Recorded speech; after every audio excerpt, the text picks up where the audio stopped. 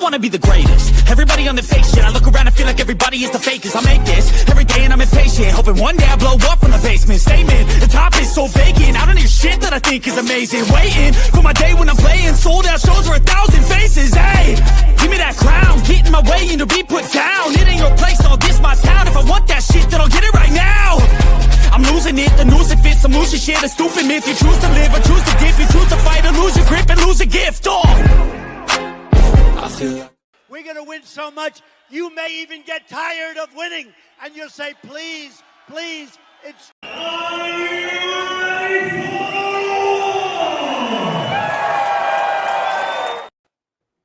What up and welcome in to the Saturday extravaganza that is the world of sports betting here, featuring the UFC Vancouver.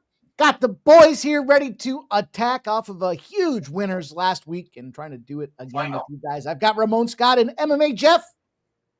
Gentlemen, start your engines. Ramon Scott, how you doing? Great, Mike. Ready to join you guys here for a great card from Vancouver. And we'll see some action here. We got football going on as well. Feels like a little bit of a respite here without the baseball games today, but some hockey as well. But got this Canadian card here. We'll see. Not like some of the home teams out there. They don't have a great home field advantage, home Octagon advantage in Canada necessarily. But we'll see if the Canadian fighters can get it done and bring it home tonight in Vancouver.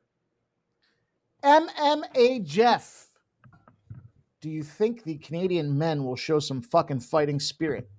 Or will they roll over like a bunch of softies as they did the last time they were in Canada?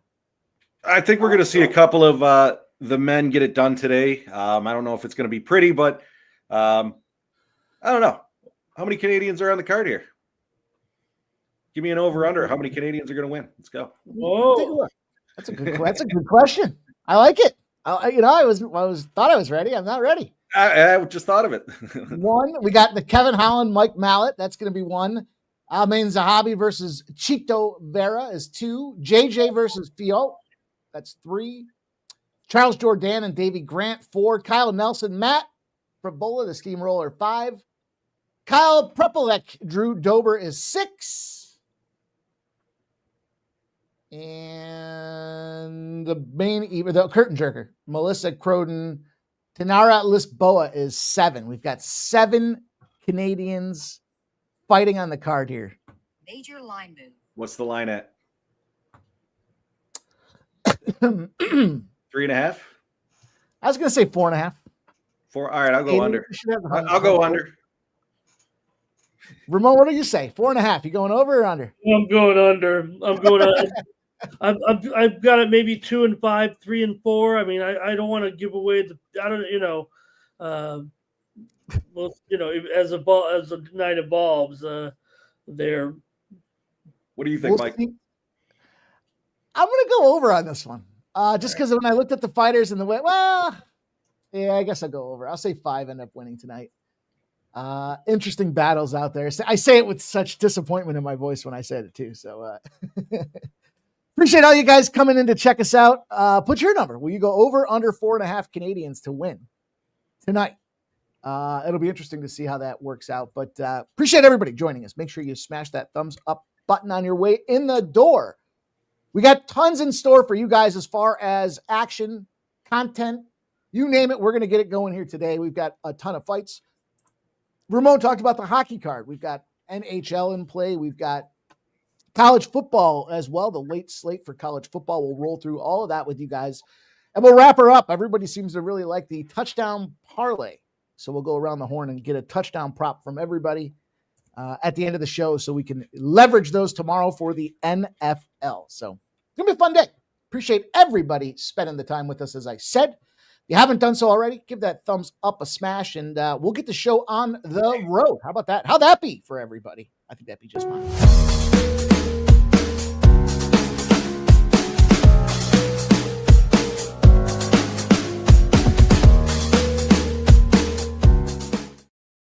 I see Big Scott's got the Canadian parlay going there. Let's go. Big Scott in the 1700. house. Appreciate all you guys checking in with us here. We've got the squad ready to go. We've got Hammers, and the first guy in the house says, let's fight.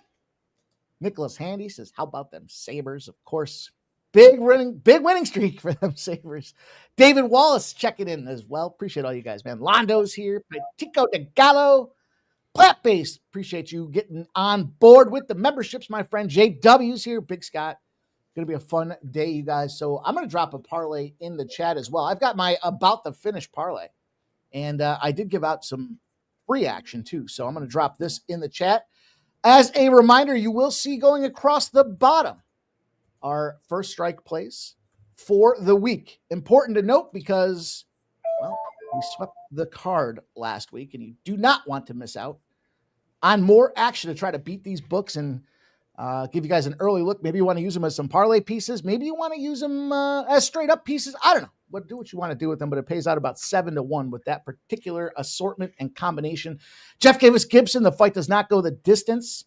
I've got Furo, decision, and then Sub's got the curtain jerker, Croton, the Canadian gal, to kick off the card, gentlemen. Yeah, a lot of steam coming in on her too. She started at a plus 105. She's minus 120, 125 at some books now. Wow. Action galore. And in the realm of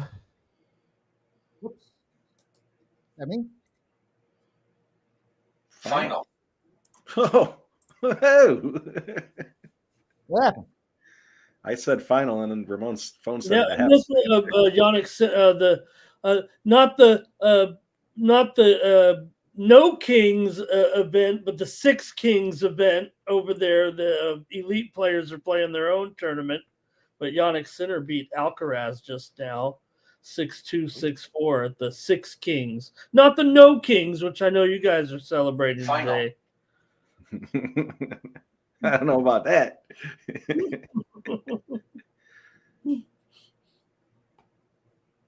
Yeah, that was an interesting flop from Lisboa. I was surprised that she started out being a debutante, I believe, and not a lot of experience behind her. So I was surprised that Croton came out as the dog, and that ended up flipping. I see Nicholas Handy in the chat saying Croton by decision. You saw your play on first strike, Mike, plus 200.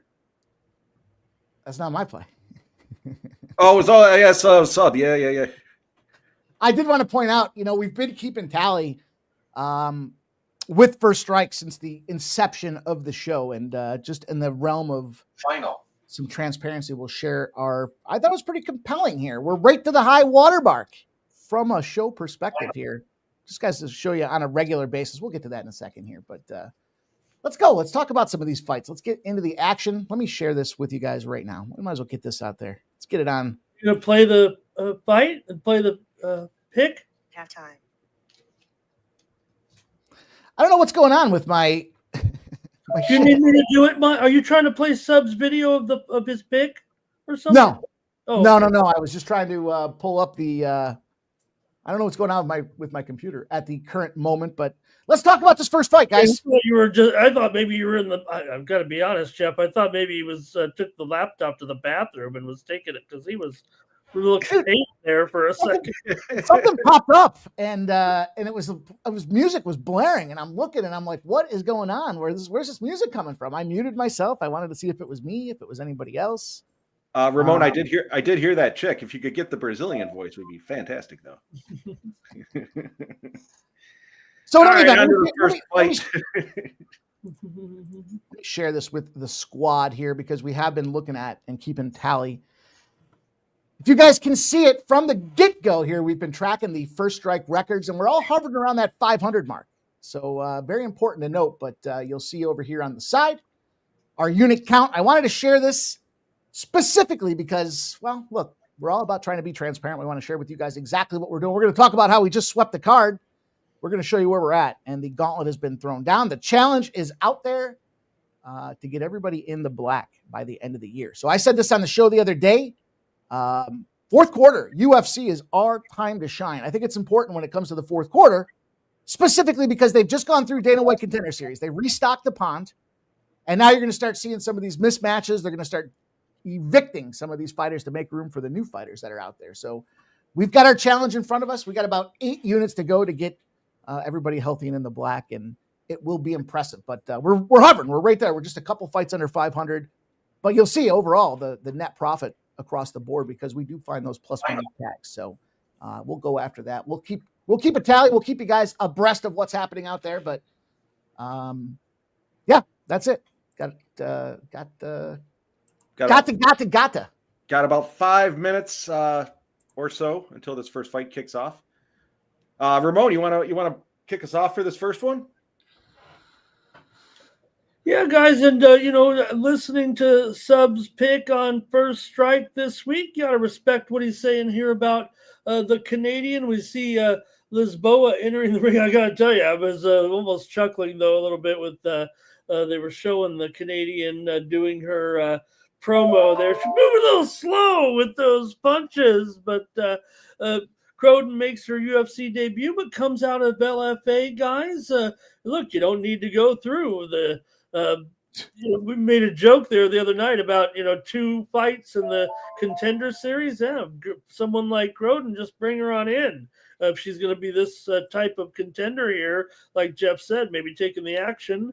6-2, making her UFC debut. Lisboa obviously has the experience, mix of knockout and submissions, but Croden's a heavy striker finisher in her wins, right, in LFA and else. So I think that's kind of what Sub was saying. So, Lisboa is well-rounded for sure, but I don't know. There's not a lot of people here yet, I think, in the crowd. I don't know about how much of a home, other than have the comfortability, obviously, when you're fighting in your home country and all that. So, but I roll with Sub, here and try to take this one. And I think I'll just go by decision here. I think Sub's had some ways where Croden would win in the second or third round, and maybe with a finish here with her experience. But I'm gonna try to eke it out here by decision. I think with Croden with her first fight, and Lisboa having a little bit of experience here anyway. I think that's how I'll take it. Maybe that's a little safer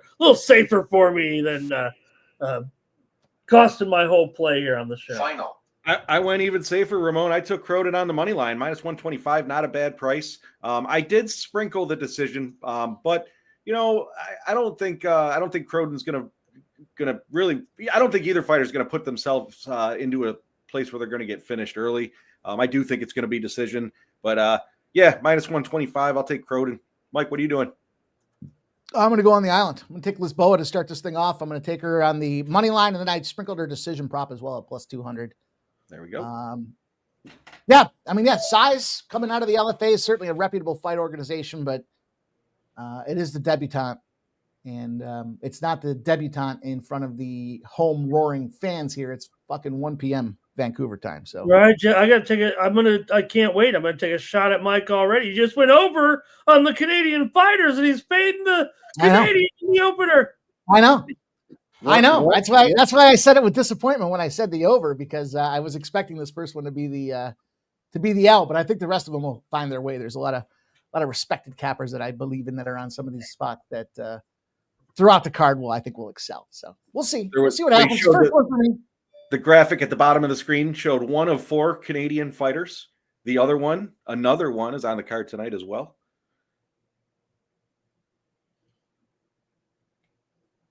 Thought that was interesting. There's only 4 Canadian fighters, female fighters. Oh, I was going to say, I was like, shit, I just counted 7. Yeah, no, female fighters. Croden will have a little bit of size advantage here as far as the reach is concerned. In this one, so we'll see here. Like I said, I don't know if they're filing in here just yet. It's like you said, 1:00 in the afternoon here in Vancouver, Mike. I'll pop out a first live play here. I'm going to take the University at Buffalo minus 7 in the second half. I was going to say, they haven't even started fighting. How are you taking live bets already? You know how we do it around here. Go UB. Just made his play. They haven't started. He's already live betting. UB, huh? Yep. You betcha? You betcha. Yeah, they came back there in the second quarter to make it a somewhat competitive game. They should have smoked whoever they were playing. Was it Massachusetts? UMass, straight Yep. ass. Yep, UMass today. Buffalo, big favorite. They just finished the PFL card. Africa there. Ochemi defeated Razak Sankara by split decision in that main event. It was rather close in the fight, and the favorite won it. The $1.70 favorite won the main event there in the PFL today. They had that weird unanimous draw as well, and they ended up advancing one of the fighters because of the because that's how PFL rolls, right? There's someone's got to advance. So. Chuck, what do you mean by it's hard to watch? Like you can't find it on the TV, or it's hard to watch from the aesthetics of it. I'm going to say he means it's the aesthetics of it. I'll tell you, for me personally, I can't ever find it. It's on the. Well, I'm not paying an extra. They got to get out of fucking Africa. I don't know what's going on down there. I mean, let's get somewhere. Remember we saw the guy on the Contender Series, and they had that grainy video, and they're like fighting a bunch of tribal people, and he knocks them out. The guy's laying there, Jeff. Yeah. Oh, he says the presentation, and it's slow. Today was the free on the app. Oh, he does mean. I thought he was speaking specifically of the bouts in there, but the format, yeah.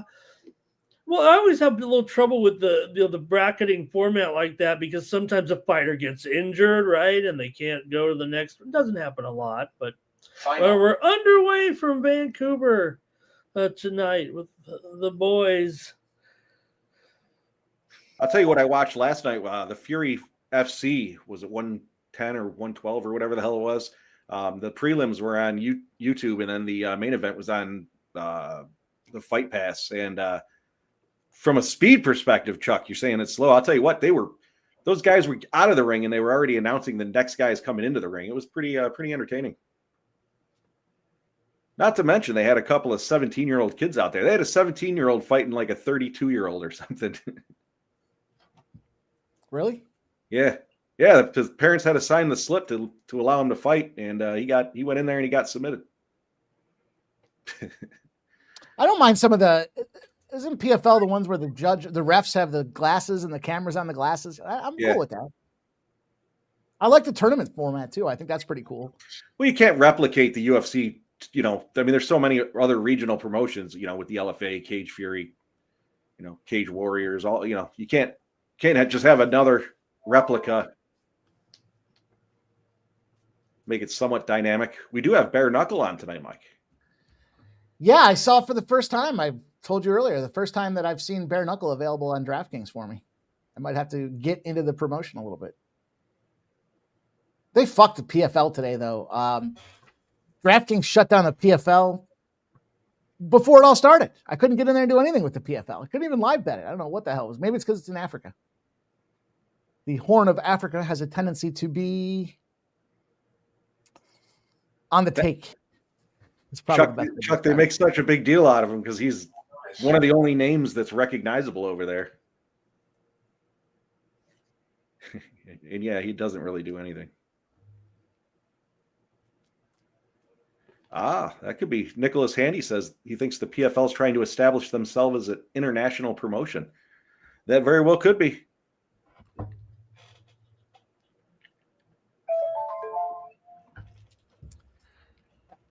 Africa doesn't strike me as the place to plant the flag. Maybe it's just me. I would agree.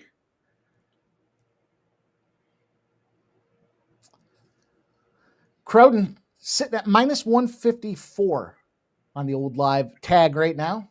But I don't know that she's doing really anything. Every time I look, she's getting beat up. Yeah, slow. Welcome to the Octagon, sweetheart.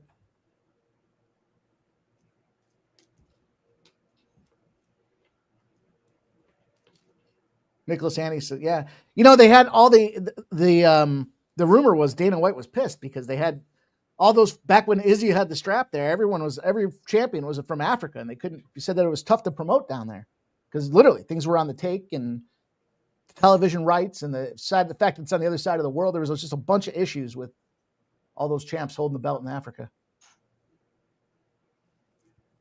My TV's got to be 3 fucking rounds behind because every time I look, Lisboa's punching on Croden, and yet she's a plus 170, plus 250.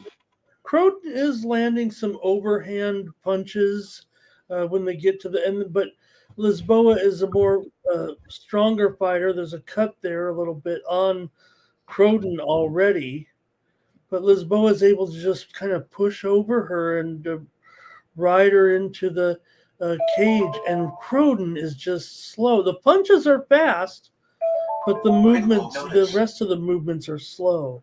Yeah, she looks very labored from a movement perspective, but to your point, the punches are coming in quick.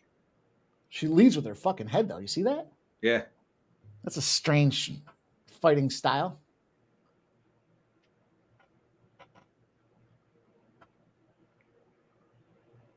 Does. Yes, I'm random.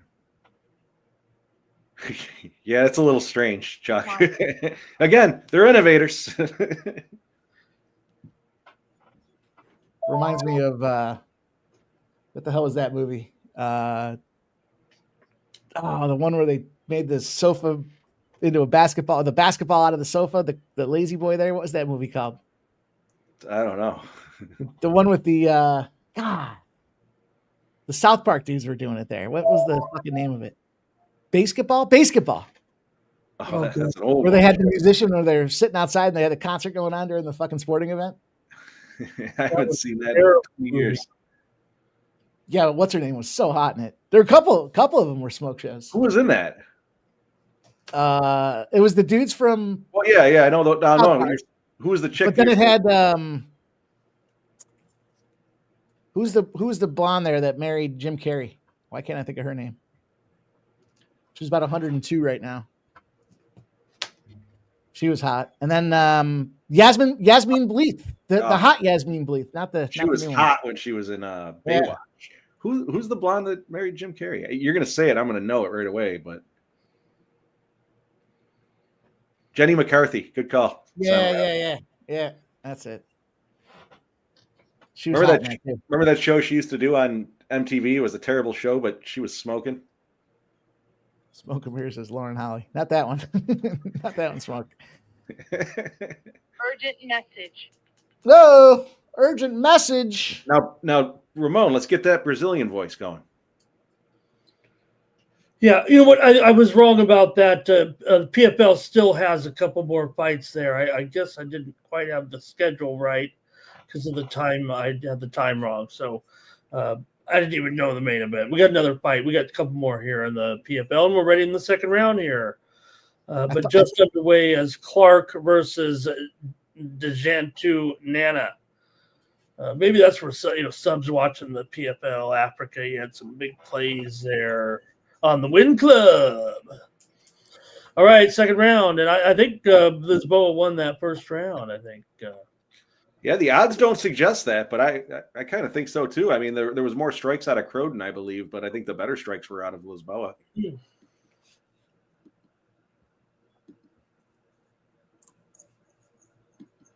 Yeah, maybe just I see those little cuts underneath. It's a pick 'em now. Shout out to Stop Geo, member for 9 months. So see y'all boys in about an hour. Good luck on your bets, tailing y'all on first strike. Let's go. Shout out to you, Stop Geo Engineering. We'll see you in a little bit. We'll be here. Be here for the next 6 hours, at least. Lisboa, minus 180. I fucking said it. Are my eyes playing tricks on me? Because I don't see anything that says Croden should be out there dominating this thing the way she was. Now she's throwing some bombs or some jabs, I guess, now, but there's a big takedown for Lisboa.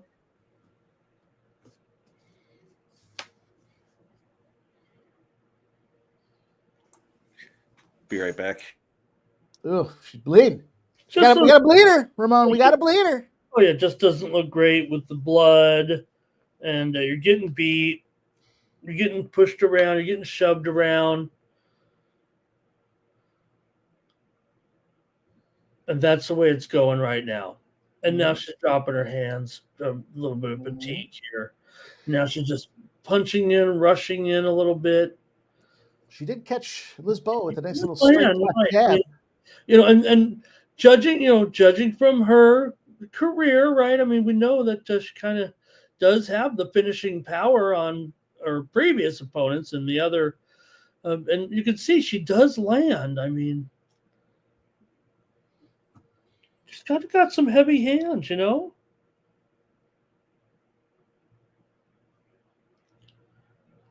Touchdown, Georgia. Nice.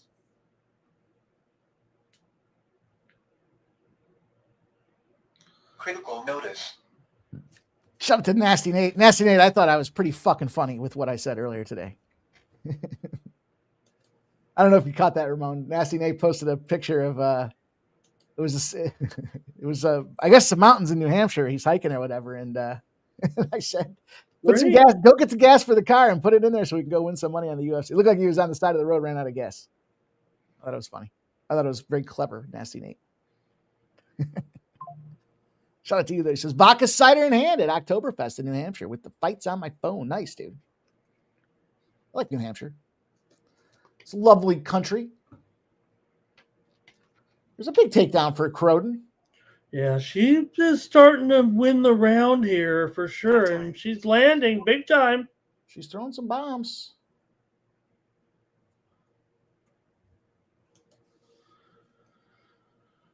Final. Back to plus 120.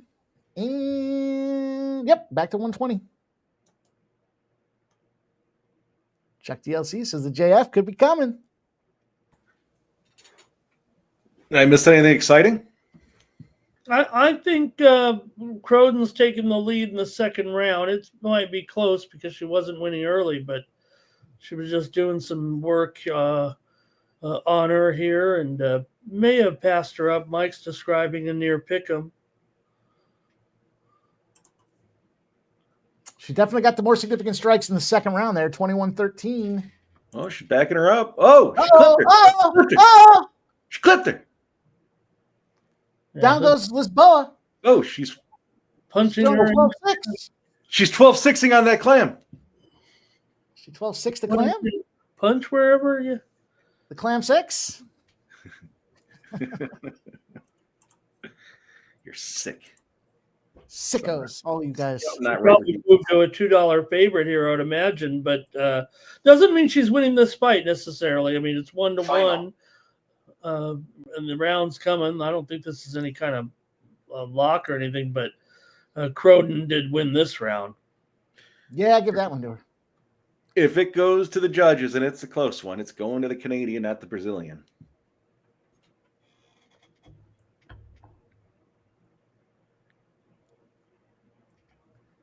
I'll tell you what, Kirk Herbstreit might be the busiest fucking guy in America. He was on the NFL's show the other day. Yeah, he does the Thursday NFL. He does College Game Day. They got the guy fucking wired up on the plane, giving out picks while he's flying to the destination so he can do the Saturday college football show. I mean, geez. And then I see his commercials on every fucking 5 seconds. How much do you think that fucker's worth? I'm going to say 75. Without looking, I'm going to say $75 million. Anyone in the chat want to guess? I'm going to look it up now that I've asked. Are you looking it up, Mike? Yeah. All right. What'd you say? 75? 75 million. I'm going to go with 125 million. Who are you? What? Kirk Herbstreit? His net worth? Oh my gosh. I have a terrible sense of these things then because I would think not. He's everywhere. I'm literally everywhere. Says he's worth about $12 million. Way off. That's what I was going to say. Well, I was only off by 100 million. He makes $4 million a year from ESPN. You better get his ass to work. Well, that sounds a little low then. I'm sure he's made some fine investments. Okay, third round here.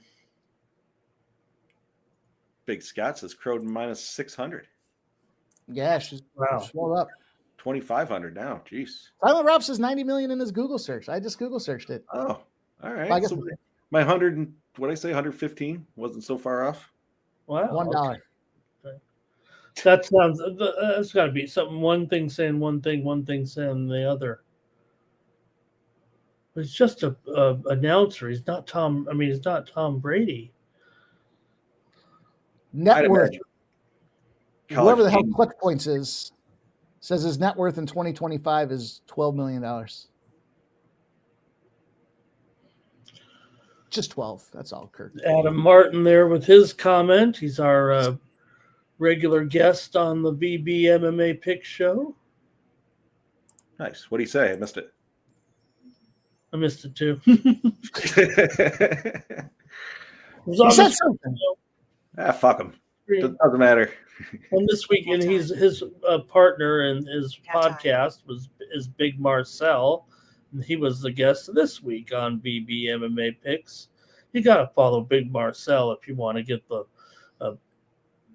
matchup before everybody else. I don't think this is any kind of dangerous lock here. But just more control for Croden.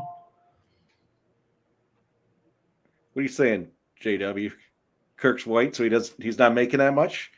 What do you think Stephen A. Smith's worth? What do you think Stephen A. Smith's worth? Oh, I think Stephen A. Smith's worth about $200 million. Yeah. I'm gonna go with 115. Okay. Final. $1. 60 million, JW says. That's his guess. Are we getting a submission here? I don't know. I don't know. I mean, 25 million. Double Kirk. Because I'll tell you what, it's hard to get a range on these guys. Anywhere from 25 million to 85 million is some numbers that I'm seeing out there. it's a big difference. Yeah. Final.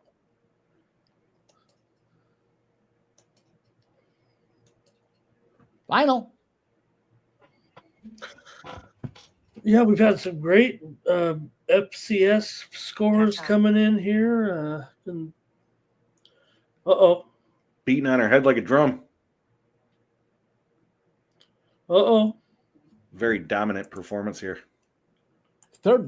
Halfway through the second and then into the third for sure. I would say welcome to the UFC, like a famous commentator says. She'll get a contract. Welcome to the Octagon. Welcome. Wow, Smoke, a guy like you is loaded. It's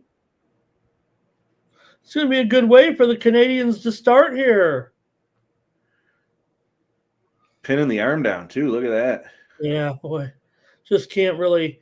I think Lisboa has enough, she can make it through this fight, it looks like.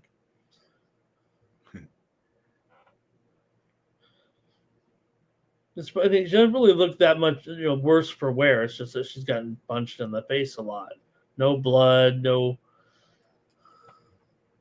But a dominating performance over the final 2 rounds.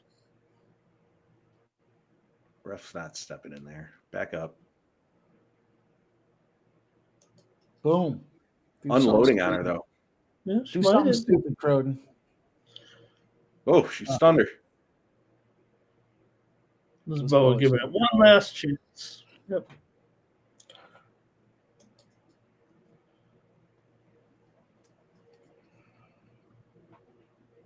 That's it. They called it. Wow.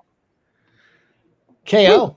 Yeah. KO. Third round finisher there. Wow. His name is Sub.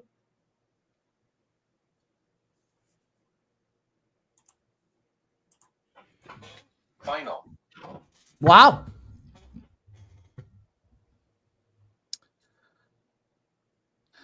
Got to give her some credit. Yeah, she beat her ass. Second half of that thing. Are you crazy? Bro. Hey, buddy. Welcome to the Octagon.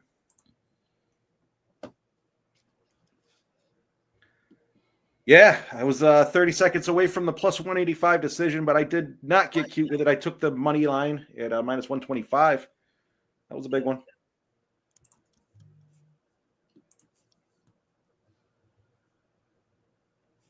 Wow. Start this day out right.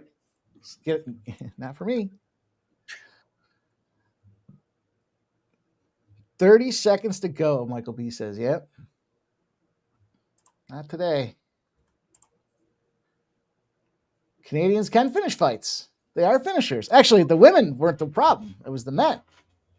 It was the men. I think I say all the women. I think there was 2 women's fights on that last card in where was that? Montreal, maybe. And both the women won, and I think it was Montreal. All the men lost.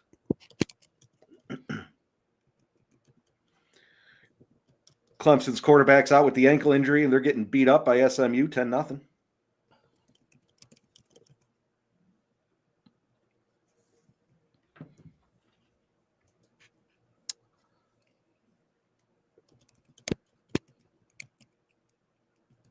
Yeah, I'll do like a Michael B. I'll do like a 2 units on the money line, and then a half a unit or a unit on the the cute play.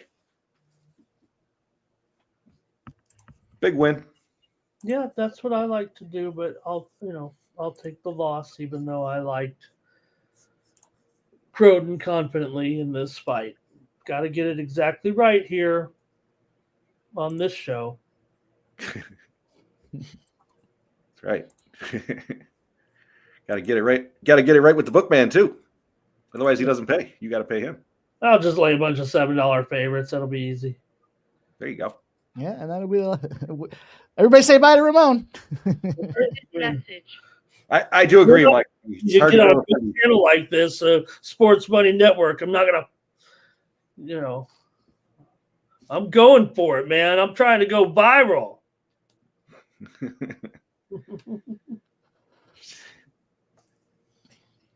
I got on some spam list and my phone just keeps blowing up morning, noon, and night, and it's just the same bullshit from different number. Even if I block it, it comes back in again from a different number. I should show you my spam from last night. Fuck. It's annoying. All right, gentlemen. Bekayev. Belgarowi? Belgarowi? That sounds about right. Doesn't sound right, but it's got to be somewhat close to right, I would imagine. Not gonna work here again. That's for sure. Yeah, I'm excited. This is one of the ones I was looking forward to. I think we're going to see some action in this one. And then we're back to the women.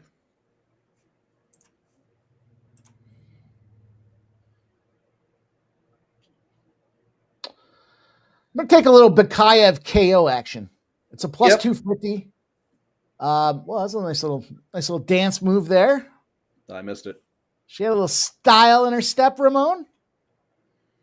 You don't always get the first fighter on the card gets an interview after the fight, but when you're one of 7 Canadians on the card, even if it's 10% full here at the arena, you're going to get an interview. I was just going to say, Michael put him in B's timeout. comeback. That's like the 5th card in a row you said was bad. Yeah, it's the second fucking fight. I'm going to ask you again, like I did the last time we were on, which was probably Tuesday. Would you rather this card or no card? Final.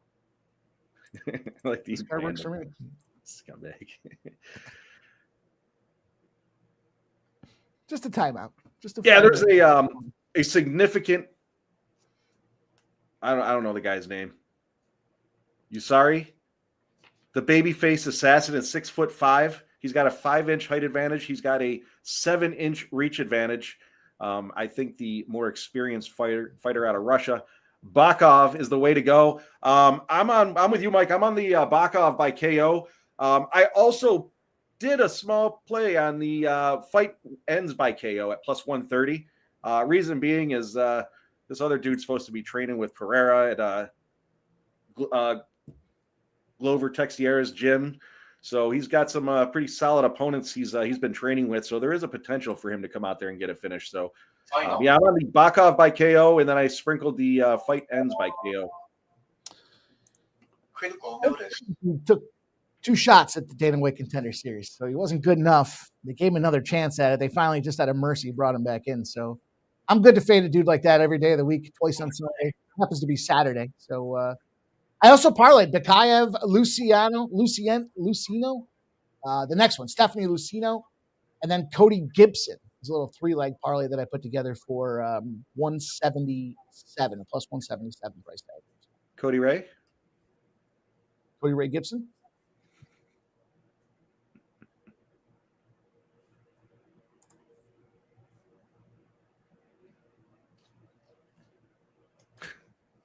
JW says he wants the card with the hot ring girls. Don't we all? Don't we all? Nicholas Handy likes the KO in round 2 and 3.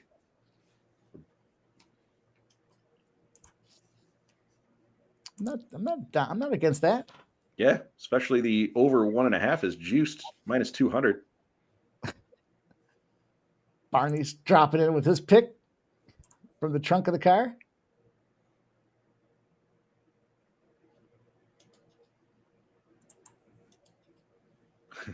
What's he working?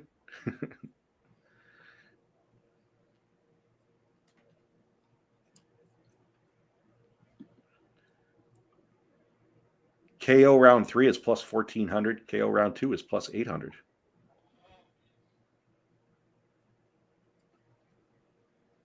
Final.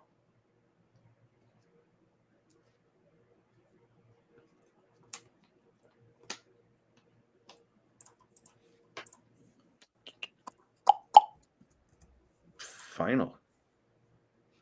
That was Tennessee Martin over Gardner Webb, 37-7. Final. Hey. Central Florida just crushed West Virginia 45-13. Woo. Wow. I see Clemson's on the board, 10-7. UB's got the ball in the red zone. Threatening.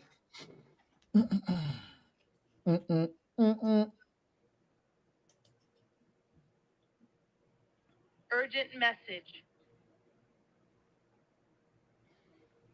From the PFL, it was Clark defeating Jantu Nana by TKO on a verbal tap just moments ago. That's an upset, as the favorite opened $5 or more, closed as high as $1,200, but the underdog scores with a TKO verbal tap at 3:09 of round 3.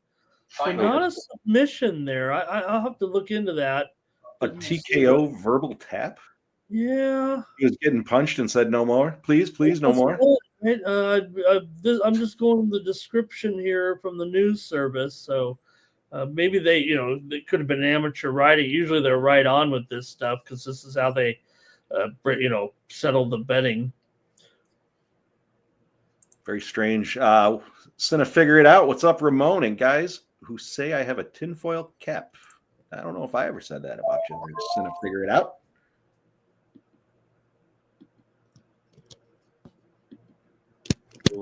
Money line. JJ. What's the rounds? Code money line. Hurricanes puck line. What the hell's that pay? Cinna, figure it out. You got a couple of sports thrown in there. I like it. Yeah. Just do I have it? Maybe he's saying he's got a tinfoil. I don't know.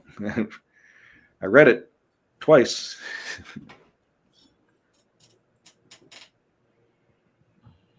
It's a badass tattoo right there. I wouldn't say badass. It's a unique tattoo. Kitty on the titty.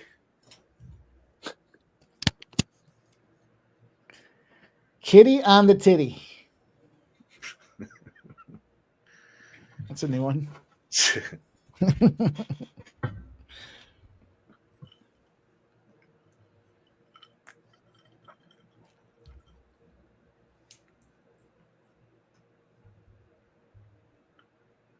There she is.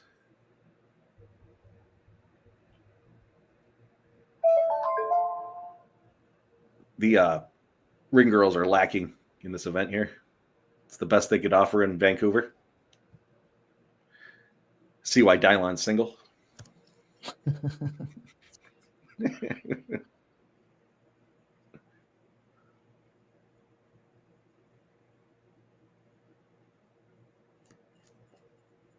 All right, we're underway here. Round 1.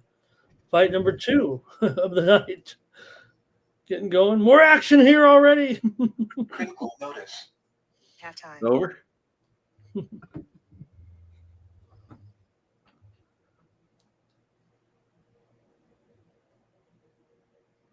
That is a big son of a bitch, though. That Usri dude, or whatever his name is. 6'5" versus 6 foot. I don't know if that 6 foot guy is actually 6 foot though, because he looks like he's about a foot smaller.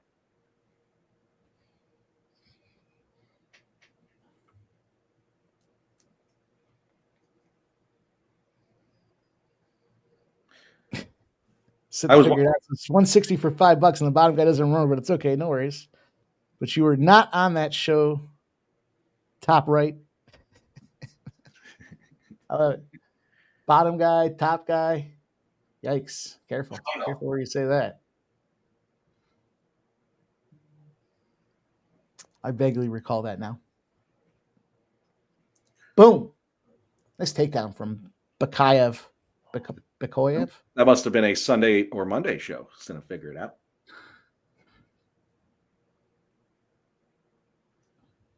Showed up to a Sunday show once.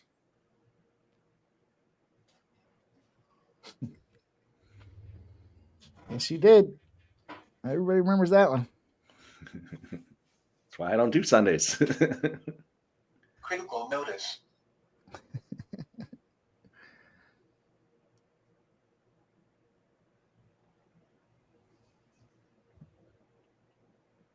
Watch this fucking scumbag go for a submission here. Come on, get up. Is he cut? He's cut. Oh, he's bleeding. Bleeding good. Took an elbow slicer right to the back of the head, it looked like. Looks like a hairline on the front. Zipped him. You better get up and start punching, dude. Final. That should impact the KO. If you're bleeding already, probably not willing to go in there and trade some leather.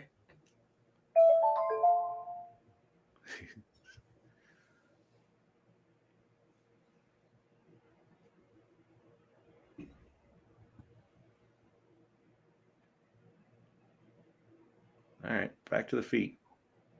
Cutman's got some work to do in between the rounds here if it gets there. I like my mat bloodied up early, Ramon. How about you?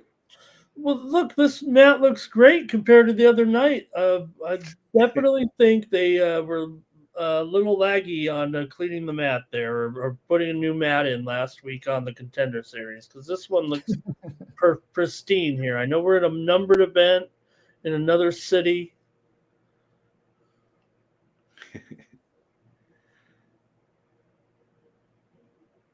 But that was a bad optic last week. I don't think that was fresh blood. I agree. But I think this is, because you got some blood in the last fight. You got some blood in this fight.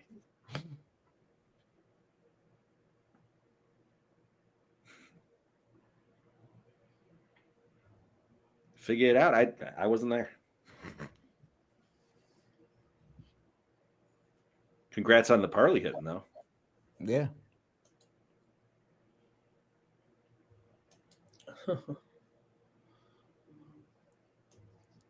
I wouldn't read it like that, sitting to figure it out. I think it was more of a good job for your parlay. And I think the tinfoil hat comment was like, you could see the future. If I recall correctly. But good job. What was Take the a parlay? six-legger tonight. I hear you. I read you already there, so to figure it out.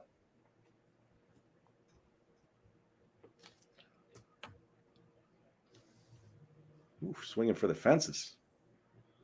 Oh, he took a big counter. Which is really noticeable.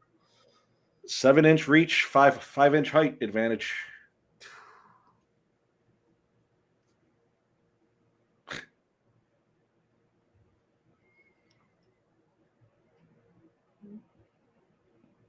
Uh-oh, he really nailed him there. He did. Yeah.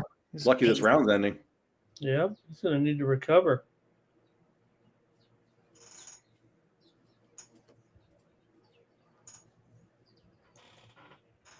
Well, that round was clearly for Bela Garui.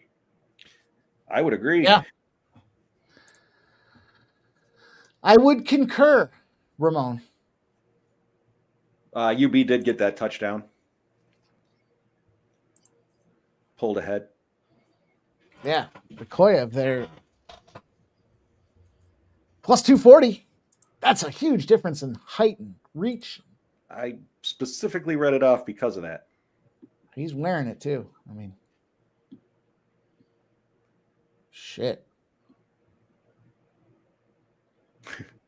So now I'm going to stop talking with you because I got a name. Scumbag. It's actually right. Look, right here. Look.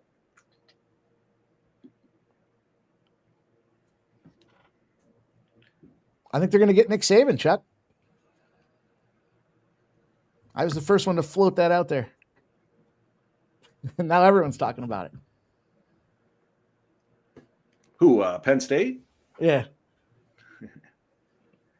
Saban's running the Airbnb. Did you see when they interviewed James Franklin today? He told about those. For me, it's this side, JW. What's that? Said he told the story about how he got let go, and he just said he was surprised. He was like, I was really surprised. He's like, the AD came down and right before practice and said, "We're making a change and you're out." And he's like, I took 5 minutes to address the team and then I left. He said, "It's okay. We're just going to have to go win a national championship with somebody else now." And then they asked Nick Saban, they asked his wife I think it was his wife, right? If Nick was interested in going to coach for Penn State. And she was like, well, he's having fun right now, but if he was going to go anywhere, I'm sure he'd be able to go win his 8th national championship. So, You think Belichick's going to stick around very long? I don't know. It's hard to say. UNC's fucking. Well, he just started. I agreed. That's why I'm asking you if you think he's just going to throw in the towel. 2 more years at least, and then they'll see what they've got. You know. Yeah, you got to let the recruits filter through the system. You know. I did jump on Bikayev live at the plus 250 price tag here. He's went down to plus 190. He's back up to plus 225. That was just a small little play on that because I felt like it was dollar cost averaging. He's getting rocked right now, though. That's a big fucking brute.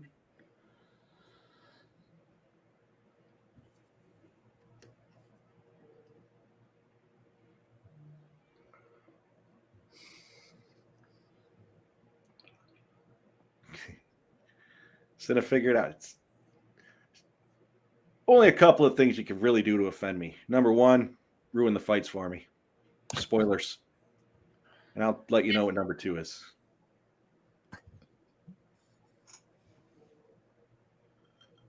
Oh, he heard him there.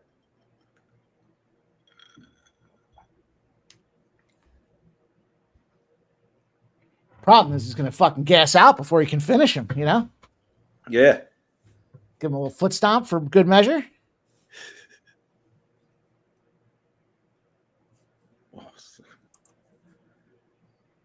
Plus 150 now.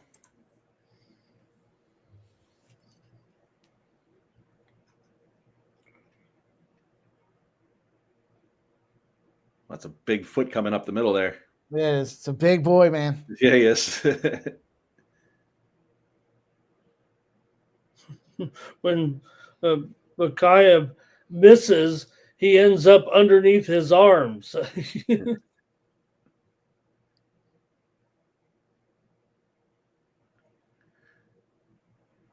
As a Penn State fan, Chuck, I would completely agree with that. They've got I'll tell you what, they're going to outright lose today. I would probably take Iowa. They struggle to beat Iowa. They usually struggle with Northwestern too, but they handled them. It's a weird line. Look at this fucking move. What's going on here? Plus 250 again for Bakayev. FanDuel took it right down. FanDuel doesn't want any part of it. There's a minute left. Minute 10. Let's go. Either fighter by KO at plus 130. I'll take that. Final. That's a good question, JW. I'd have to look at their schedule, but probably not.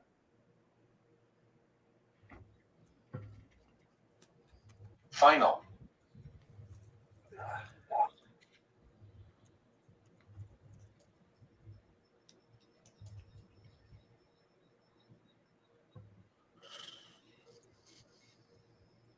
Final.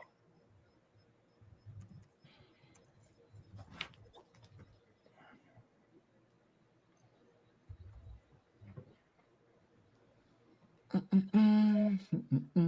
lot of blood. And it's Bakayev's.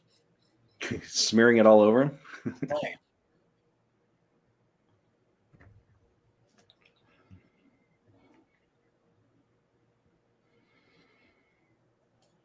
That's it.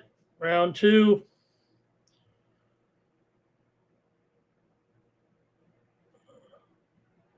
Kayev had a chance to win a round, and I don't know if he did. He gave it all back. Critical notice.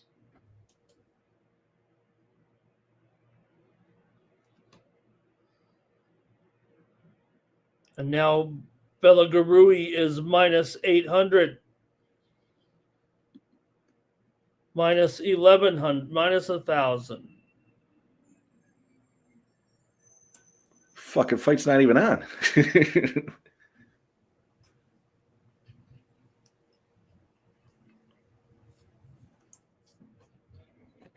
Yeah, too fucking much.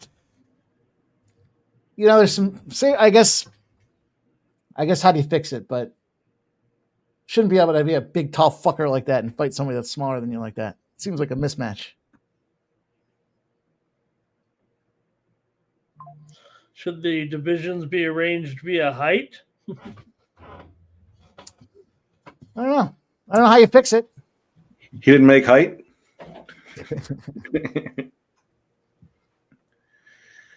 You never fade the kitty on the titty. No, learned that one. I was this many years old. Halftime. Nah, he should catch him pretty good here. Needs to stay off the mat. At least fucking put him out. Let's at least see some violence. Try to crack him and then maybe get the counter KO round 3.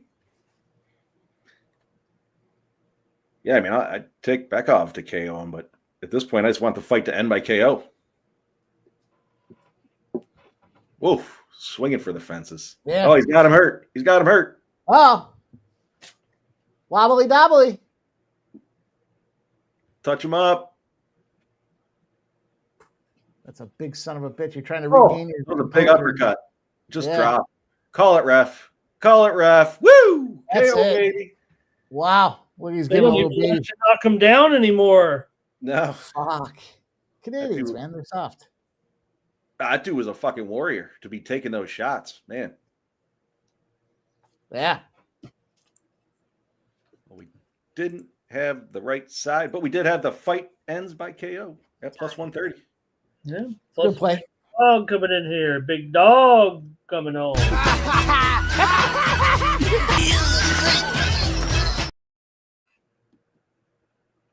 Murad Chuck. Fucking Halftime. pussy. I wouldn't say he was a pussy. He was out. He was out-lengthed.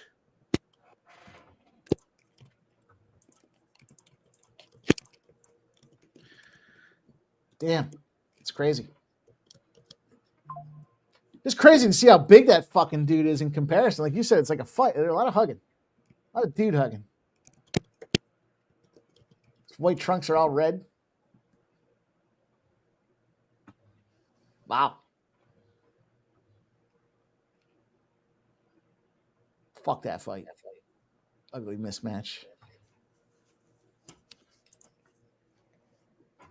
Damn. $3 favorite, man. $3 favorite. He got busted up. Got knocked the fuck out.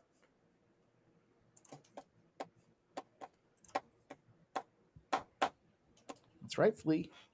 Sub got the first leg home for us.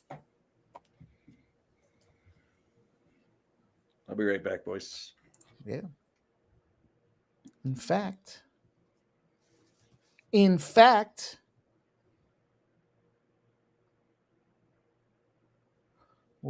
whoops.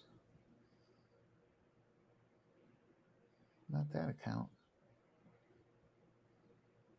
Where'd it go? Urgent message.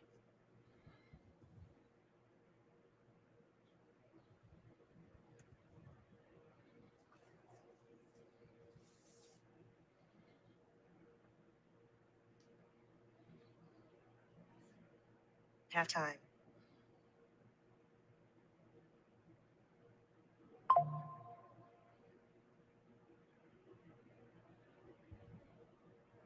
Final. Real time, kiddies.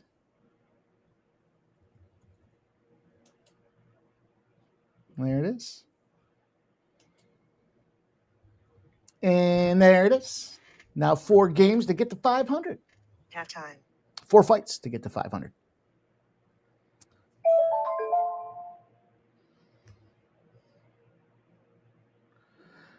All righty, Ramon. That was a big dude, man. Big bruiser.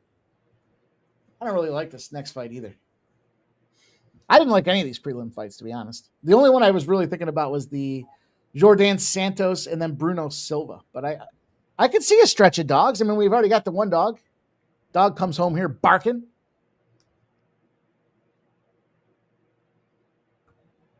I don't know about this one, though. Ravina Oliveira. Oliveira? Halftime. Pad Thai.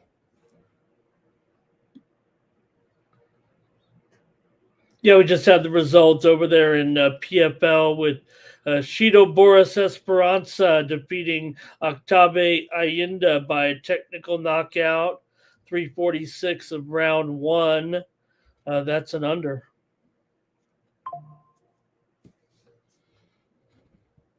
All right, so this Ravina chick's going to make her second UFC fight. Final.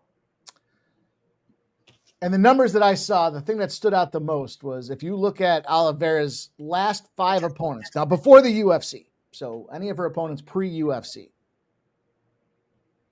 they're combined for an 0-17 losing streak. So is Luciano there?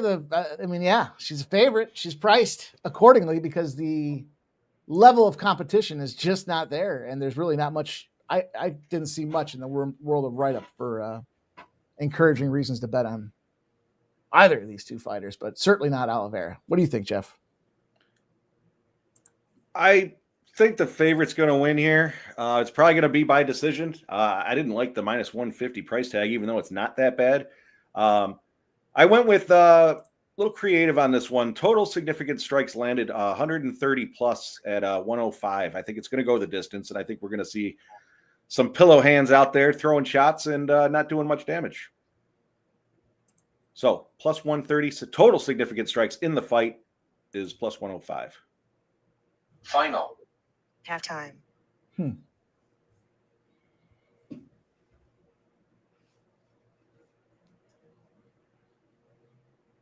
I just want to see some punching. Halftime.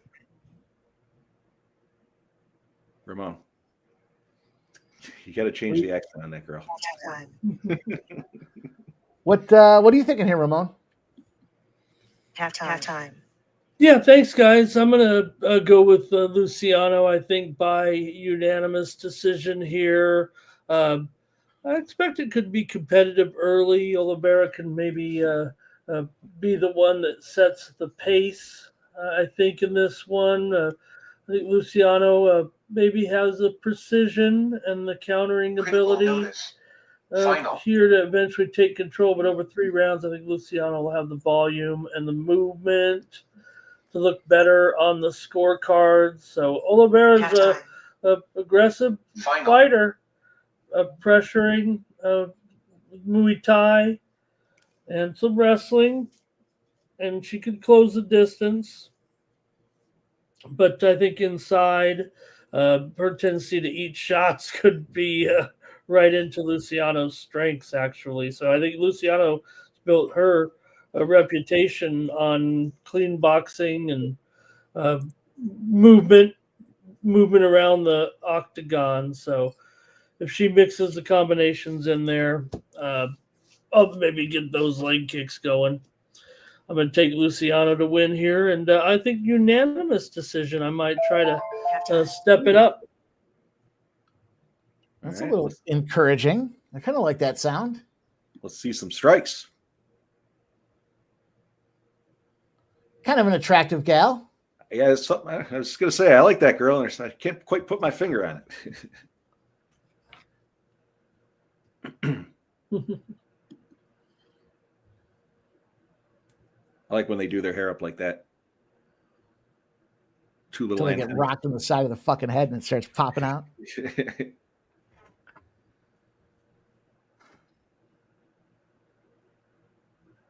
That is true, JW.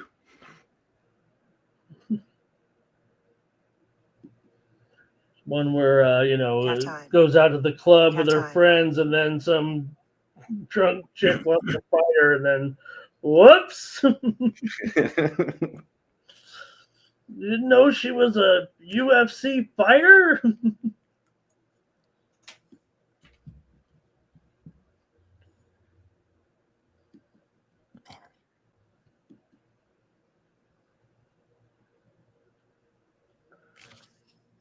See, Luciano there was a 23 DWCS winner. She just took a big lump. I don't know who popped it, but somebody just came in and dropped a fucking hammer on Luciana. This close to fight time, and to see the line move, that it was like a 30-cent move all of a sudden. I'm gonna take her by KO. I'm just gonna sprinkle 6 plus 650. Hell yeah, Nicholas. Let's go. I like that significant strikes. That kind of got me thinking about if you're gonna hit him, you might put him out. 0-17 is the number that sticks out of my head, gentlemen. 0-17. Combined record of the previous 5 fighters Oliveira fought before she got into the UFC. Welcome to the Octagon. Brazil on Brazil violence. Brody, I just saw your comment. Like, what the hell's he talking about? Oh, he's talking about my finger.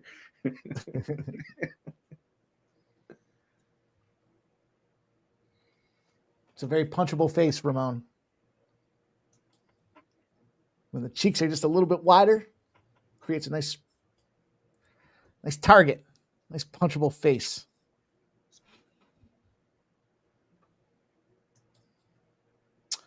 As much as I'd like to see that rolling around on the mat, I'm going to need some strikes. Need to stay on the feet. Brazilian. Boys get a real treat when MMA Ashley's not around. Reminds me of our buddy's girl there back in the day. A little Brazilian. That girl was smoking. Always running around with the panties and stuff. Yeah. Shout out to Skunt Blaster with the Skunt Bag Play of the Day. It's in. It's ready for you guys. Get it. Shout out to Skunt Blaster. No, JW, no dancing tonight. That's usually only after like 42 hours of straight cocktailing with about 3 hours of sleep and no food. That is the recipe to get me dancing. Final. Man, Purdue's getting busted up by Northwestern. TCU's putting it to Baylor, and the game's delayed. Where is that game? TCU? Probably, I'm just speculate there's lightning in the area. Yeah, it might be the second delay of the game, I think.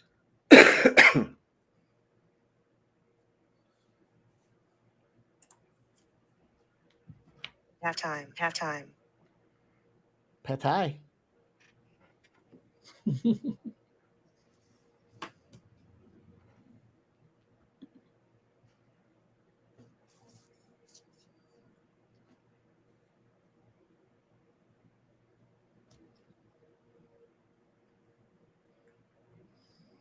I agree. Is Purdue that? Are they bad? I haven't really watched any Purdue this year. I don't really watch Purdue at all, to be honest with you. I put the under out there for the Devils Edmonton game, and it was 0-0 in the first period, looking glorious. And then bang, bang, bang, it's 2-1. What happened? You know? Slow down, boys. Critical notice. I would have been on the Grand Salami Halftime. under today, I'll tell you that. Really got to start getting back into that. Now you got 7 in that Islanders Senators game. Yeah. That was a big L.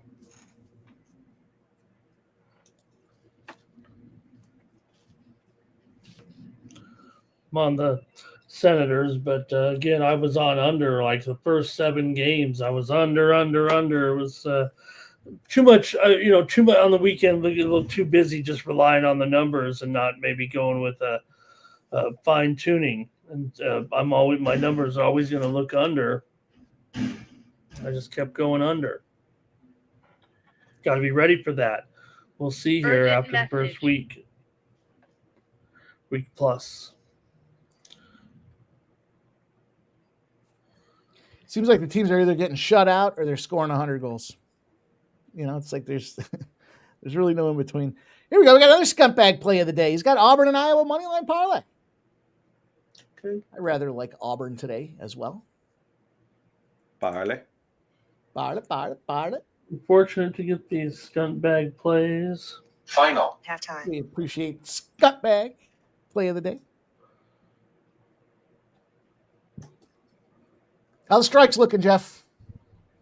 Halftime. I can't find them. Seems like there's quite a few. Yeah, it does.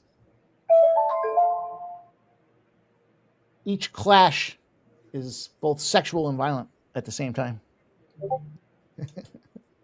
There's no kitties on those titties.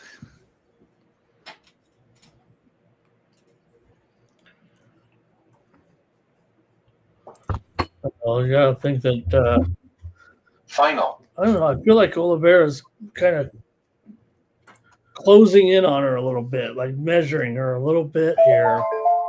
Thank you, Nicholas. He says we're at 40 plus on ESPN. Not even through round 1. As long as this fight can go to the distance. I see Luciano was minus 345. Is minus 345. Okay. I thought it was a lot closer than that. Yeah, because I think that's because I mean I'd probably, I don't see anything, anybody necessarily, crushing a price like that anyway. Like I said, I'd probably be more interested in the dog here, right? If that's the case. Plus 250. I almost, I don't want to bet against that cute girl. Well, I mean, I'm already on the favorite, so. But I tell you. Halftime. Oh, she's putting herself in kill mode right now. Put herself on the mat. Oh, nice. Couple of quick clips to finish it off. End of round 1. Luciano looks annoyed. She looks annoyed at her, I don't know if it's her effectiveness, execution, or game plan, or all of the above.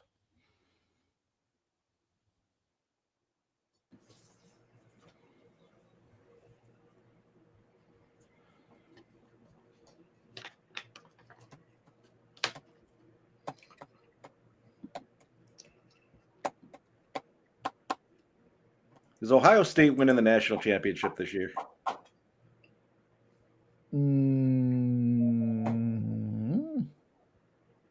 I don't think so. Who do you think's going to get it? I do, and I'm not at Ohio State. I'm not an Ohio State fan, but I think they're going to get it done.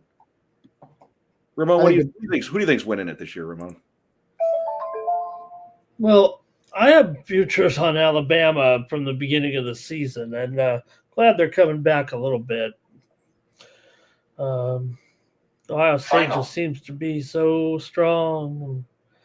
Got everything you want. Except an experienced quarterback. Yeah, but that's my man right there. He can do it. Is he a true freshman or is he a redshirt freshman? He's a true freshman, yeah. Yeah. That's a true problem, in my opinion. But if they get the right placing in the tournament, that who knows?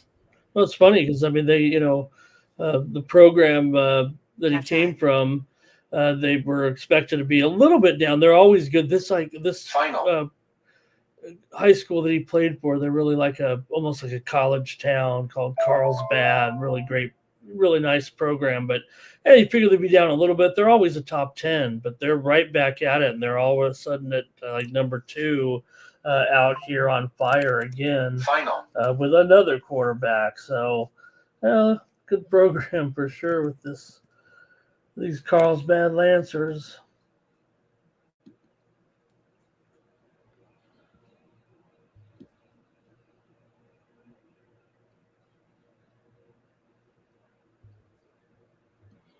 I think it's an SEC school. They had their step back. They fucked around a little bit, but I don't mind Bama. I don't mind Georgia. JW says, how about Texas? Nah. Arch Manning's not it. No, I agree. Which is crazy because I fell into the hype preseason, and he's got big. I said this to start the season, like year over year, the guy like doubled in size. But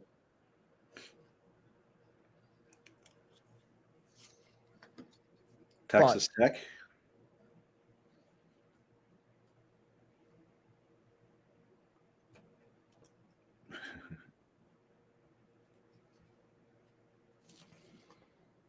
Oof, nice elbow on the break. Back to the action. This action-packed fight. if you're gonna give us a couple ladies fights, at least space them out a little bit fucking more, Just slow, no action, low activity. Every time I look, Luciano's somewhere between a minus 280 and a minus 350. It's like Oliveira's not doing enough. And for that matter, Luciano's not really either. Now she's a minus 410. Clipper, knock her the fuck out. What are you saying? They got pillow hands? Yeah. If you didn't tell me she was winning, I couldn't tell, probably. I don't know. I would agree with that, Ramon. I would agree. Just see these two kind of throwing some punches, kicks is missing, no damage, nothing.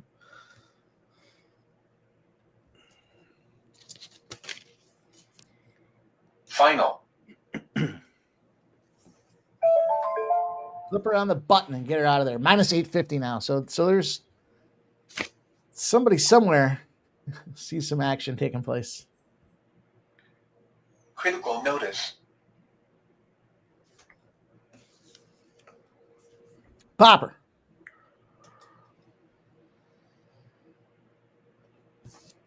Halftime. Pad thai. Is that what you're ordering, Ramon? A little pad thai? Waiting for the groceries to get here. We have to step away for a moment when they get, because I got, the frozen goods. Sure. Smoke says, look at those two VA teams going at it. I'm watching this fight for one reason, Smoke, and it's not for the action.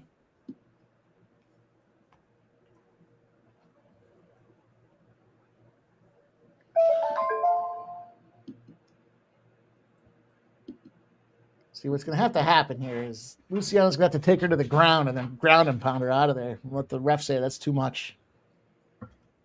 Otherwise, it's going to decision. You boys are cashing. I got the significant strikes. I didn't want to take the minus 150. That's why I said I would have. I don't mind the 150 price, but like I said, I just went with the strikes. An actual takedown has occurred, I believe. Hey, Yay! now 27. pound. Let's go. Significant strike. Stretching her out. Pop her in the face a couple times. Oh, there you go. That's what I needed. Come on. Come on, ref. Call it. Call it. Safety here. Safety. Player safety. Keep flipping. Strike. Significantly. That was exactly what needed to happen. It just needed to be 30 seconds sooner. Damn. Nicholas, where are we at on the count? Give me the count. Minus 3,000 is the count right now for Luciano. Take it. 10 unit. Max banger. Max. You know Max? Max Banger 247.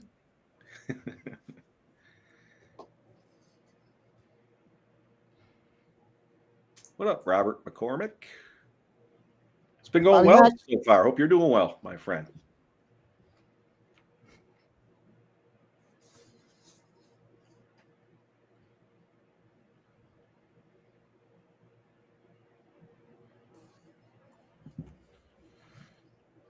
Dun-dun-dun, dun-dun-dun.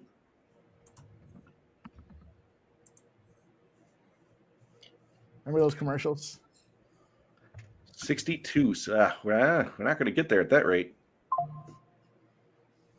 Okay, minus 1,200 here. Jeez. I take that compared to this minus 3,000. Oh, okay. It's a gift at 1,200. She got a little mouse there, or a little black eye, it looks like, on that right eye.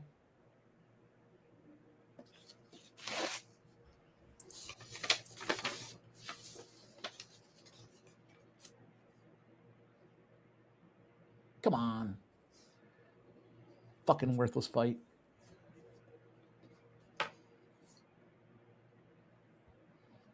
Popper. Dropper. Popper and dropper. Do them both at the same time. Pop and drop. So the fans are not saying moo. There's another takedown, though. There we go. That was a nice takedown. Use her leverage. Whoop.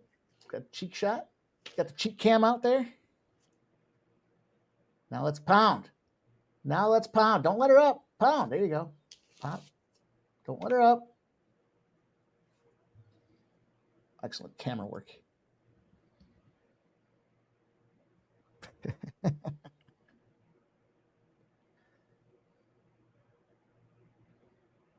La.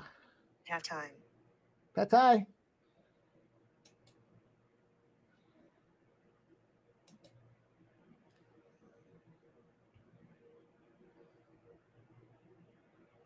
Down she goes.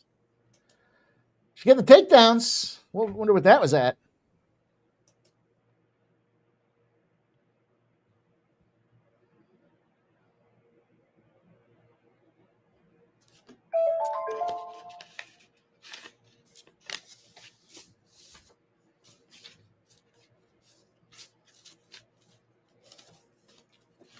Halftime.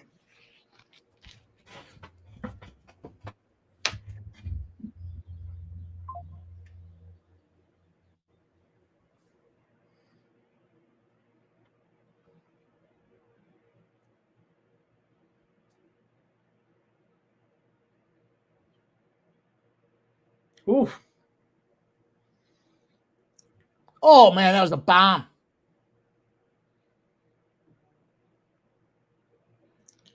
I'll get her here. Don't sub her. Don't sub her. KO her. KO her. Not sub. Fuck.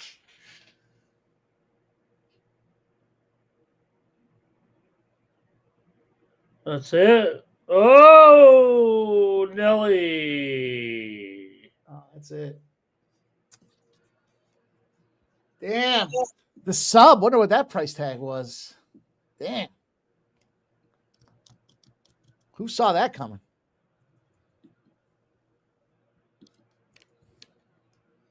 Wow. Wow.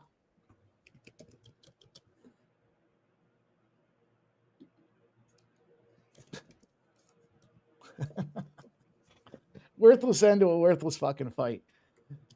Over 2.5 cashed by the hair and its chinny chin chin at minus 385. That was a bomb. What did we get? A club to sub? Club and Yeah. sub?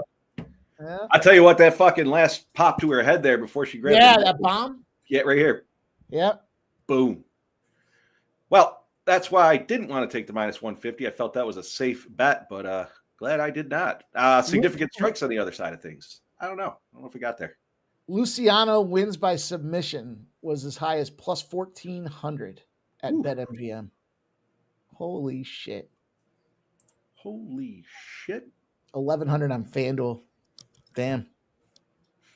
Yeah, the way that fight was going, there was no wrestling. till 20 seconds left in each round. So it was priced accordingly. Inside the distance. Nice job, Penny Feather. Nice. I didn't see you give that one out, but nice job. Yeah, appreciate you guys putting them in there so we can keep an eye on it. We want to celebrate with you guys. Yeah, hell Put some cash in there. Put them in the chat if you can.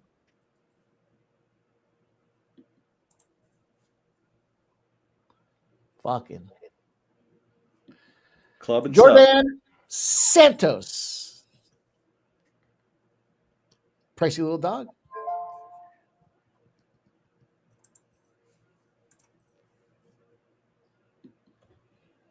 How about this one I had circled for the significant strikes, Jeff? This is one that I was looking at because I like the dog in this one here. So do I.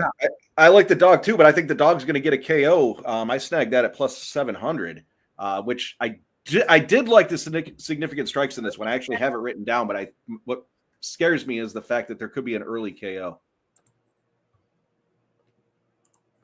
Under 2.5 at minus 125 is not a bad look, but what's fight ends by KO is minus 115. I'm actually going to take that as well. This way, if Barlow puts him out of there, got a little skin in the game. But yeah, I like the dog in this one.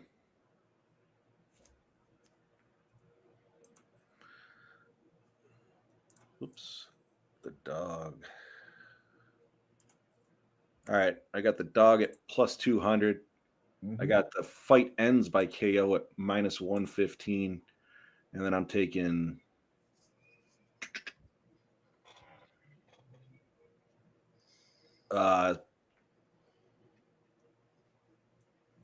Santos by KO is now plus 650.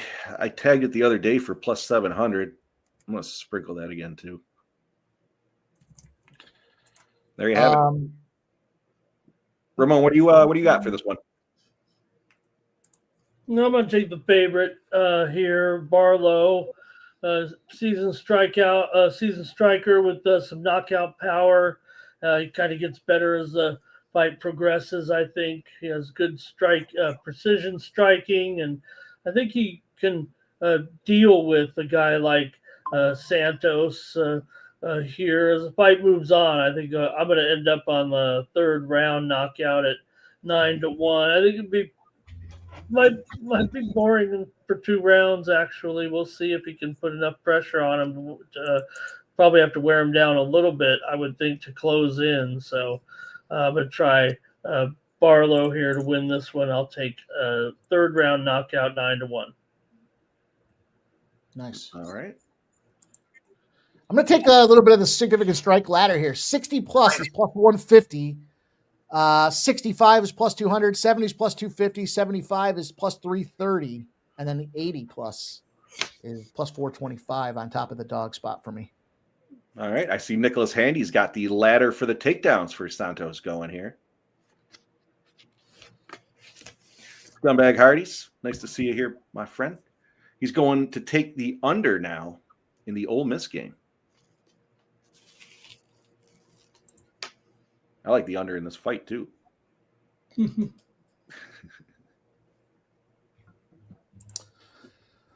myself a drink.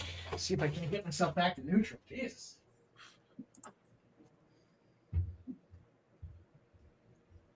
Jack Daniels hits hard. Critical notice.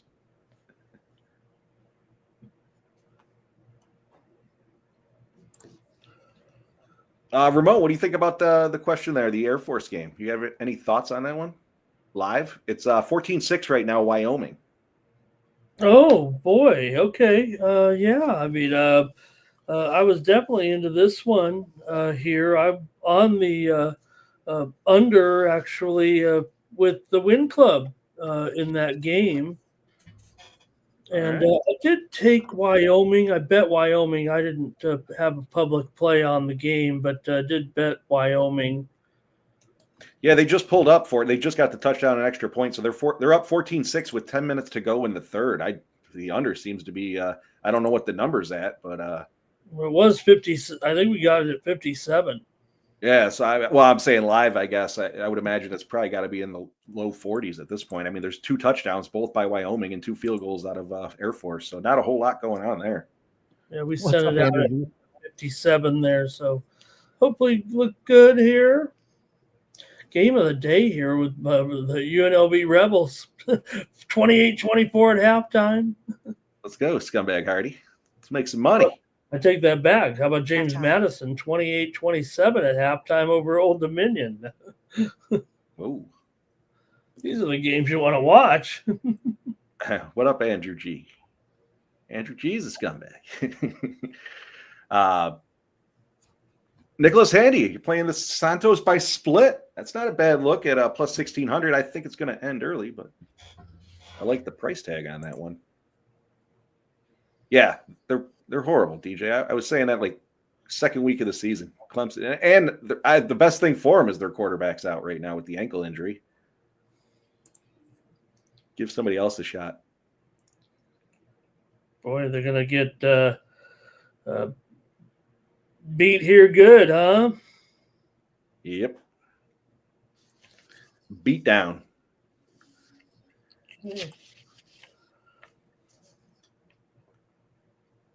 Urgent message. DJ said he took the old D at over 75.5. That's not going right now, is it?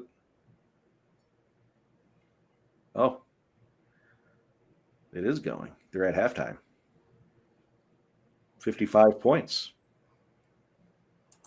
Holy moly. No defense in that game.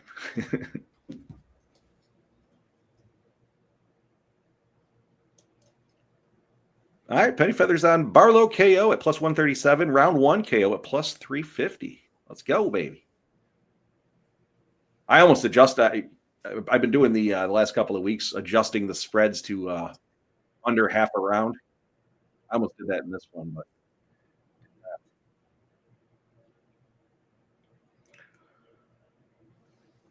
Nicholas Handy needs 3 Santos takedowns.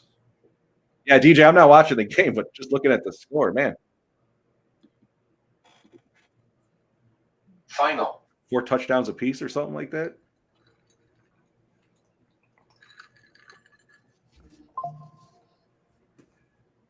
All righty. Let's get some strikes going. Start punching. Why aren't they punching it? Why is there no strikes? DJ, did you ever see a total in that last one? They're probably still tallying up. That 60 number, whatever you had given out, 47, whatever the hell it was, that seemed low to me. Even the count on when they showed it on the screen seemed low. May I ask, what's a significant strike versus just a regular strike?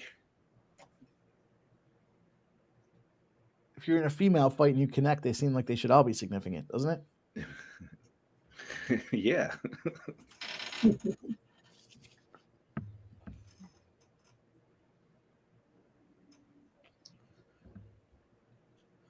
Well, these guys are taking a cautious approach. Yeah, we're burning time. Oh, strike.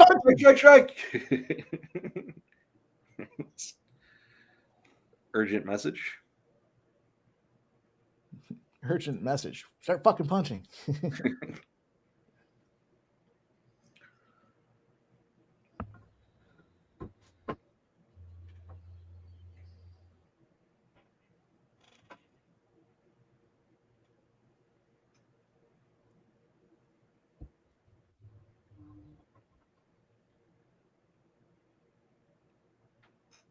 ESPN says 84.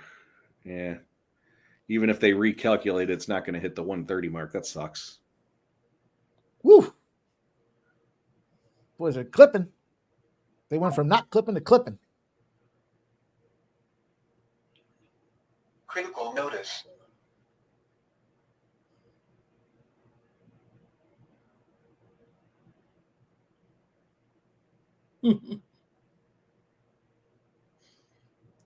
We check on that over there, Ramon. Well, just not a lot going on in this fight so far. No. Just trying to. Those leg kicks are fierce. A lot of hand checking.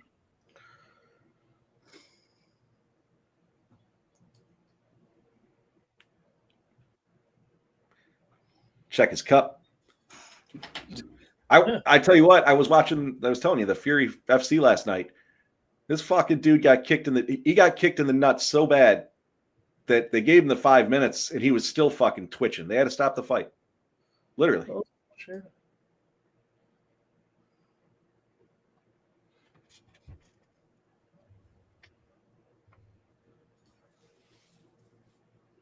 Let's go, Santos. Put his lights out.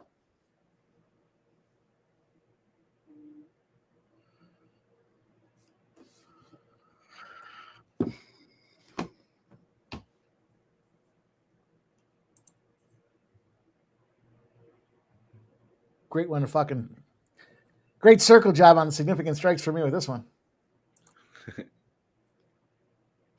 They've combined for like 20. That's not true. It's 20-8. Barlow's got himself 20 though. That's the wrong direction.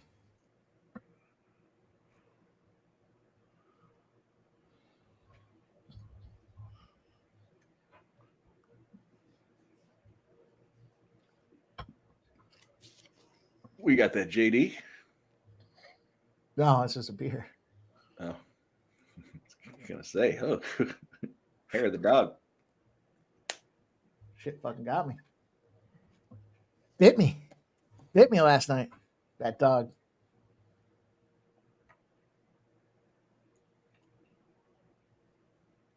Well, you got to give the round to somebody when it ends here. Barlow, I think. Activity-wise, he's got twice as many strikes, twice as many significant strikes, twice as much leg, 4 times as much leg damage, just more active. I don't know. Back and forth. Seems like Santos is the guy making the contact. Yeah. I mean, Santos is plus 120. I mean, minus 154 for Barlow. So it's come down from the original closing line. It's going to have to do some work to get into that fucking 60-plus strike range here. He's sitting at 12. 12 times 3 is 36. That's way off.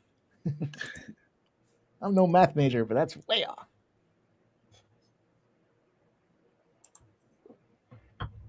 I don't know. That's one of my college teams there, Jolly Roger, and I can't do it. Okay, that's it for the round. Whew, boys are swinging at the end there. A little bit.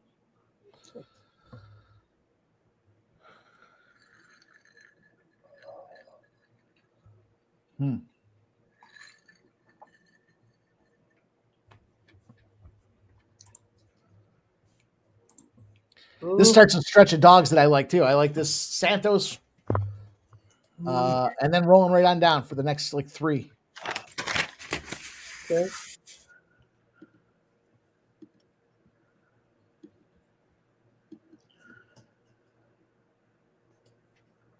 I think.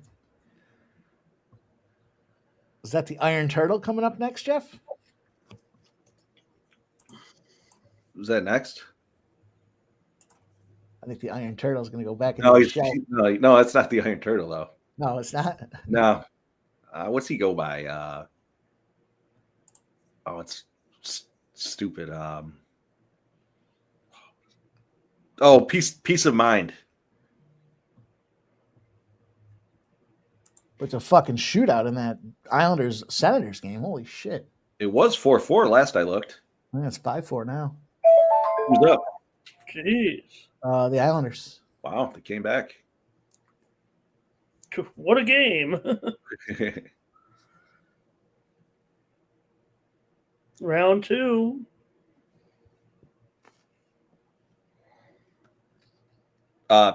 Nicholas, I don't know if you're in the chat. I'm sure you are. I saw you posted on the Sabres there earlier with the 2 wins in a row with the shutout there. I saw something that came across my Twitter feed, and it was it SeatGeek or StubHub? They had 300 level Sabres tickets for $8.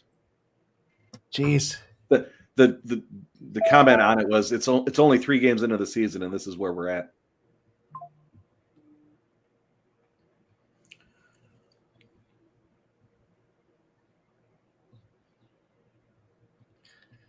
Dave Ross thought they were throwing bombs in the first round. don't know what he was watching. They did at the end. Okay, I mean, yeah. I follow Dave. I watch Dave Ross. He's a big MMA guy, but no mouthpiece. Nicholas, I probably asked you before, but where do you live? Give me my mouthpiece. I want to fight this guy for once. They're definitely picking up the pace though there a little bit. Yeah.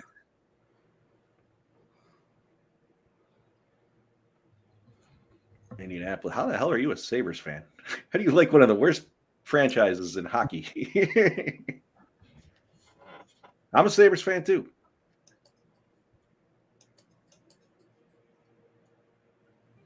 Are you a Colts fan?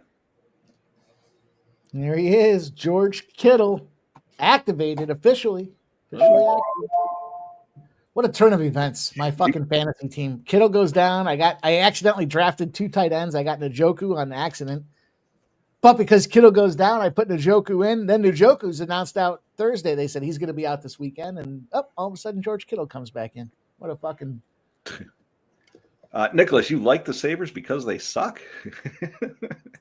Iron Turtle fights next weekend. All right.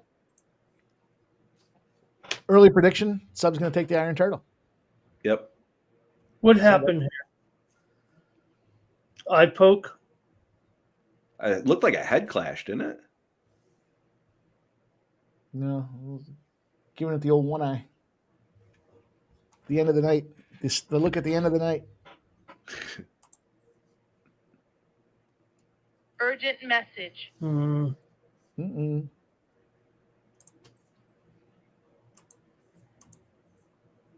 Did you? I haven't seen Michael B in the chat. Mike, did you unblock him? I put him in a timeout, but he's not blocked.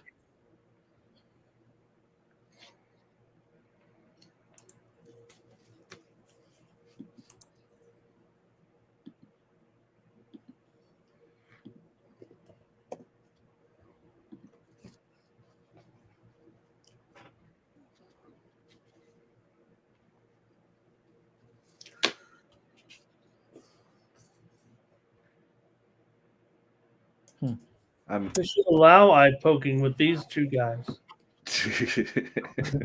Oh, some silky smooth hands out of Barlow, though, man. He's throwing them.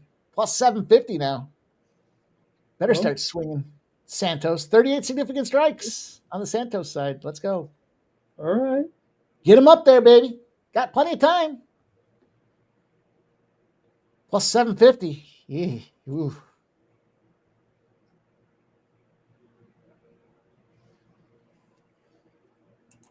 Barlow's measuring him a little bit here. Really coming with that left hand, but can't quite get there. Oh, big dodge there. Dip, duck, dodge, dive, and duck. It is giving Santos a chance to score some, but he's not quite answering enough of them. It's Barlow. Beat up. Yeah. Hang in there. Hang in there. 47 significant strikes. Come on, baby. Oh, the liver shot. 51. Santos is coming on strong. Come on, Santos. You ain't no bitch. Come on, Santos. Santos has that dog in him. You got that bark, baby. Let's go. Plus 500. Oof.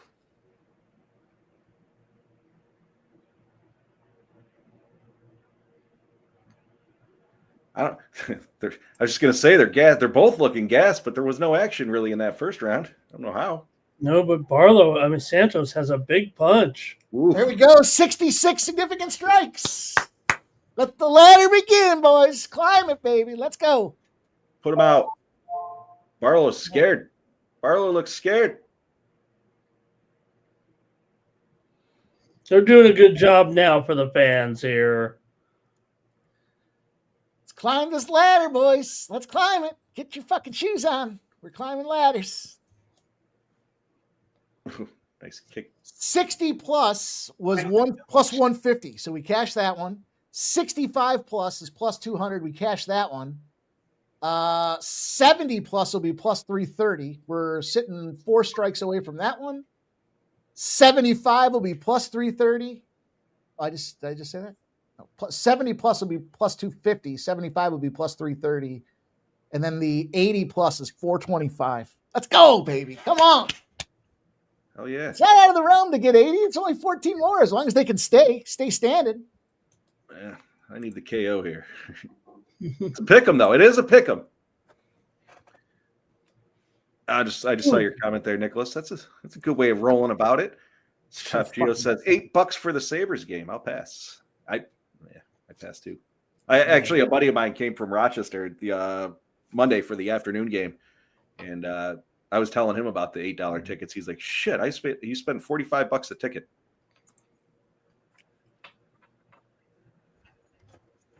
Round 3.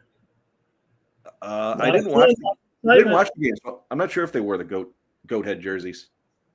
Remember that streak that I had that one time with the goat head jerseys?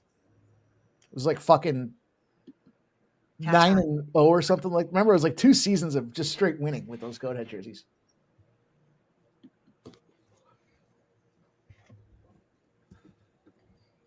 Yeah. What's going on here? We got 72 strikes. Barlow's scared. It's weird. He doesn't look any worse for wear, but I mean, he's definitely taken some hits. Meanwhile, Santos does look a little bruised. He looks busted up for sure. Got to pick up that pace. Santos, you got 73, buddy. Come on. Santos is minus 270 now. Yeah, Aubrey, what a fucking fight.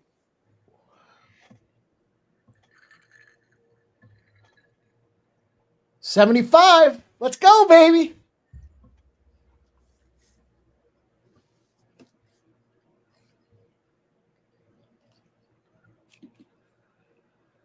Should have fucking climbed it all the way.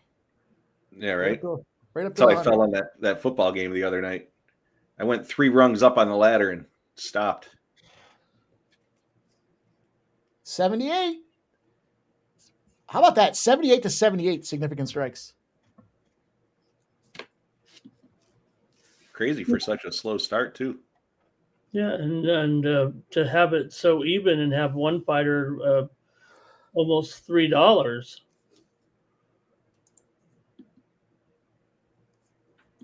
Come on, put him out. Somebody put somebody out.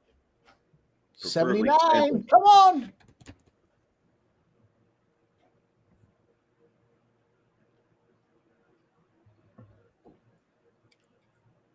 $81. There it is. Cashed all my ladder plays there. Nice.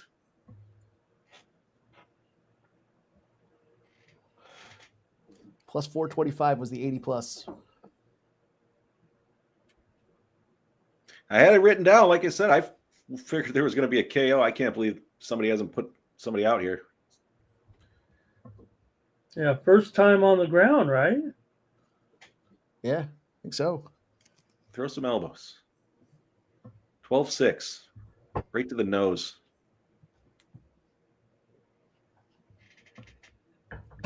Out. Wow.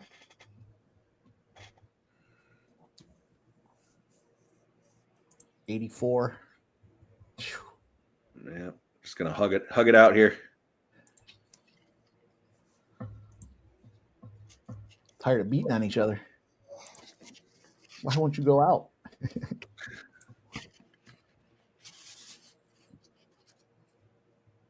$86. Damn.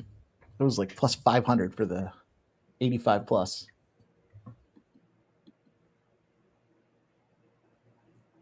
Nice. All right. Cash my ladder.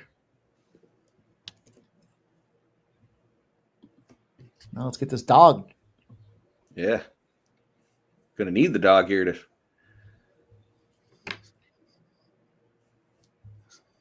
stay up, knock him out. Don't submit him. Pop him in the face. Grab his dick and twist it. Both these guys are like, seems like one pop could really drop either one of them. You're just beat up, tired. 90. Looking at the clock. Nicholas says, get a takedown. What are they at? 1 right now? 0.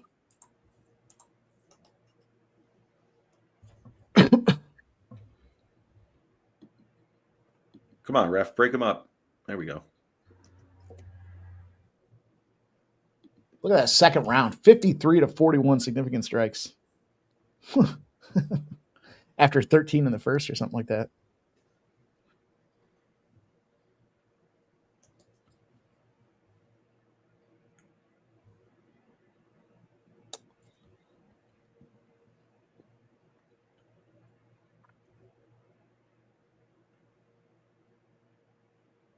Fucking decision. Terrible. All right, let's go Santos. Where was the ref? A ref didn't know that fight was coming to an end. Nobody gave him the 10 seconds. Yeah.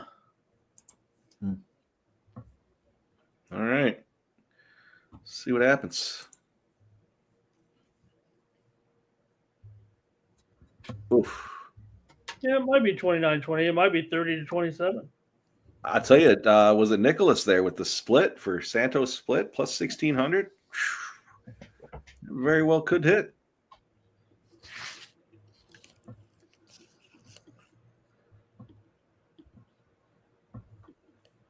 I just fucking cleaned up on those significant strikes.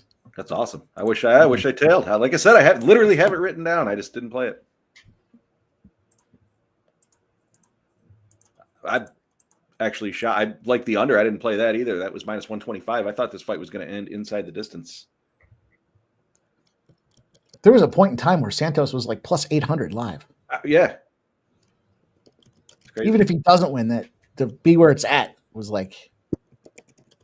All right, what do we got, Ramon? All right, let's take a listen.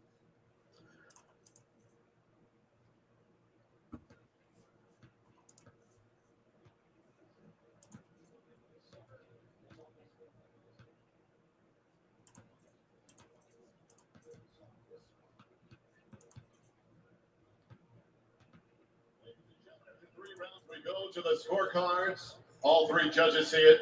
29-28. Urgent Your message. winner by unanimous decision, Jordan Shakur Santos. All right. Well, we Huge didn't fucking fight right there. That was a huge one. KO, but got the dog. Yes! Oh my God. Oh my God, I did.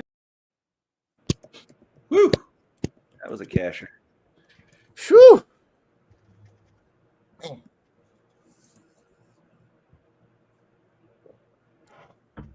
My guess would be they're going to want to further review these significant strikes and take fucking 6 fights to come off it.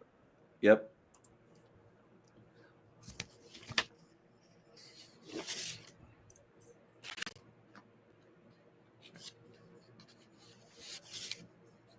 You know it. Critical.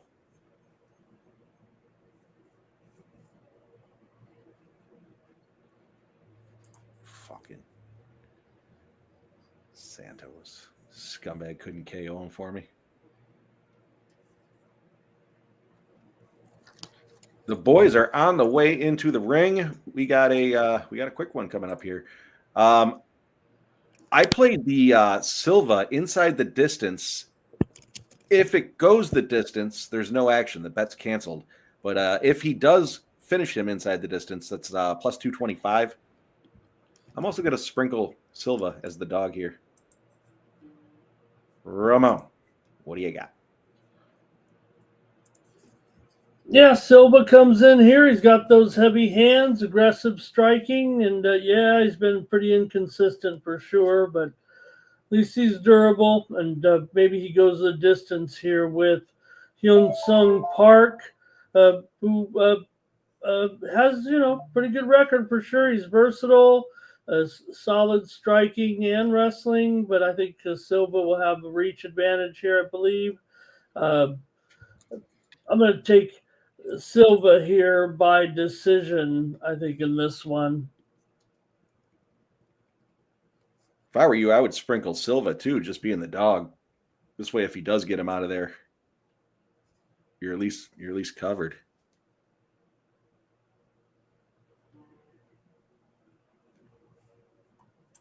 I got Silva, and I've got Silva by submission at 12-1. Just a little frosting on the. What you Silva by submission round 1? You said? No, just submission. Oh, gotcha. Halftime. 14-1, 12-1. Sorry. Critical notice. Well, the Bruno line dropped from 185 to 170. That was probably me.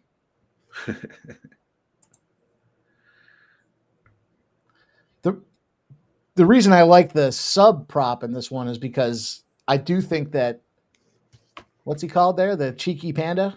I think the cheeky panda is going to try to go wrestle. And if he goes down on the ground, Bruno might be able to pop him around the throat and Peace of mind. That's right. Peace of mind. Piece of shit.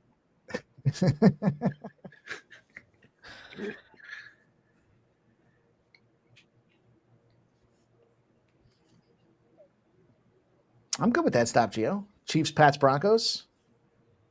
Nicholas Handy says Silva, 40 plus significant strikes, plus 100. I would look at the takedowns on this one. Yeah, I like the well, I was just gonna say I like the money line on that. I'm on it. Yeah, DJ. Go. Urgent message. Dog this motherfucker up. 2+ takedowns is plus 250 for Silva, but I think it's Park that's going to be trying the takedown. So that 2+ is plus 200 for him. Halftime. I'll throw a little pad thai on there. Why not? Stop, Gio. I was thinking the same thing. I had a pretty solid week last week in the NFL. I think hoping to follow it back up.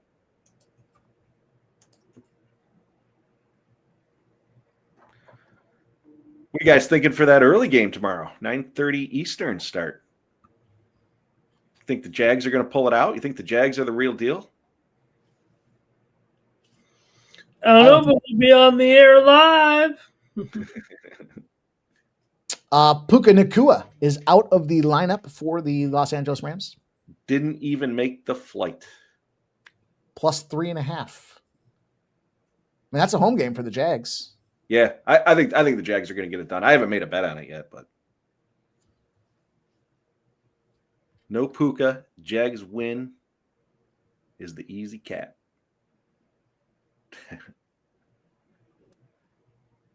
Yeah, I could see the Jags. I'd like the points. I'd probably go with the money line as a sprinkle. You know, the Rams coming off of that beating against the Ravens. And then, Nicholas Gandy just said Jags coming off a big win themselves. Big beat and a big win, but the Rams don't have Puka, and Puka is obviously a key component to that team. The reason I faded Denver last week was it the Jets that they were playing? That was the early game last week, wasn't it? I think so. The reason I was on the Jets money line was because you got a team that's a West Coast team, stops in the East Coast to play a game, and then packs up and shoots on over across the pond. And that was, to me, that was a spot where it was like, all right, this is just too much travel. And you almost have the same situation going on right now. You have the LA Rams fly out. They play Baltimore. They get that big win against Baltimore, 17-3. And now you're going across the pond again. So it's kind of like that almost identical spot as last week with the Denver Broncos, except arguably the Broncos have better defense. Agreed. I thought that was a nice uppercut. That was a nice uppercut. Yeah, I think they stayed in Baltimore and they were practicing. I heard so they didn't fly back west. They just stayed on the East Coast and then went from there. From what I heard. Yeah, it's just a lot of. Yeah, no, I agree. I'm just commenting on it. Yeah, I agree with you though.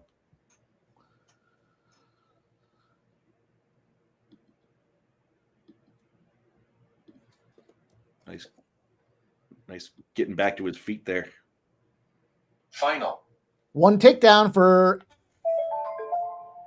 Gentle Panda. What was his name? Peace of mind. Peace of mind. That's right. Piece of shit. How can I forget?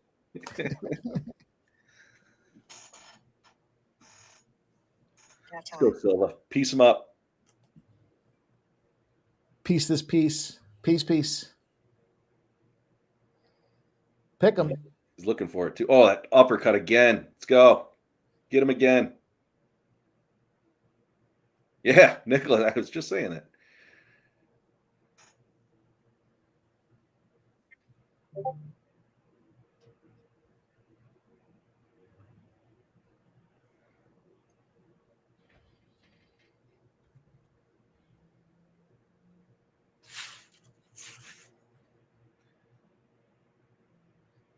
Park does not like those shots to the head there. Oh, yeah. Get him out of there. Sub him. I don't care. Boom. Ragdoll him.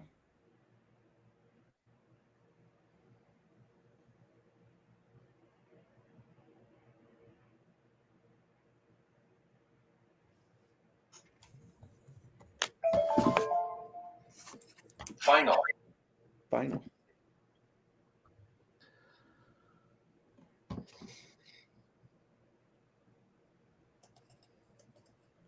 Yeah, they finally finished that game with TCU beating Baylor 42-36. I know we had a winner on the win club there with the over in that one. I did anyway.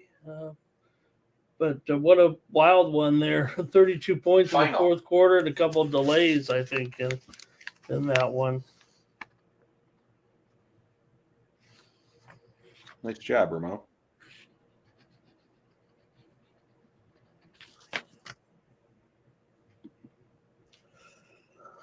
Minute to go here.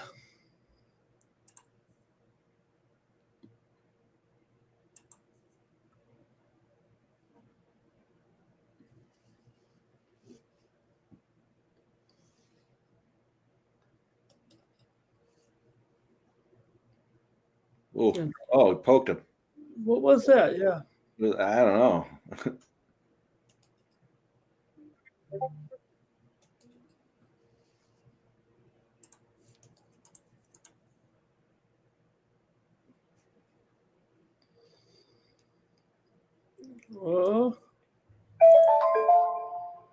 Fuck. Takedown? 4 attempts. He's only got 1. Oof. Got to give takedown defense to Bruno Silva. So you were talking about Sub's play being the Iron Turtle next week. I'm between. What do you guys think? You agree he's going to be on the Iron Turtle? There's two choices. It's Iron Turtle or Mackenzie Dern. Oh, geez. Mackenzie's fighting Verna, and you know how Sub likes Mackenzie. There you have it. Stay tuned. Watch First Strike. It's either going to be Dern or the Iron Turtle next week for Sub. Might have to just parlay them together. No decision. Just parlay. Oh, Nicholas says fade Mackenzie. You want the girl you can't tell is looking at you? I can't stand that. I told you the story about that girl I used to work with, right? That had the wandering eye. Yeah. First time I'd ever worked with her. It's like, what are you looking at? What do you keep looking at? I didn't know she had the eye. Bad. Turns out I fucked up like that a couple of times. Oh, I thought I got her. No, I got her the one time where I was like, what do you, and I just kept looking. I'm like, what do you keep looking at? Because like I was back, it was freaking me out because my back was like up against a wall, kind of. So there was like nothing behind me, but I kept seeing her drifting, and I was like, fuck, is there somebody coming behind me? And the other one I got was I don't know what the hell happened. This lady it's one of my clients, and she had this like, I don't know, she had like this. It wasn't a rash, but it was like a giant birthmark on the side of her face. And I went and saw her the one time, and I was like, "Oh my god, what happened to your face?" And I'd already seen her several times at that point, so I guess I must have been high as a fucking kite, not realizing it. And that was the second time. Away with women. Yeah. Nicholas says fade Mackenzie. Andrew G says I'm not fading Verna. Chuck says Mackenzie's a handsome lady. Let's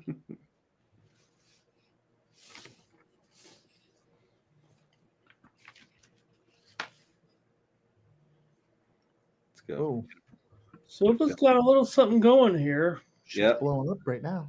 So he got the Kamara. Oh, he's getting the back. Oh, Sub him, baby. Sub him. Grab his Sub. throat and squeeze it. Sub. System play. Oh, Oh, fuck. how do you let him out? Oh, there you go. Pop a couple of times. Soften him up a little bit more. Final.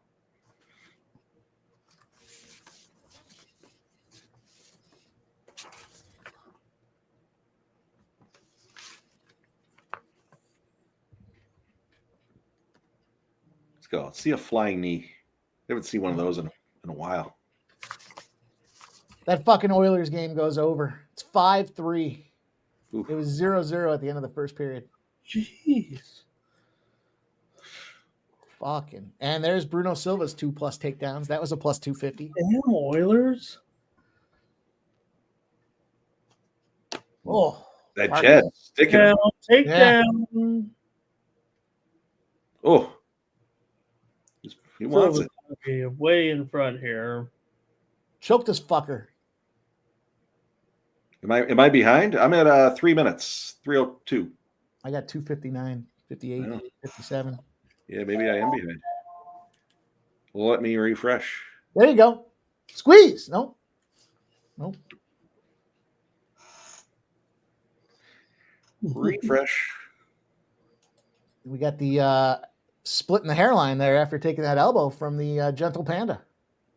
So peace of Okay. mind. And Piece of shit. piece of shit just launched an elbow right into the hairline of Silva. Bleed all over. Oh, jeez. It's the only move Park has. I don't know. Seems like Park needs to step it up if he wants to go to the judges here. Silva's minus 600. Another fucking dog dominating. Started my run of dogs. Yeah, I like it. I was on it too.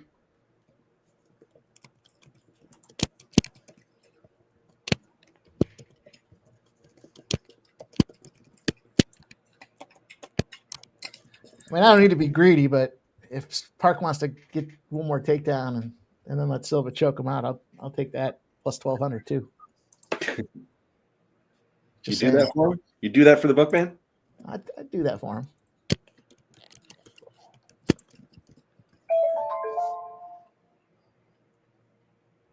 Where are you guys at time wise? 128. Yeah, right about there. I'm at 109, 108. Oh shit! I We got refresh. I We reset. got refresh, Mike. I didn't want to ruin it for you guys. I'll let you watch. Final. Appreciate you.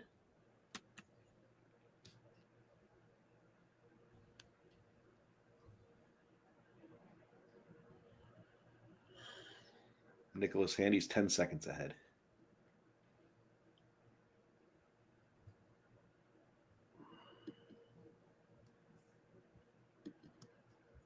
Let's go. Get a head and arm in there.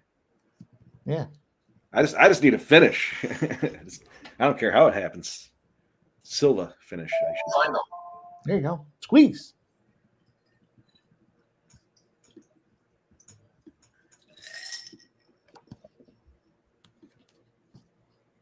Sometimes I feel Ramon's phone is monitoring my cocktail. Final.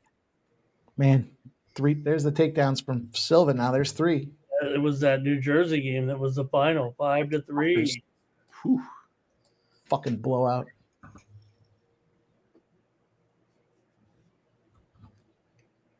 It's gonna be the end of round 2 here.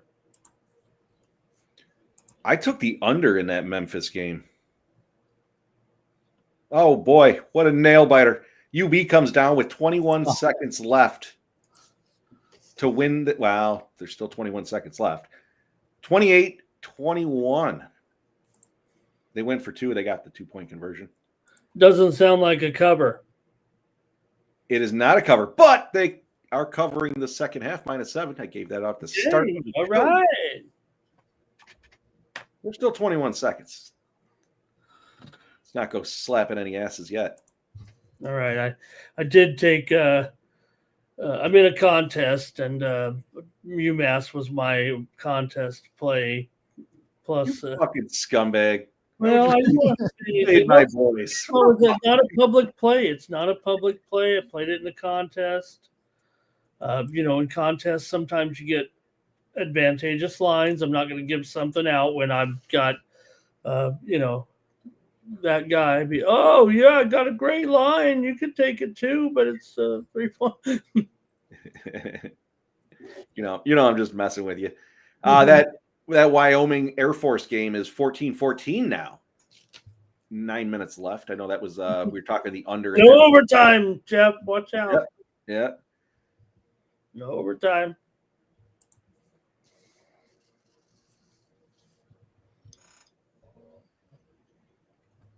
No. What are they looking at? Inside his lip? What? Never seen him. Better check inside his lip here. Guess it could be some. Did seem kind of weird though.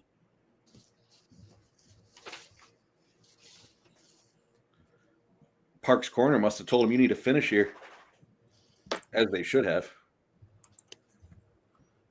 Mm-hmm.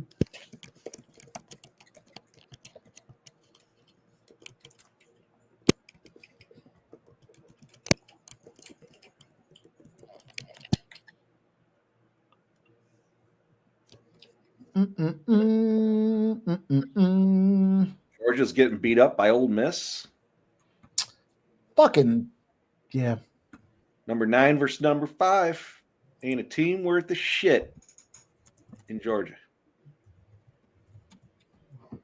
What's his name should have gone to Arch Manning should have gone to Ole Miss. The fuck.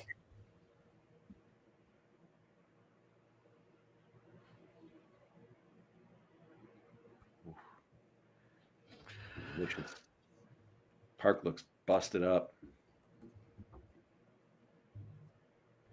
4 takedowns from fucking Silva. Damn. Right?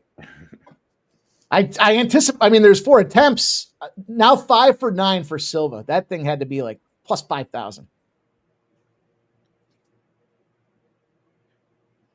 If you're betting a prop like that, what do you prefer? The strikes or the takedowns? I prefer the takedown. Yeah, well, it is situational, but I feel better when I take a takedown prop as opposed to a significant strikes. I felt pretty fucking good about those significant strikes. I took that last one. Rolled on up. I don't know. You start looking at takedown defense. Oh, get him! Choke him! Choke! I don't know how he lets him scramble like that. Find out. Oh, there we go. There we go. Pick him up. There we go. Woo! Sub. Sorry. Yeah! You're going to let me see it? You're going to let me see it? Hang on. I'll let you. Hang on. I'll let you see it. Hang on. Forget what I just did there. Nice job on that. Are you really? Refresh. 12-1, baby. 12-1. Woo! Woo! I hit the plus 225 inside the distance or no action for Silva. Hit the Silva on the money line. Let's run a fucking video. Yeah. Get some fucking videos going here. Son of a You done messed up, Aaron! Welcome to the Octagon, son! Ow! Ow! Don't! Ow! Stop it! Please take it! Woo! Where's that one? Hang on, let me find that one. Here's one while we wait. We're going to win so much, you may even get tired of winning.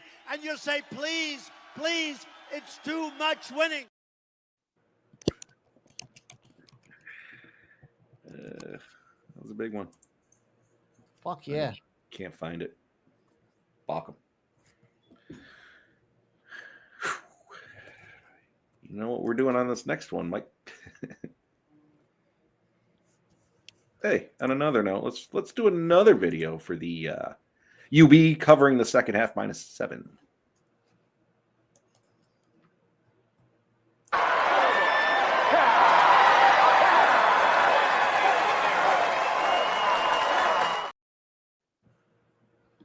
I literally backed out of the app, Silent Rob, and I fucking clicked it. I didn't realize I was that far ahead. Mike was watching. Mike, fuck. I think Mike went in reverse.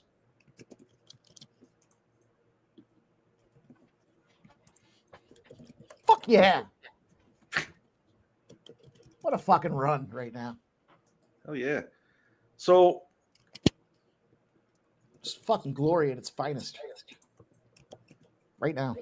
Right here. Oh, we got my fight coming up here. All right, let's go. I like Cody Ray Gibson inside the distance. I'm with you on that inside the distance play. Gave it out. I played it. I'm going to refill my cocktail.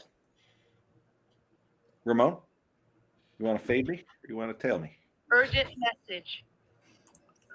Yeah, Jeff, in this one, I'm going to go with Major Gibson alignment. here to win it. And I think I'm going to end up taking him probably third round knockout. I think he'll be able to assert his power and probably grind his way over Orkilang here. And I think that while we've seen Ori is pretty durable, certainly, and pretty sound with his techniques. And, we know he can submit guys, but, as the fight goes along, what happens to him a little bit. So I think that works good for Gibson.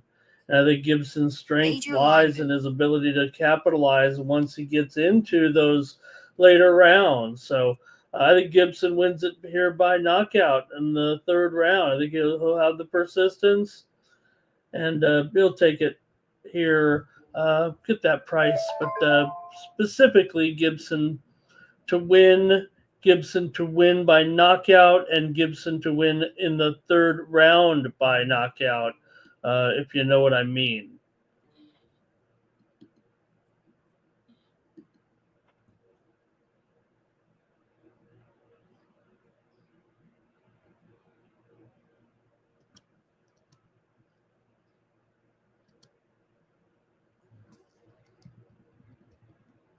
Third round knockout, 28-1.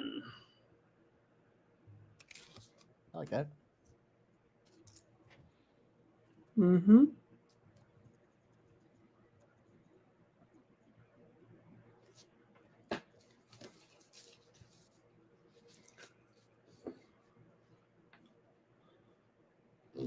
We've got fighters coming to the staging area.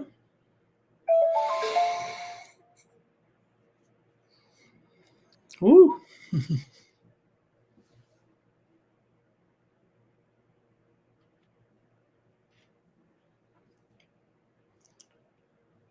So I got to try Gibson here. Yeah, I got Gibson. I tailed Jeff's inside the distance. I think it was plus 110. And excuse me, Gibson inside the distance is plus 250.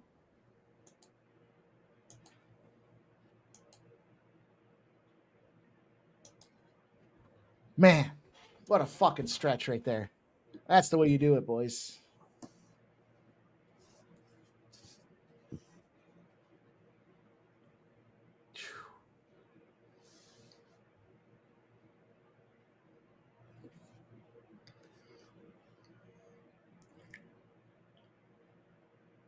Okay, here comes Gibson.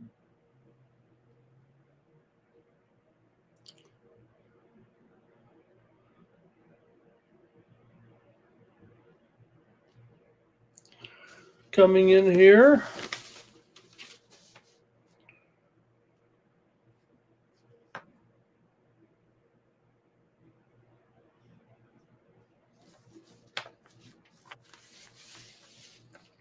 Yeah, Silva did get the W, SF Niner.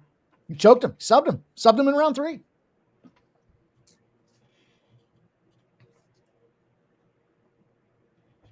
Yeah, I did take Gibson inside the distance. DJ Hardy. Okay. Great. Funny hat. I see the comments about the funny hat. I know the funny hats. That's why I like Jeff's play a lot, that it goes inside the distance. I think Cody should serve this guy his lunch. But Final. Dogs have been barking this UFC card, Ramon.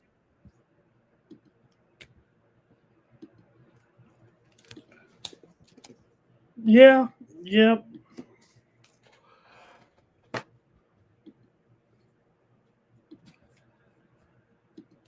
Let me just take a peek at his striking prop there. I like your KO. Yeah, I guess we might as well go back to it a little bit. It's not as glorious a ladder as the other one, but I'll take 60 plus strikes and 70 plus strikes, plus 110 and plus 165.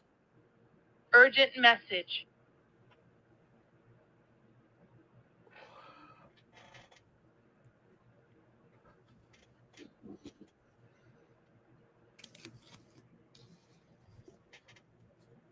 Okay. Just about set to go here. Get that action in. Let's go. What a fucking card. Final. Final. Cody Gibson's putting significant strikes on himself before the match even starts.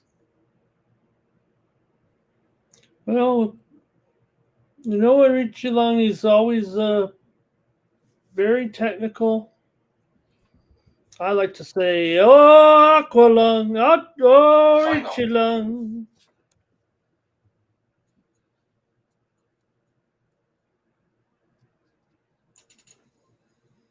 All right. Here we are. Here we are. Yep, getting set for another one here. Let's go. Torch him early. Boop.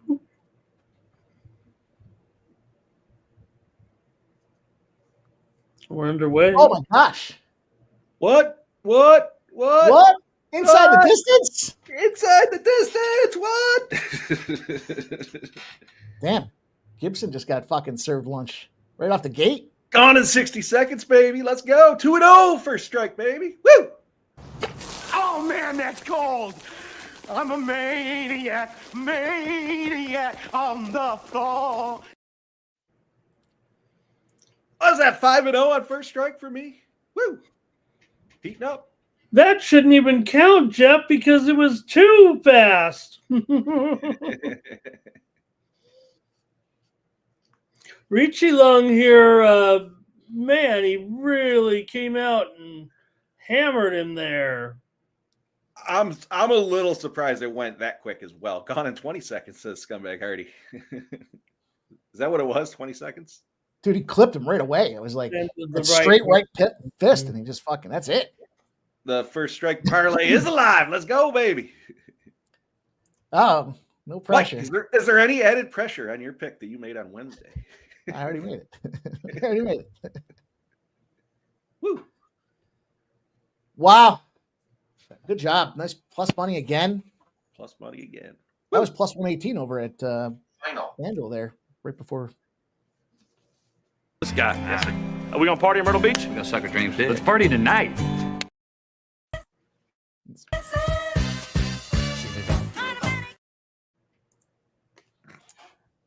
Wow, the dog run continues. Aqualung, Ramon. Aqualung. I'm on the old steam roller in this next one. Halftime. And I think he KOs him. And I think he probably KOs him in rounds 1 or 2. So let's take a look at how we're going to fire this thing up. Certainly the significant strikes didn't cash for Cody Gibson. The most impactful significant strikes he had was on himself before the fight even started. Was that one strike? 2 strikes. 8 strikes total for Aqualung there. All to the head. That's the way you do it. I'm showing the Dober fight next, Mike. Yeah, they did mix up the order a little bit. Oh yeah, I see you, Shane. Yeah. Yeah, it's the last of the prelim card, and then the Urgent steamrollers, the kickoff for the main card.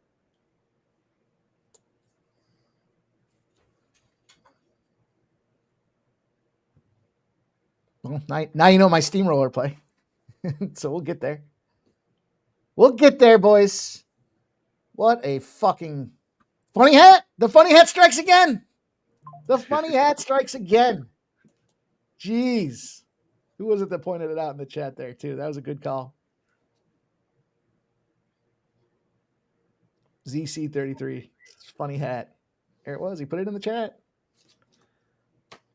Funny hat. He does, right. And it's a hell of a logo you got there, too, ZC33. What's his logo? The eagle. The eagle swooping. I got you.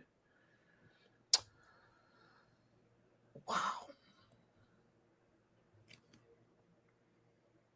You know, it's funny because I had to bet down for Dickhead inside the distance there, and then I saw the funny hat, and then I saw ZC's comment too, and I was like, fuck. He's right. He's right.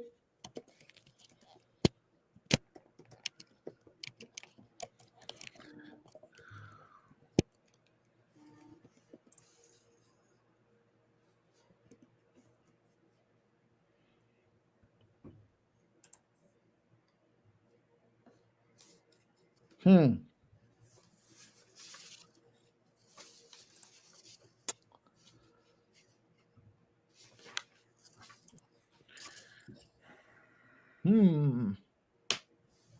Dober's chin scares me. Yeah. I'm dogging. Hot dogging. Until further notice, hot dogging.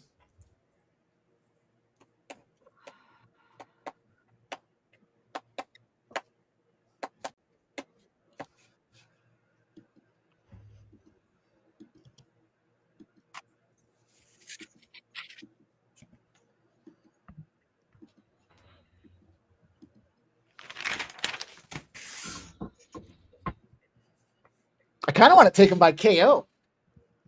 You know, you're talking about that chinny chin situation there. I don't think he's going to be subbing him. That's for sure. It's either decision or KO. What's the double chance pay on that thing? Plus 300. Right. Nah, it's not worth it. I went fight ends by KO at minus 135. Either guy to knock the other one out. And then I went with the dog at by KO as well at plus 650.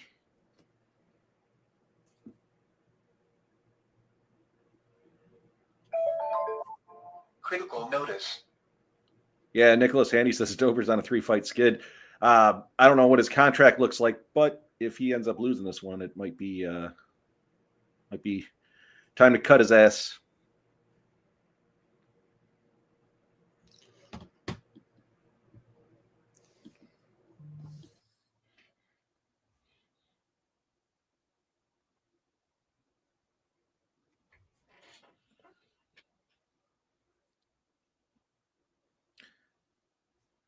Chuck, what'd you get that takedown line at? I don't see takedowns in this one either, but all right. Nicholas Handy's on the dog. He's got the dog round 2-3. Yeah, I'm taking obviously the dog money line, and then I got the fight ends by KO, and then the dog by KO at plus 650. Let's roll. Been rolling. Let's keep rolling. Better just to stay hot, you know? You don't have to get hot.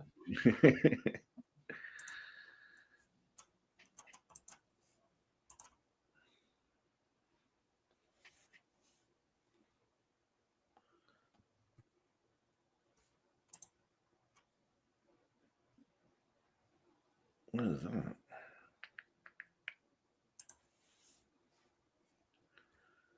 All right. Here we go.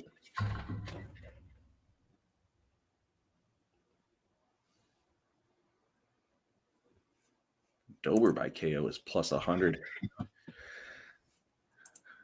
Pay the extra 35 cents to have either fighter by KO.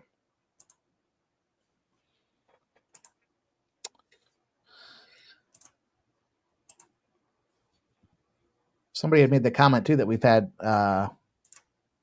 quite a few third round finishes in there. So the KO round 3 kind of Just saying. What's that pay? 30 to 1? All right, I'll put a couple dollars on that too. What was it? Propelect KO round 3. I'll join you on that. Round betting. Yeah. Plus 20 submission KO plus 2,800 round 3. I'll sprinkle the round 2 as well. Yeah, you kind of have to. Yeah. Round 3 KO, round 2 KO. All right.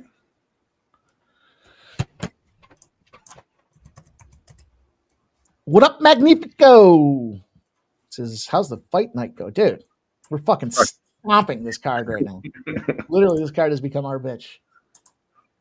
Fucking takedowns, significant strike ladders, big dog submission props, 12 to 1s. We're fucking tearing this thing up right now. We are certainly up. Certainly. Yeah, I snagged it over at DraftKings at plus 650. I think it was Nicholas Handy. Oh, Arkansas. DraftKings is a bunch of cheap fuckers. They still haven't come off those significant strike props. Yeah, they take a while for those. They're going to be looking at it 3 different times. They're going to be like, all right, shut this dude down. He never makes significant strike bets. When he does, he cashes. Let's cut him out. Just to be fair, I'm equally distributing it between DraftKings and FanDuel today. I'm giving FanDuel a little taste of their own medicine. Yeah, my significant strikes is still open from that fight 4 fights ago.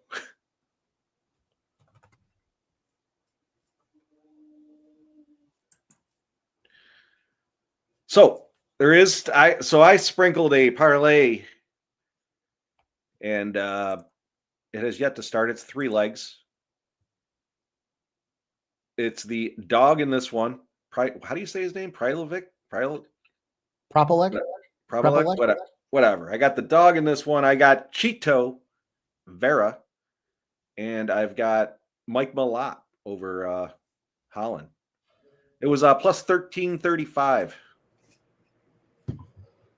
And if you'd like to get in, we're about to start the first leg of that one.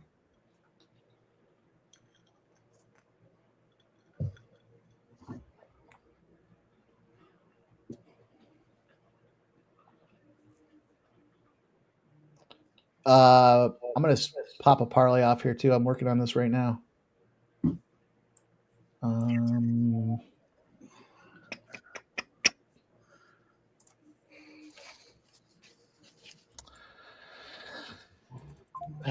Really don't. All right. I can't do that. I just threw mine in the chat there. Something. It's 1335, not 1355.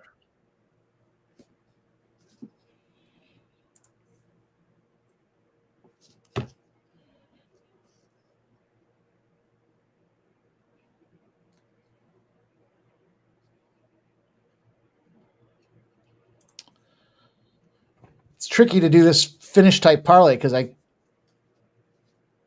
right, fuck it. Well, some of these fights I want to get, the deal all about the finish, the ATF. So I'll read it off to you guys. It's just some fun money. I don't love this decision prop. Malott by decision, RDR by submission, and Prepelec by KO. It's about 117 to 1. I don't want to get, we'll see. I'll be re-racking it in various conjunctions throughout the remainder of the evening. There you go. There's a NHL one I threw out there as well. Halftime. I'm chapped about that fucking over in that hockey game. I got some hockey plays. There's a couple spots coming up. We're at 6:30, so 7 o'clock start. I think both these games are at 7. One might be 8 o'clock actually.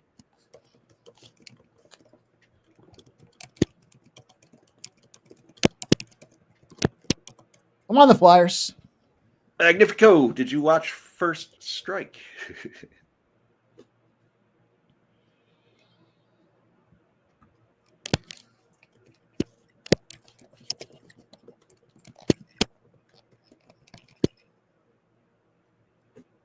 Man, what a card. Fuck yeah. So when we went to remember when we went to Hawaii, Jeff, back a bunch of years ago there? Yeah. I had won the trip from the company I was at to or earned it, I guess, the presidential trip, and it was to Vancouver. And so many people made it. Thank gosh for Obamacare. So many people qualified for that trip that there was not enough room. They could only hold so many people. So they ended up saying, if you want, you can opt out and get a voucher, a travel voucher. So I said, fuck it, I don't want to go to Vancouver. So I took a travel voucher. It was like $6,000 or something like that. So I went to Hawaii with Jeff, Ramon. That sounds much better Than Vancouver, for sure. We got all fucked up. That's what I'm saying, J-Dub. I'll tell you what, I find when people say it's going to be a shit card, I find that I end up winning the most money on those fucking cards. I don't know why. I don't know if it's just my mindset. I don't know. I don't know, Ramon. I'm not sure what it's called. What the problem is there. What the problem is. But I ain't got no problems. Not with this card. We're firing. Firing and firing. Except for those 2 chicks fights that were fucking terrible. No, we didn't have bunk beds. TJ Hardy.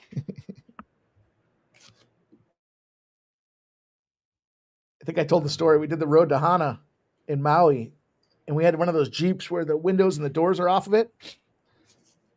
And if you've ever been to Hawaii, that road to Hana's got, it's basically 1.5 lanes, but there's 2 lanes of traffic, so they go each direction. So we were fucking fired up. We're smoking joints the fucking whole way out and back and whatever. And I got so impaired that not drinking, just smoking, that as I was driving, I would swerve over so I could avoid the car coming at me, and then I would dart behind it so that I didn't fall off the side of the cliff. And I did it I must have done it 6 or 7 times. And then all of a sudden you hear, whap! Look back, and there was one of those guys that I darted behind. I must have scared the shit out of him, and he slammed his car into the side of the fucking mountain. Oh. So we're driving along, and then we kind of get stopped at like one of these little beach spots, and we're smoking and passing back and forth. And I look over to the left. Now, keep in mind, 1.5 lanes, and the cars are all stopped. I literally could have reached out, and there was a cop that was coming the other direction, and I'm blowing smoke everywhere. And literally, I could have hit the cop with my hand. I was so close. There's no way he didn't smell it. No way. Didn't say anything, but no way he didn't smell it. Nicholas Handy. Rivers had the Canes money line at -125 yesterday when I grabbed it. Don't love it as much with the added juice now, but CLV.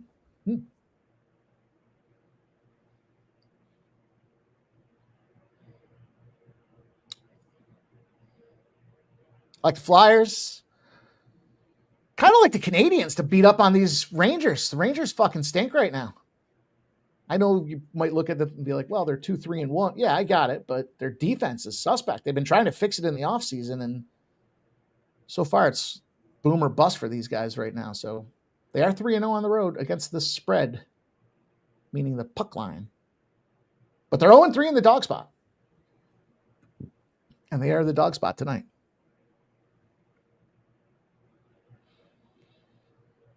NHL-wise, so what happens, Ramon? I start getting up some cash, and I'm like, all right, let's fuck around. Let's find out. So we'll put the Canadians, the Blues, the Flyers, Columbus.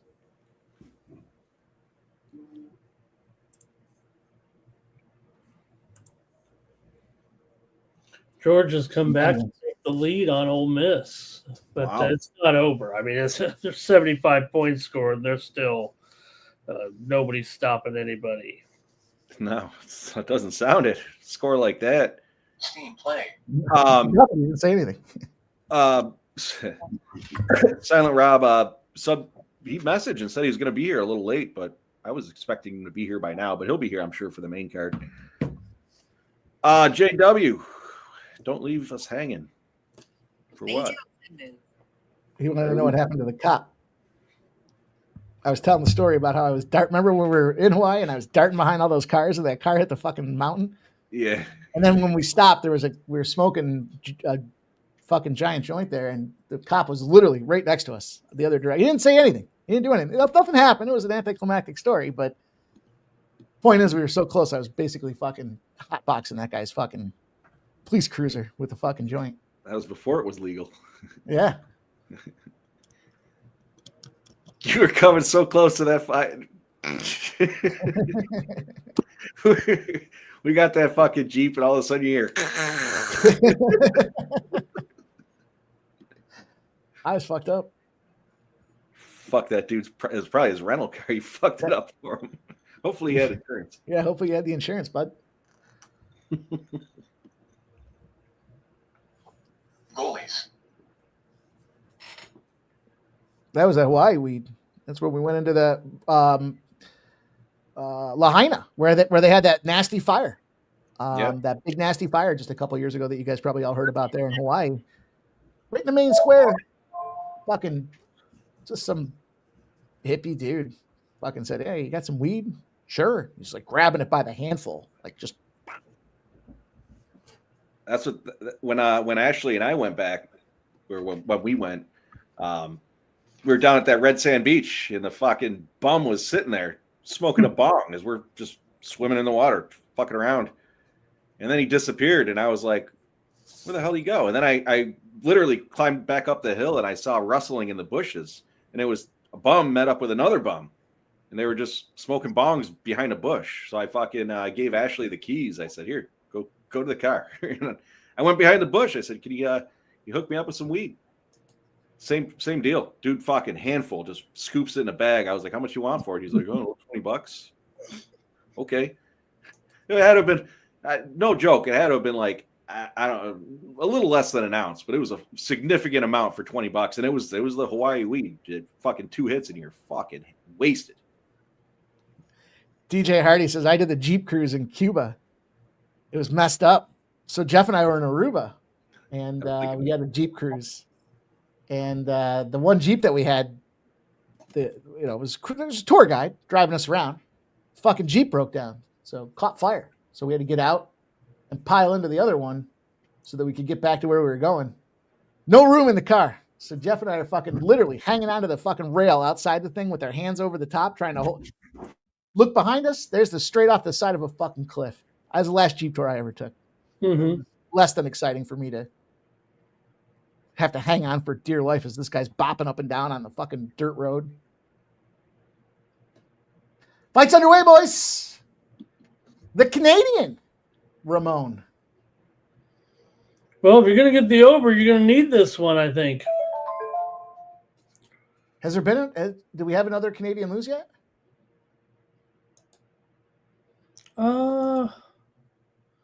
No, it's the one. Waiting on the Canadians, right? I mean, we're still waiting on the rest of the Canadians here, right? Yep. Yeah, it makes sense that they stack them on the main card.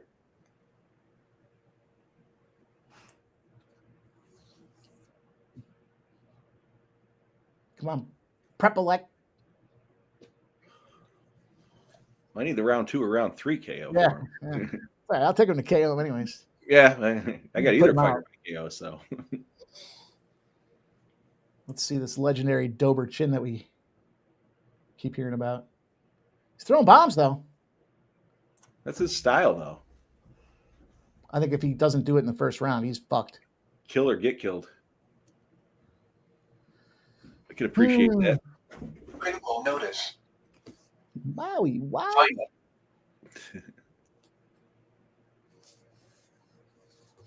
I had the same. I was down at the beach when I was in Oahu, and same thing. I was rolling along the beach, and I smelled weed, and I was like, "You got any?" And they were like, "Yeah, some chick." I fucking picked up some from her, and she's like, "Save my number in case you need more." And I'm like, I don't really go to Oahu that often, but if anyone's going to Oahu and wants some weed, I got a connection. Man, Dauber is swinging, huh? Plus 500 for Prepelec.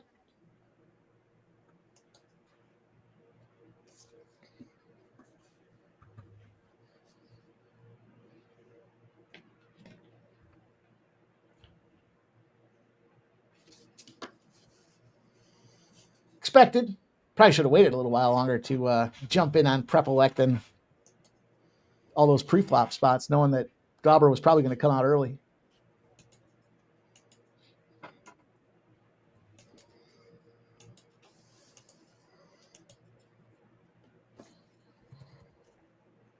Yeah, they're all dog spots though, so it's not the end of the world. No.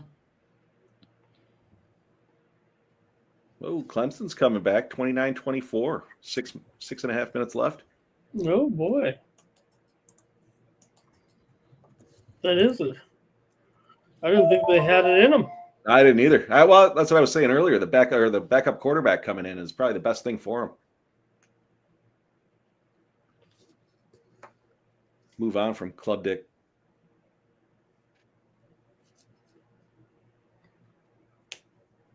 I just text sub. Said stop being a pussy.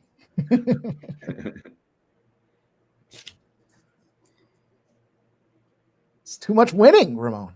I'm surprised he's not here. Like I said, he said he was going to be late, but it is middle of the afternoon too. Started, I guess, middle of the afternoon.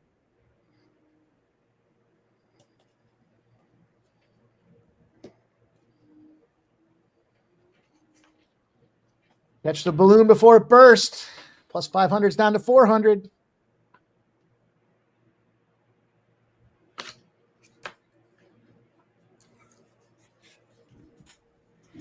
I'm in enough. I got enough plus money on this one. It'd be real nice if he pops. In round 2 or 3. Preferably. Not to be greedy. Not to be greedy, but you want to piece this dude up and you could do it somewhere between the second and third round, I'd appreciate it. These fights that I personally think are going to end by KO.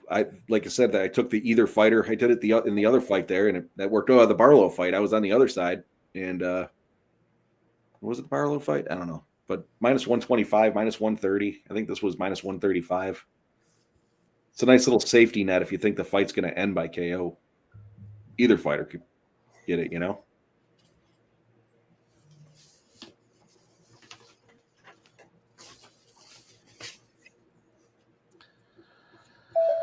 Fight to end by KO is live at minus 160, and fight to go decision is minus 110. Now it's minus 120. North Texas is beating up the Roadrunners. Final. Me.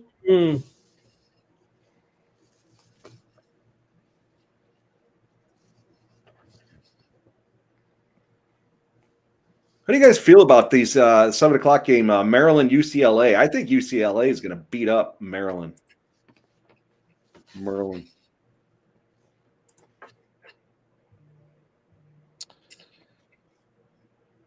don't know.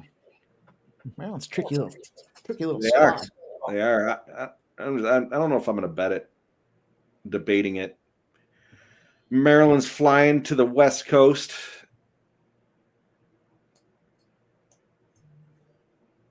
UCLA has not done much of anything this year. What are they, 2-4? They're winning in the conference, though. Yeah, well, they fired their coach and then all of a sudden turned it around. Basically, with Neuheisel's son as the offensive coordinator, kind of got rid of the riffraff, is what they may have done, and they've, looked tremendous after getting rid of a coach. Kind of weird. Yeah, right. There's a chat jumping in. Silent Rob's got him in a parlay. Flea says, how nice is A&M? Derek's got Maryland +4. USC +10.5. JW is calling me out for not betting on a sports betting show. I'm doing plenty of betting. I'm talking about that game specifically, but Derek likes Cheeto. as his best bet on the card, favorite bet of the card. I think that one's going the distance.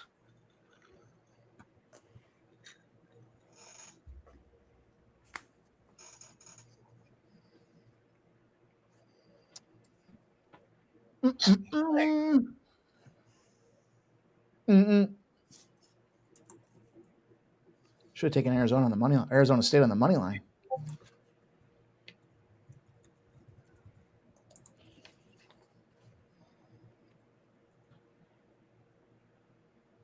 Dober's looking like he wants to get beat up.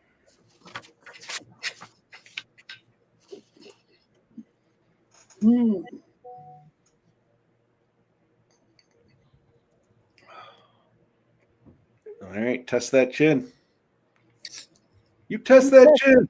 I was just going to say that. You fucking beat me to it.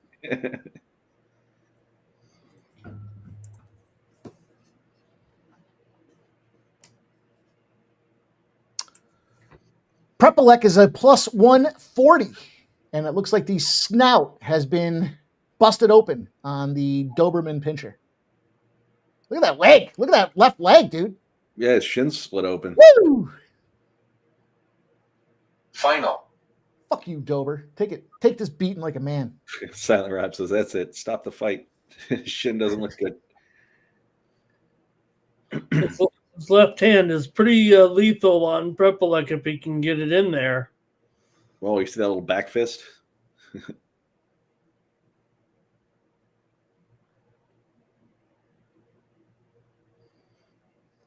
Oh, nice head kick. I'll let you watch it.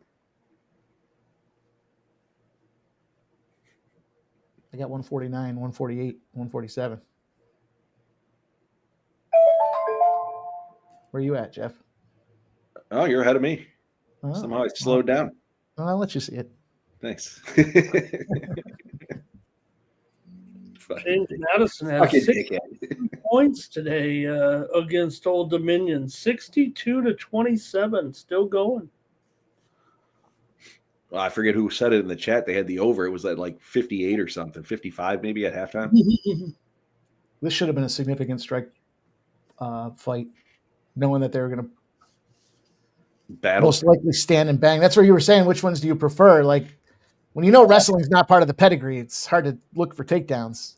But like I said, I more meant like I feel more comfortable taking a takedown than a significant strike, just because. Again, well, if they're strikers, you've got that option of a KO, and now it's probably going to be under. You know, when I had the what's it called there? When I had the Dober does shoot a takedown. I don't know, kind of fucked himself. When I was looking at taking the guy there by submission, I figured shithead's going to try to wrestle because that's the only thing he's got. And then when you're linear, you're one-dimensional fighter, and you just fuck around, and next thing you know, you got some dude's arm around your throat. Next thing you know, you found out. Yeah. First you fuck around, and then you find out. Did you ever see that graph? Yeah. It's like a Twitter meme that's got the graph on it. I think you sent it to me. I saw it though. Yeah. The more you fuck around, the guy that's an old professor that says the more you fuck around, the more likely you are to find out. Oh, he dropped over right at the end. Oh. I refreshed. I'm back That's ahead. a nasty looking leg. That is a deep cut. Doctor stoppage. Jesus, it's horrible looking. It's great camera work. Cut man's got his work cut out for him. What do you think here, boys? I mean, that one's got to be Prepelec, obviously, and then I don't want to say obviously, but minus 200. But maybe the Doberman pincher took the first one. Close. I think the dog's got two here. Two in the bag. Dober needs a finish. If I was Dober, I would change my fucking fight name to Doberman pincher. Oh, there's the shin split. Ugh. Oh, he did it himself. Oh, right away. Instantly. He did it himself. Instantly, That's yeah. the old Anthony Lionheart Smith. You fucked your own leg up, stupid. Oh, he's going to kick his fucking face. He wants to hug. He wants a hug. Dober wants a hug.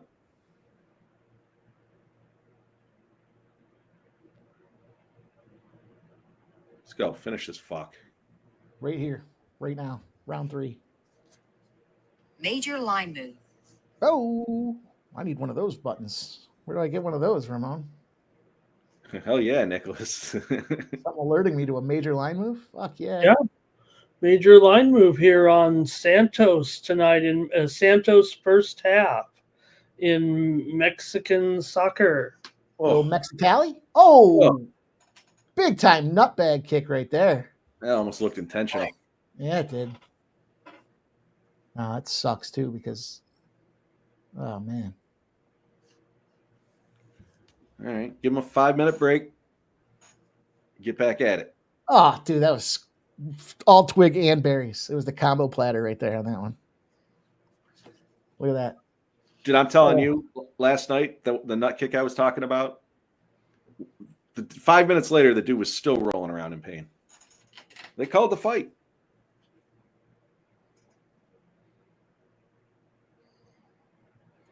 That was fucking. Is he taking a point? No, we need a KO. I mean, got the dog anyways, but. Yeah, but something stupid like, I can't finish would really fuck everything up. I don't even know how they would call. I mean, it'd be they would go to the scorecards, right? Yeah, you're right. Round 3.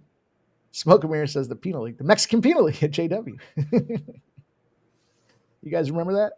Oh, Brandon Smith says that's DQ level. DQ'd by dick kick. All right, I'm gonna get a refill here. Why? Watch this guy suffer. You fill that cocktail. You fill that drink.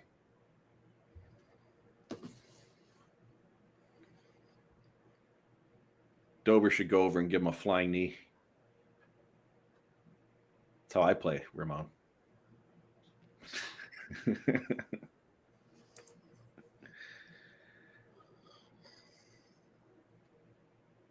Dober's plus 190.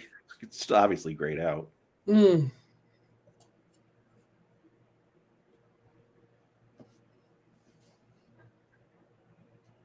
The NHL's about to start up here.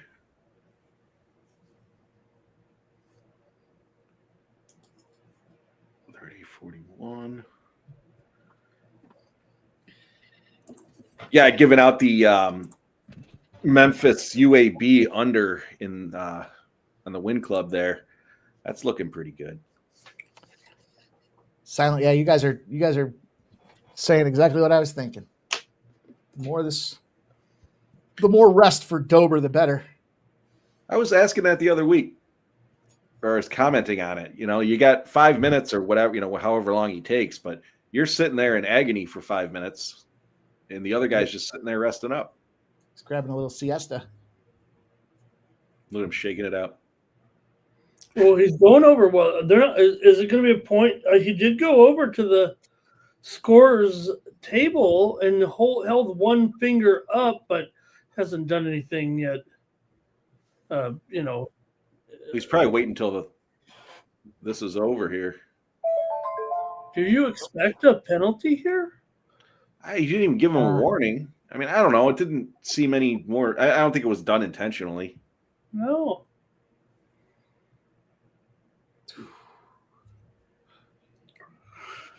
Weird line movement. Went from minus 250 to minus 200, and then it just shot up to minus 500.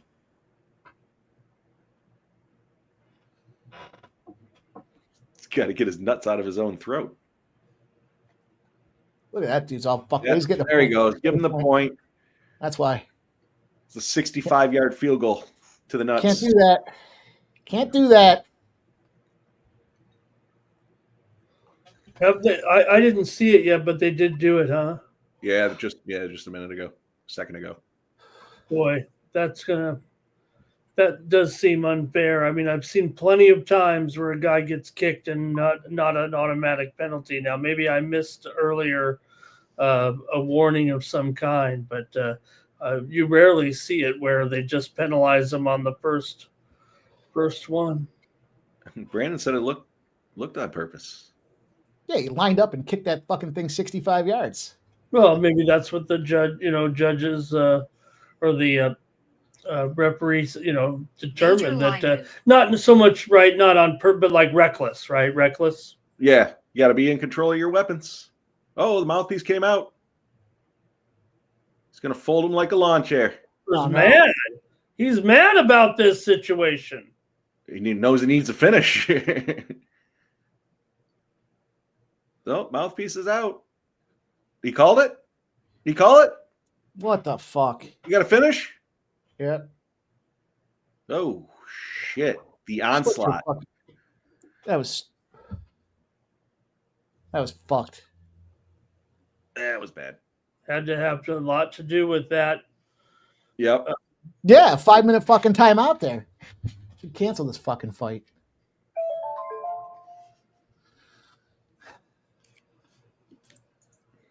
Would you have Dober 2 and 3 there, Ramon, or just 2? Well, specifically went 2, but yeah, I was sprinkling all around there a little bit. All right, I hit the fight ends by KO. Hit that one. I'm Rick James, bitch. That's worthless.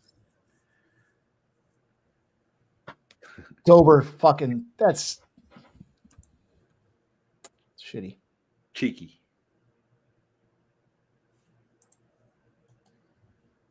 Dub's a dub. We got 20 minutes, 7:15 Eastern for this next one. We got Nelson in the Steamroller Ravola. Okay.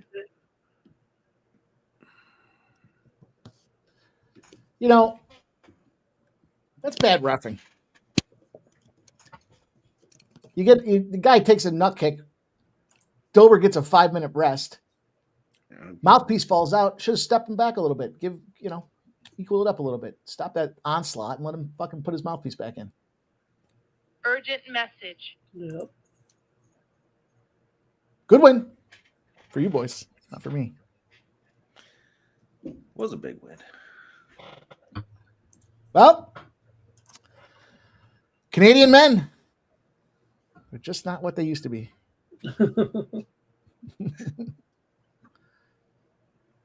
Need to get a little more maple syrup in them.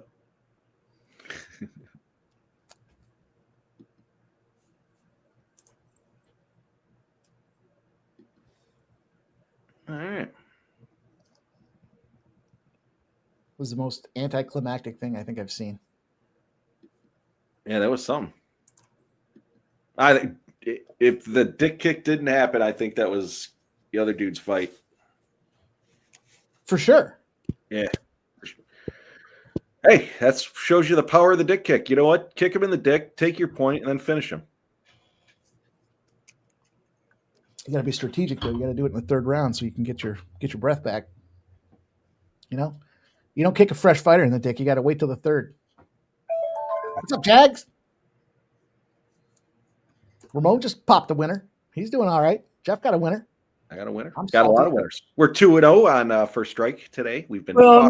I mean, I did say here second round knockout, so on the air anyway. So technically not a winner here. The way we keep score on the channel here, but the way I bet, usually it's kind of like you put most of your money on your guy, and then you taper it down. You put a little bit on the method, and then you put a little bit less on the method in the round. But I like to specify here on the show. You guys invite me here.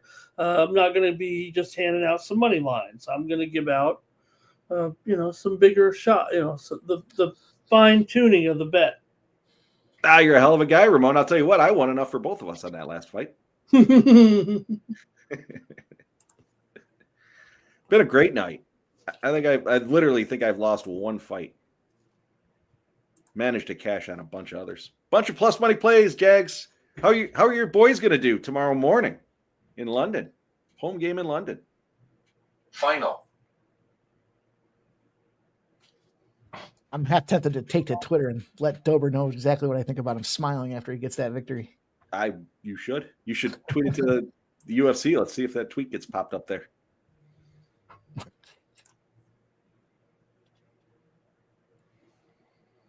Georgia wins by 8 over Ole Miss. Final. Boise Wow, by they came back, huh? Yep. Shay Tubbs says, tweet it. Critical notice.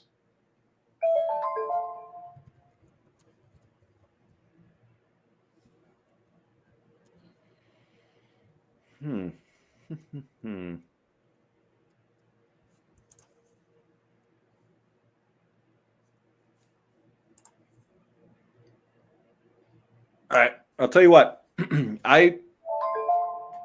I gave out the fight ends in round 2 for this next one, this main intro to the main card.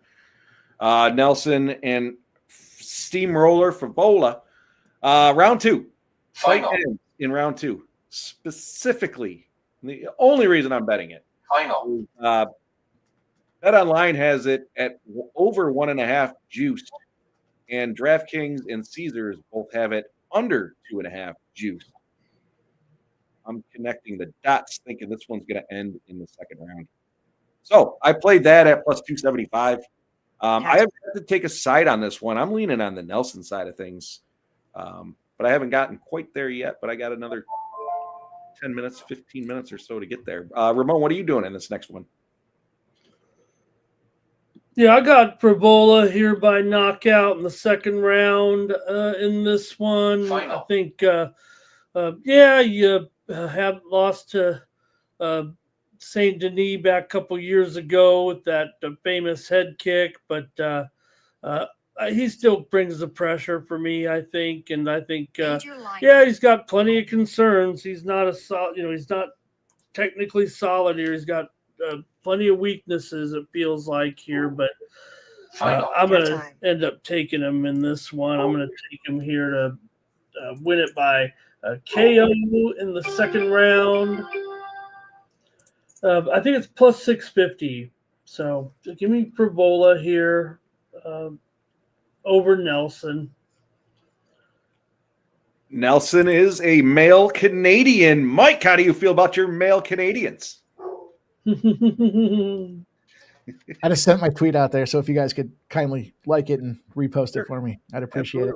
Is it about Canadian men? No, I just said which was worse, the D kick or the smile on Dover's face after the fight. And then I had hashtag UFC. We'll see if it makes the screen. I'm going to guess it's not. I'm going to guess. Yeah. Oh, is that? Oh, you got it. You know what, Mike? I think the hashtag should be. Maybe I should bring it up to you. I don't think it's just UFC. I think if you want it there. Yeah. What the fuck? You've been holding out this whole time? You know, yeah, let me tell you what it is here. Ramon, I just sent you a tweet as well. Appreciate you guys all getting behind it. It's a nutgate. I don't think that's the one that they're looking for, but.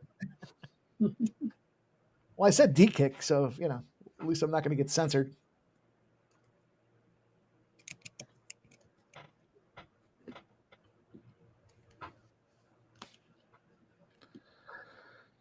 I think hashtag UFC Vancouver is what you want. Oh, let me fix it. I Okay. thought that one was said hashtag UFC. All right. Yeah, Let me fix it. But are you using the sports money or because I don't know if Pimp Slap? I don't know if they'll be putting that one on. I don't know. Was today the day you're changing your handle though, or? I know I got to go in there and change it. I got to change it. It doesn't. I wonder why I invite some of these female cappers on and they don't respond.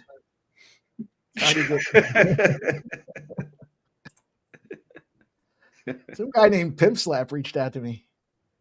Oh, go on his show. Oh yeah, that's a must attend. He's asking me to meet up in person.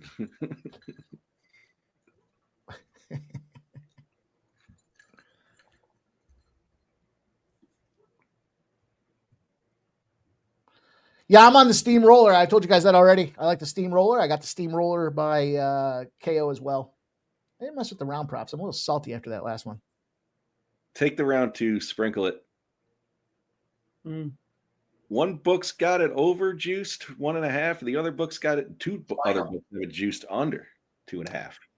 I will do that then. I also went back. I told you guys I was going to be doing this throughout the duration of the card. Frivola KO, Malat decision, RDR submission.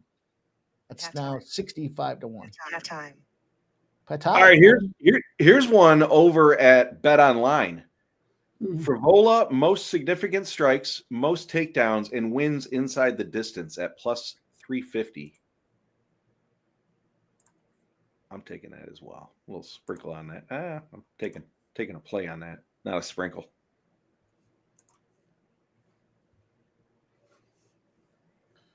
Which one do you say KO round 2? Was that what you said? No, just fight ends in round 2. Oh. So you got either guy round 2. I got it at plus 275.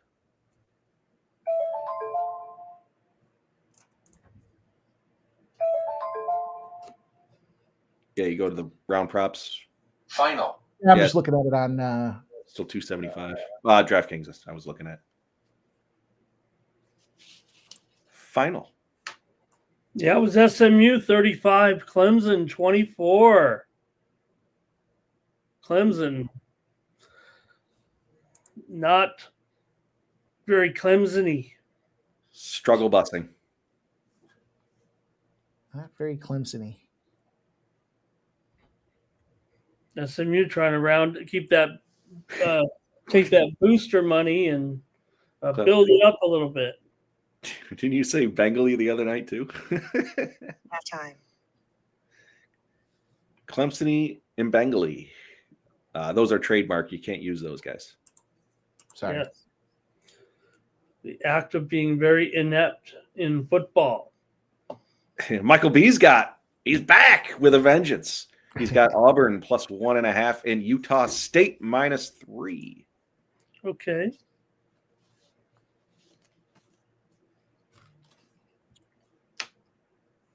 No, one of our top scumbags, DJ Hardy. I got a boost on the main event. Both fighters with 25 significant strikes. What do you think? Personally, I think that fight's going to end early. I don't think it's going to go the distance. I don't mind that at all. What do you guys think? Go ahead, Ramon. In the main event, 25 significant strikes for both fighters. Yeah, I think the fight is a good. I probably am on the over. I would think in the fight there tonight. So I probably look to maybe those props can be good. I think we can get. I think we get to the 4th round at least. Maybe I think that's what I call the 4th. Yeah, I don't see it going the distance personally, but we'll it's obviously to your point a 5-round fight, so 4 seems good. I thought I had a bet somewhere along the way that had a round 3 in it, but well, I'll put the tinfoil hat on for you boys. We'll talk a little conspiracy with this one here. They obviously moved it off the main card there, or they switched the fighters out at the last minute. This was supposed to be the 2 months ago when Aljo. Remember we started talking about Aljo started wrestling and he's trying to work on his wrestling game to go back and get a shot at the championship out there. Anyhow, RDR, they said that it was this fight or that other fight that was going to be the one that determined who was going to get a shot for the championship. So RDR as I think this is the RDR submission situation, and I think he's going to do it early, not first round early, but it's not going in my opinion, it doesn't go deep because he was all set up to go out there and literally kill. Like he had to do it. He had to get style points behind it. Like we talk about college football and the style points with the tournament. That's what RDR had to do. So his game plan was set up to go out there and fuck shit up and do it inside the distance. And I believe that it's the submission that gives him the opportunity. So I like the RDR sub. I like the RDR sub in round 3. You know what? If we talk about it again, I'll probably jump on that with you because I thought I had round. I'm looking through my bets. Apparently I didn't take it. I know I had it written down. I just didn't pull the trigger on it. But Allen came in. It was supposed to be fluffy. It was supposed to be fluffy on this. It was supposed to be fluffy, and they pulled fluffy for was it last week's card, right? So, well, he got hurt too, though. For at least from what I heard, I guess. So I think that again, the game plan for RDR was to get that style points in there and get a shot for the strap. And I guess we'll see. We'll see how it comes to fruition. Isn't this the Aljo division as well? He's a little guy. I'm not sure. But it was supposed to be the Barallo. I think it was the Barallo fight was the one.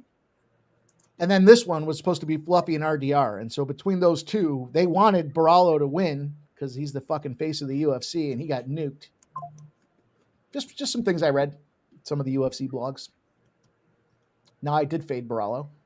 You guys will recall. Not sitting around training in the gym. You're out there fucking gallivanting around the world. You're tired. And he did look tired. He got busted up. So, significant strikes doesn't answer the question. I would look at takedowns more than significant strikes. In fact, all right, so I joined along with you boys on the Frivola side of things. I don't want to fade a Ginger. I'm not a big fan of Hilton anyways.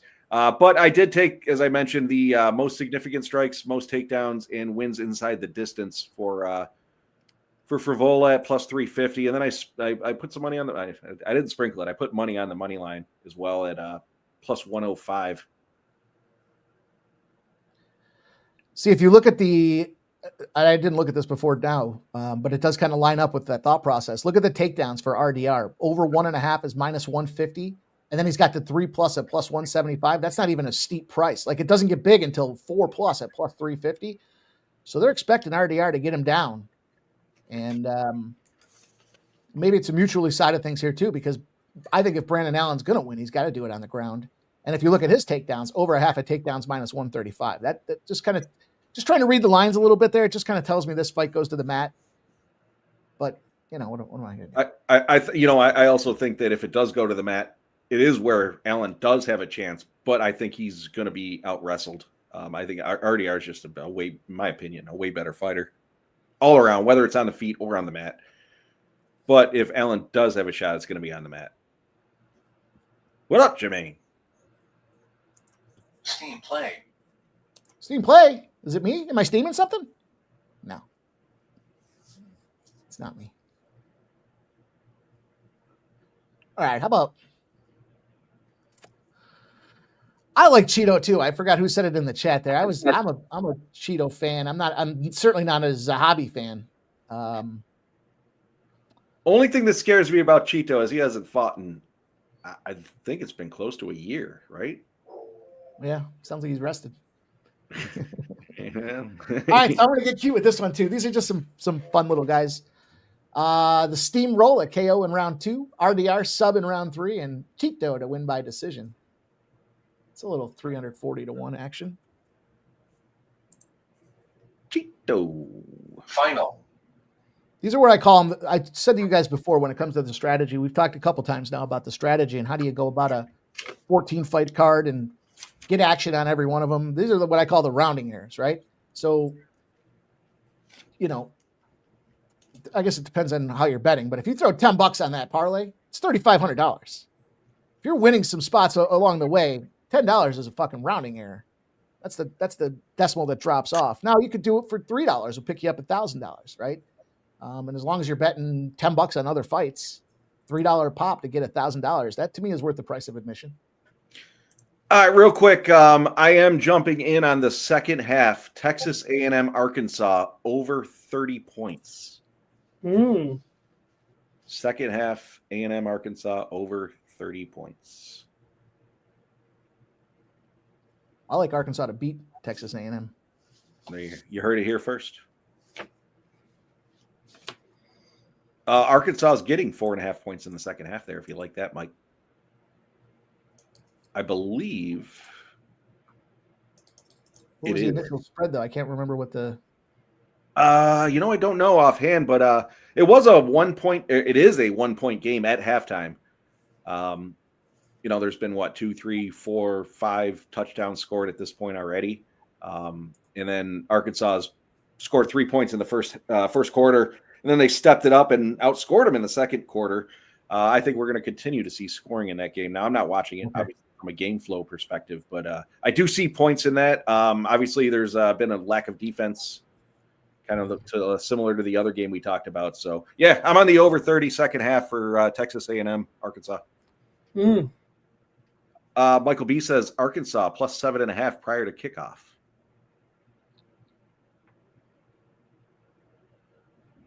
Nicholas Handy on Nelson money line round is 2 and 3. All right. I told you guys why I'm playing round 2. Let's see what happens. I don't see it happen on the books that often where one site is 1.5 over and, juice into the over and the other's 2.5 juice into the under. So probably could have taken either fighter inside the distance at a pretty good price. We're in the ring though. We're in the main event. Final. Start. Yeah, Lamar over Rio Grande Valley. 23-21. Lamar wins it over Rio Grande Valley. Rio Grande Valley got the money in and under. Did you bet Rio Grande Valley? Of course. It's Ramon Scott, man.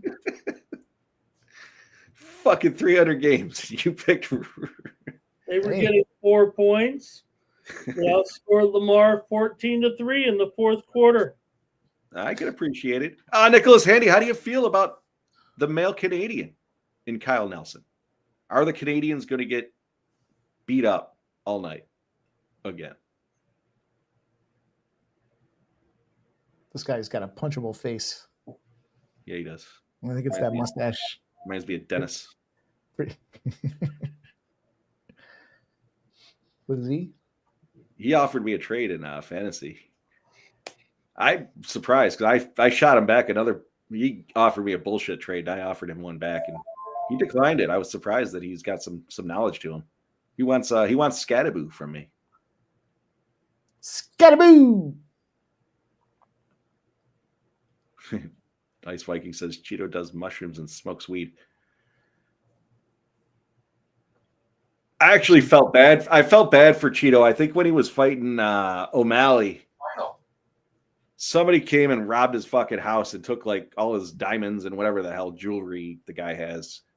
I felt bad for him. They knew he was training. They knew he was going to be away at a fight, and they fucking broke into his house and stole all his shit. UAB trying to hold off Memphis. Remember, they fired their coach, Trent Dilfer. And you know who they brought in to be the head coach at UAB? They might pull off this upset as 23-point underdogs. Chris Mortensen's son. Do you remember the ESPN reporter who passed away from cancer? His son is now the head coach at UAB, the interim head coach, but about to pull off maybe an upset here. Memphis just scored 31-30. There goes my under. And Canadians just scored 1-0 Montreal. La Habitants.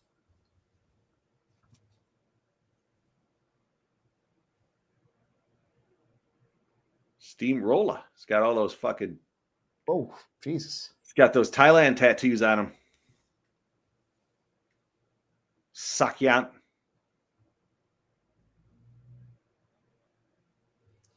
I'm watching it. Critical notice. Oh, Frivola puts him out.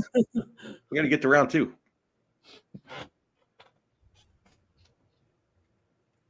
I'm watching a community college football game. It's 59-35 with 5:50 to go in the third quarter. They're gonna score 100 or what? From Rio to a community college game. Is there any D3 on today? On that ESPN Plus. On my device here, I've got Wagner and I don't think I could. Well, for Wagner's gonna mess it. I'm watching Wagner over here on my little device. Ooh, Nelson's just swinging. Chopping trees. Oh man, there's a leg to the head.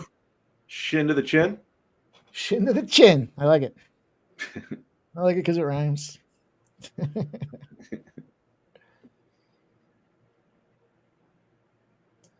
Frivola became a minus 154 before the line grade out.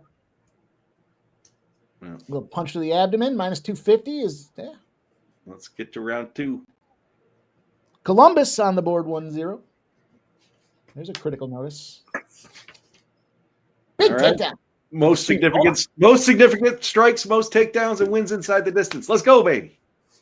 He's looking to choke him. And he's just holding him in place.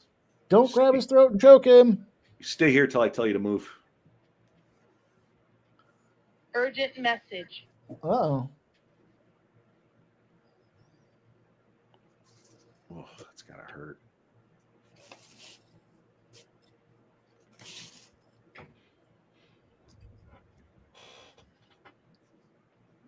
Halftime. Punch this Canadian. Pad Thai. Does sound. Punch him.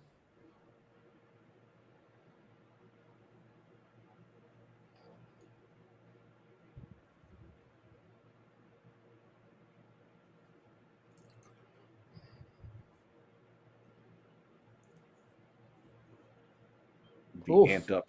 I'm going to be amped up for round 2 here. Let's go. Oof. Canadians. Someone's bleeding. Someone's bleeding. I'm going to guess it's the Canadian. No, it's Frivola. Is it? Yeah. Oh, yeah. The snorkel. The snorkel. Ramon, it looks like they pulled that Memphis touchdown back. Oh, boy. Oh, no. Still first and goal. Whoa, what was that? Okay. No rabbit punching. No, don't do it. No, you step it in because there's 6 seconds. Oh! Oh, what? What?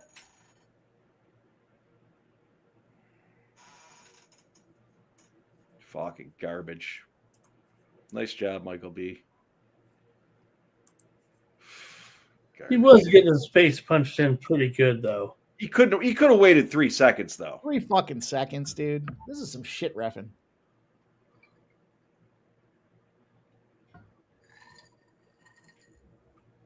Ramon, I'm not disagreeing with you. I think if he was going to call it, he should have called it at the 10-second mark as opposed to the 3 seconds. You get to 3 seconds, you let him go. Michael B says you can't back a ginger.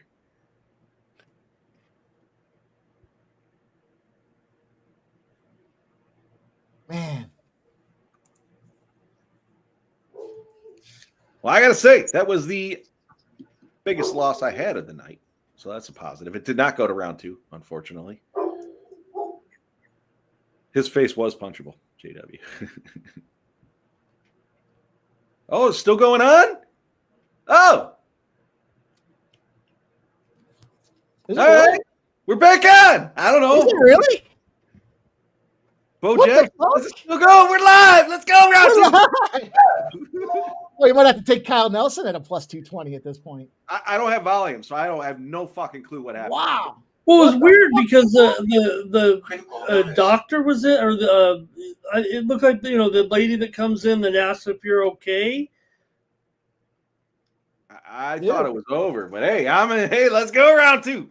Finish somebody finish somebody. Some shit repping. I'll say it again. Only in Vancouver. Let's go, steamroller. What the fuck was that? I don't have volume. I have no fucking clue, but that's some shit. I saw him putting the ice pack on his chest. After that first round, I saw him putting the ice pack on the chest, and I was like, that's kind of a strange move considering it's over. I wish I had the volume on because I had no fucking clue. Vegas call. Anteater says Vegas call. Wow. Jeff needs round 2. Let's go. There's a fucking vicious beast here. Savage beast. We're getting there, SF Niner. Grab the ref and shake him. And Nelson's jacked up to minus 500 now. Man, he's picking him apart, that's for sure. Some big knees to the head for Bola, though. Yeah. Ooh. Papa's top. Whoa, it's a big boy swinging. I like it. Oh, nice.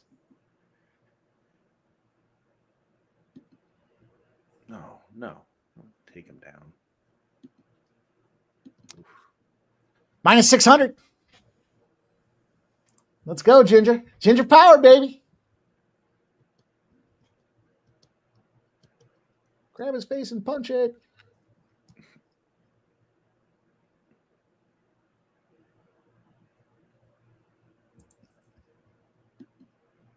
Nicholas Handy's looking for a takedown. Barney says a bunch of cucks.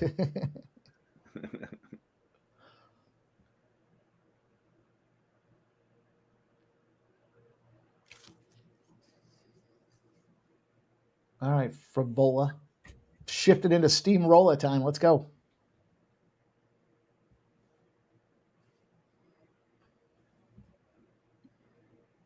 KO this prick. Right now. Major line. I don't like the way Nelson punches. He's got a weird stance when he comes in, but then when he misses, he kind of does a spin around. So it's like if you hit him, you're going to hit him in the back of the head. It's like kind of a shit. It's kind of a shit stance, shit style. Because if you hit him in the back of the head, it's going to be an illegal hit. What was that, Jeff? I said I don't like the way either of these guys fight. I like that they're throwing aggression, but throwing with aggression.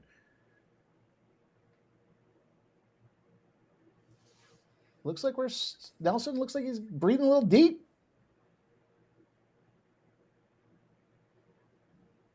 It's a lot of calisthenic work for him to swing punches and spin around all the time. Frivola's plus 120. Final. Frivola? Corinthian. SF9er, you're about 2.5 hours too late, my friend. He says, this just in. George Kittle's back and at 100%.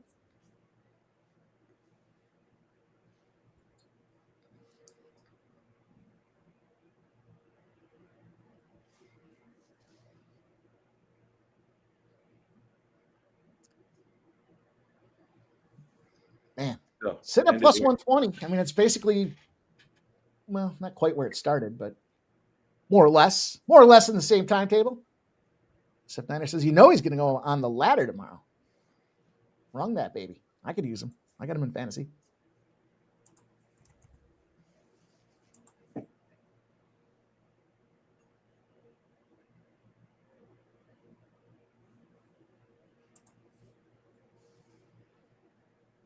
Let's go. Finish them. Somebody finish somebody. Somebody do something.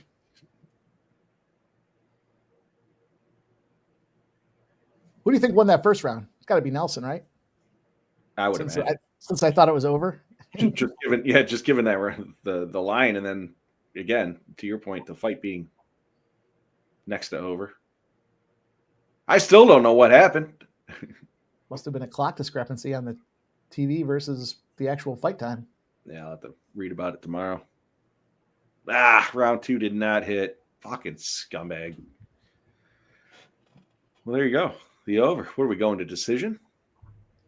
Final. No, I think we see this big fucking brute take a deep breath and take one on the chin and night.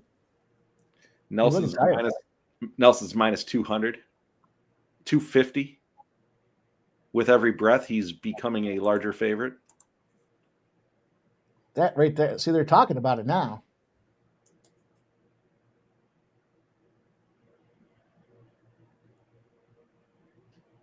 Big Dan Mergliana.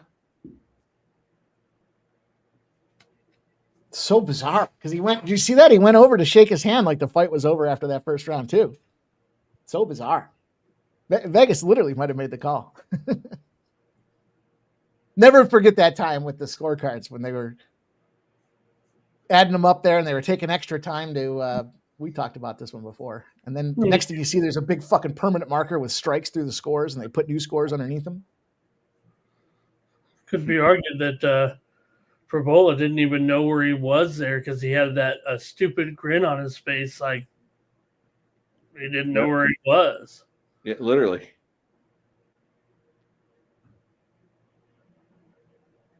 Nelson's a monster favorite right now, too. Minus 1450. Canadians, over. I figured 4 Canadians would win tonight.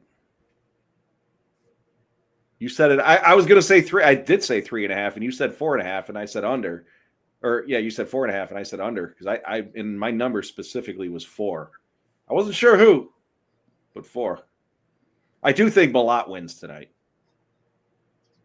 over Kevin Howland. Somebody was asking in the chat.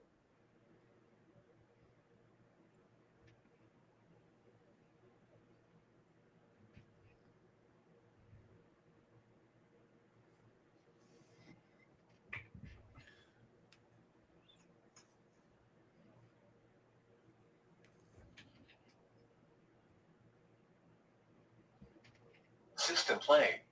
Oh. Final. UAB did it. 23-point dog gets the win. Oh, and it stayed under. Woo! Nice. Yeah, it did. Cash him. That was out at the Win Club.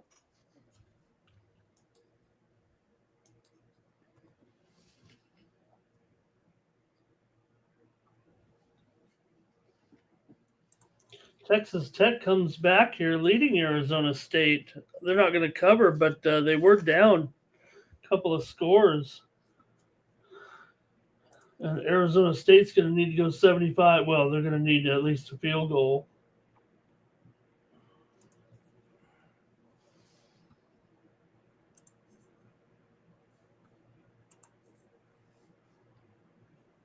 This is 2 fights now where we've seen the height impacting the fight. You see him pushing him away with it, just overpowering him with the forearm there. Yeah, I appreciate it. Stop, Gio. Appreciate you following.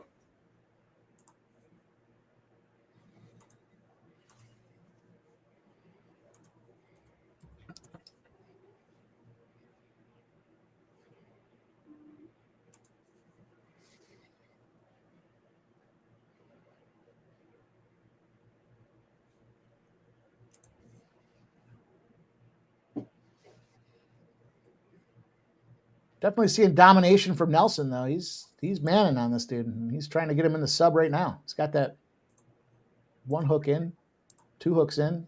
No. Yeah. Up against the cage. Favola's giving up his back.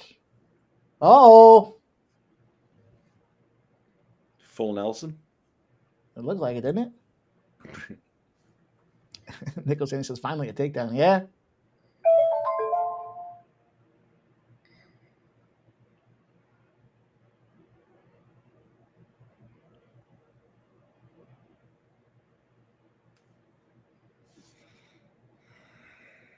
I think the topic of the recap will be the suspect reffing in this UFC Vancouver. I would think so. I can't imagine it wouldn't get mentioned.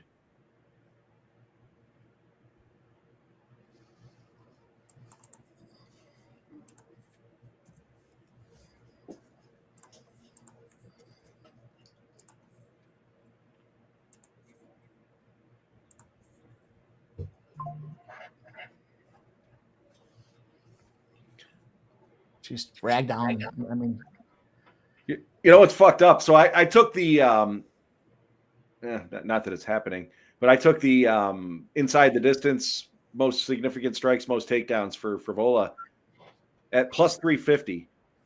Nelson was plus 800. Now he's not going to finish inside. Well, it doesn't look like he's going to finish inside the distance, but man, he got dominated. Favola did this fight. Mm-hmm. Final. I'm going to get a cocktail while I shake my head about this shit fight.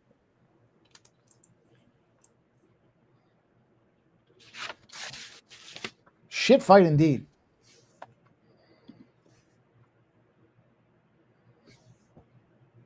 The only thing that would make this one even better is if they come out here and the judges raise the fucking hand for Frivola, like 29-28 or some shit like that. Everyone's like, what? But I'm also rooting for my guy Frivola, even though he's done.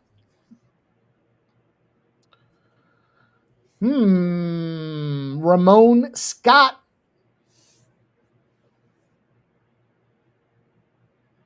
This fucking fight off the screen. Tired of seeing this one. I can't believe he didn't KO him in the first round. I just blown away. Literally, there's 3. I can see the clock behind him. There's 3 seconds on it.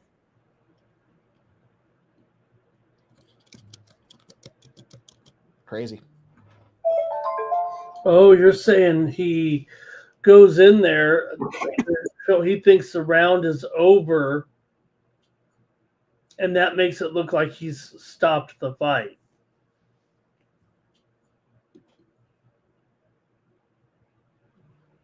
Smoke and mirrors. I can't answer that one for you. Somebody made a great point the other day on one of the live shows. They said, do you think James Franklin got fired now because Penn State's potentially going to go on a little run and they don't want to have to keep this guy around for the rest of the season? I thought that was an interesting take. Now, granted, everyone's fucking hurt for Penn State, but Big Scott says, Nelson just beat Frivola by KO and by decision. You got the double chance right there, Ramon.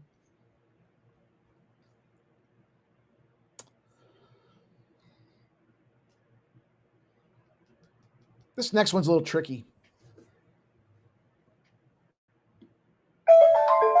Tricky because I don't like Charles Jordan, whatever. Air Jordan, whatever. I'm just not a big fan of this guy, Ramon. He doesn't get it going for me. And I don't know. I don't have any other. I think I just lost some money on him when he should have been. And I never forgive. Or I never forget, I should say. Sometimes I'll forgive, but I never forget.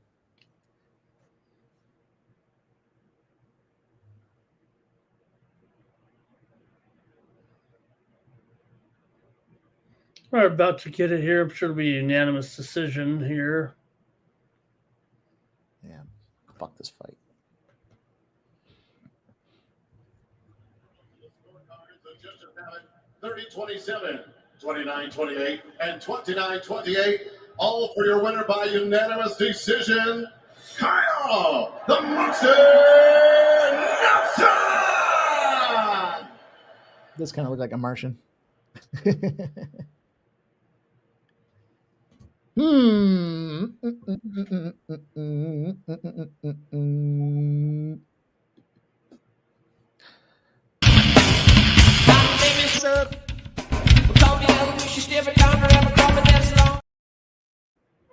What's up, fellas? What up, sub? How we doing tonight? Steam rolling. Great. Not this fight, but one maybe. I didn't catch kind of the whole fight or wasn't able to watch closely anyway, but well, it was actually 2 fights. What's that? It was actually 2 fights. Oh yeah. I heard about the controversy. I wasn't watching for that part. I mean, I saw the replay kind of in between rounds there. 3 seconds like on the fucking clock. Pretty clearly should have been stopped or was stopped, I guess. Yeah, that was ugly. That was ugly. Yeah, and we had for the sport. Like, what are we even doing here? And the Dauber fight there, Dauber, that was fucking shit show too. I don't know if you saw that. Yeah. Dude kicked him square in the nuts, gives him a 5-minute break, and then comes out there and tears him apart with the last couple of seconds. Fucking stupid. Yeah. Oh, fun stuff. Yeah. Outside of that, it's been firing. Ladder props, cashed a ladder prop up to significant strikes. I think the highest one was like plus 500 or something like that, 540. In what fight? One of the earlier ones. I can't even recall it now. Okay. I think it was the third or fourth fight. Anyways, got some sub props. You know, we're doing. Holy shit! Is that sub? Hey, Sub? Is that you? Fucking scared yeah, to I fight? swear if Frivola would have just came out wrestling, I feel like he could have easily gotten the submission there, but instead, he's a dummy. Yes, he is. All right, boys. Jordan, and a dog. Davy Grant. Critical notice. I mean, we've seen it.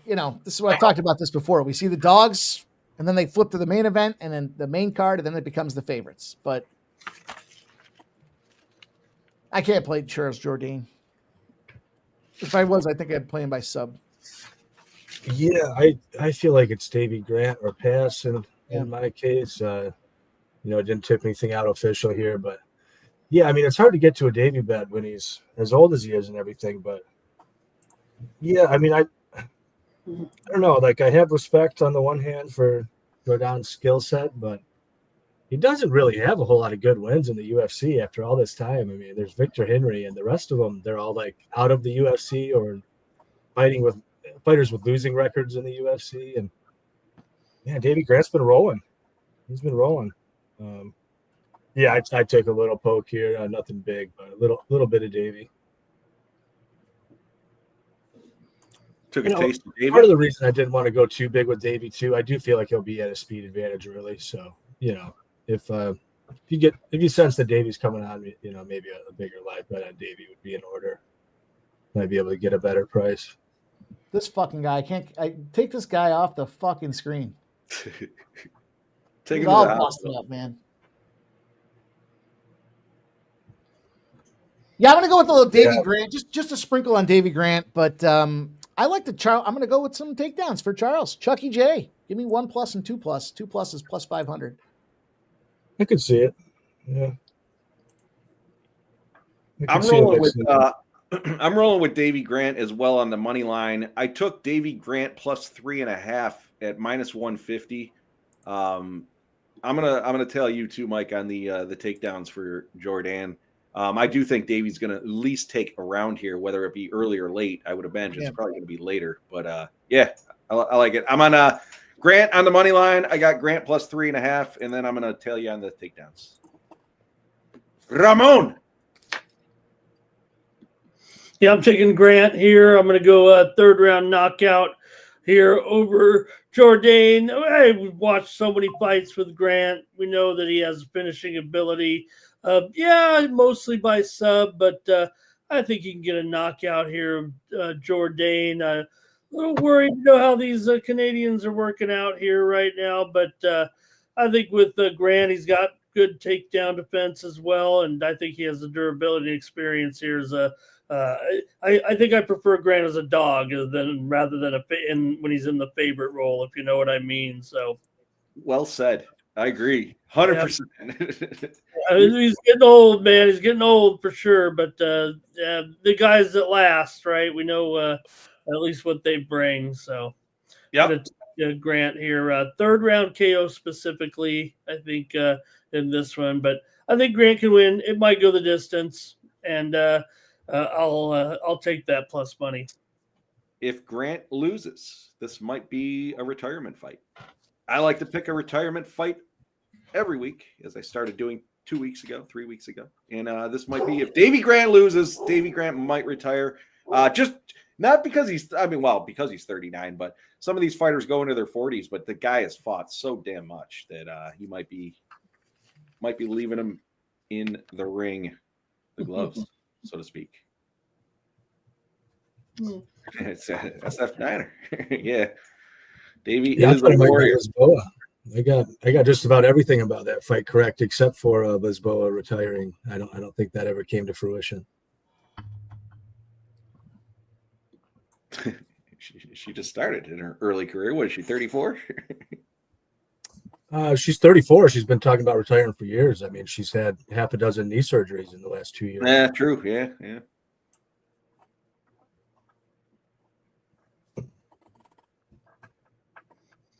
She's also been a professional fighter since she was 18. So, when you're going on 16 years professional, that adds up after a while. So I was talking about it earlier, Sub. I was watching the Fury fight card last night, and they had a bunch of 17-year-olds. I say a bunch. The fights that I was watching, there was a 17-year-old. His parents had to sign the permission slip to fight. to fight a 34-year-old or something like that. Yeah. And then the following fight was two 17-year-olds going at it. So to your point, from you're 38 years old, you're fighting at 7. I mean, that's a lot of fights. A lot of fights when you're starting. Yeah, I mean, Davey's been in wars too. Yeah, for sure. Texas A&M is up 31-20, 10 points so far in the second half. I got the over 30 that I had given out. DJ, it's not official yet, but it's likely going to be November 21st, I believe it is, whatever that Friday is, 20th or 21st of November. The LFA is coming back to Seneca Niagara. Mike and I will be at that one. And more than likely, that'll be his next fight. But again, the only thing that's been announced is the main event, and I'm not even sure who that is at this point. They did announce it, though. It's so strange that maybe I'm just not looking in the right place. Let me see. They won't offer you any kind of takedown ladders on FanDuel. You want a takedown, you can get Jordan with one or more. Yeah, there's scumbags over there. Scared. They're scared. I do like the option though. They have the who's going to get most significant strikes, or is it a tie? Catching a tie on significant strikes would be wild. I mean, how often? Yeah, right. That should be like 100-1. I feel like. I think it's 28-1.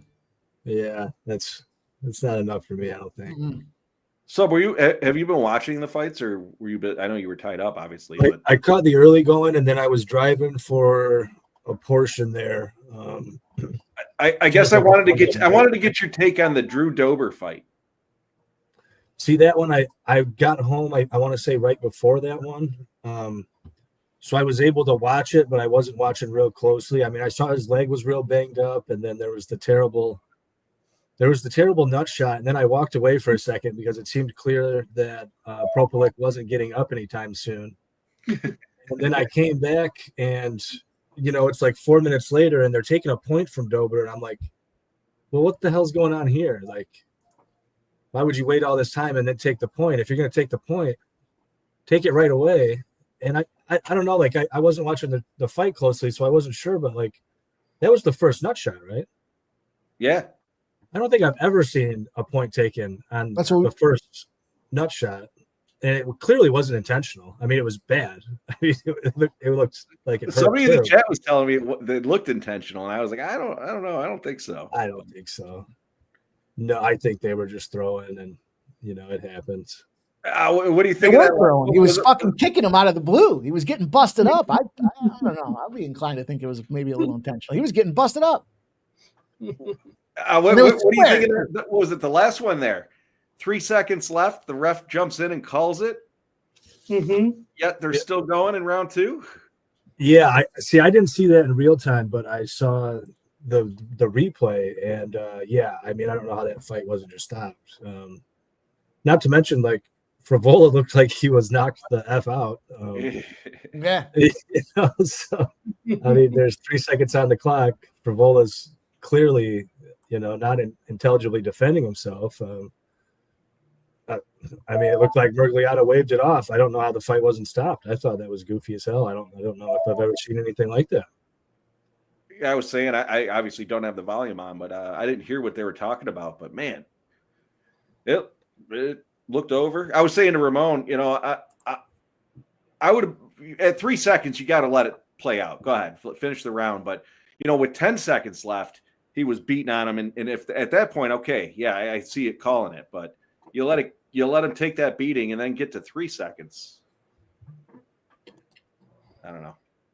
Yeah, I mean, I don't know if he's not intelligently defending himself at any point within that 10 seconds and you stop it, it's still a stop. It happens. I mean, the only time I can really think of anything like that controversial happening was that Jake Matthews fight where he gets a submission as like time's expiring and they wave it off, but the guy wasn't really tapping, and I can't remember exactly who he was fighting. and they kind of restarted that fight, even though they waved it off. That was the only thing that I can think of that was kind of close. But in that case, the guy really wasn't tapping. Oh no, that's what I'm thinking of. Jake Matthews and Neil Magny recently. Yeah.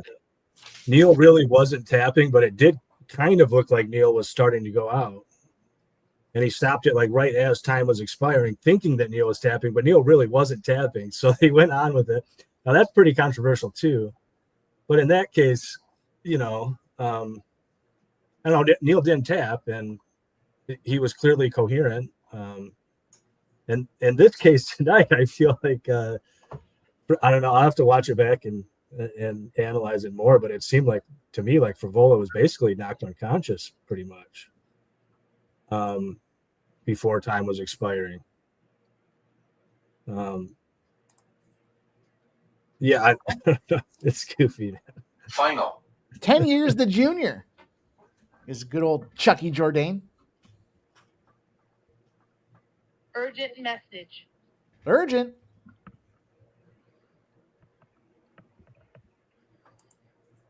Is Jordan the one that I think he married his stepsister, right?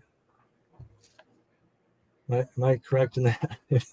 I feel bad if it's not Jordan and I'm thinking of somebody else. But I thought it was somebody else. I'm trying to think of who. It was one of the Dagestanis. It's allowed over there. I don't know. Did they let you get divorced in Dagestan? I don't know if they let you do that. I think that's haram in that part of the world. I don't think they let you do that. Yeah, but it's okay if it's your stepsister. It doesn't count. It's not blood. That's what I'm saying. Can you have a stepsister in that? Well, I mean, I guess I don't know. I guess I see what you're saying. If somebody's like widowed, they could be remarried, and I guess you could have a stepsister in that case. So I guess it could happen in that case. Yeah.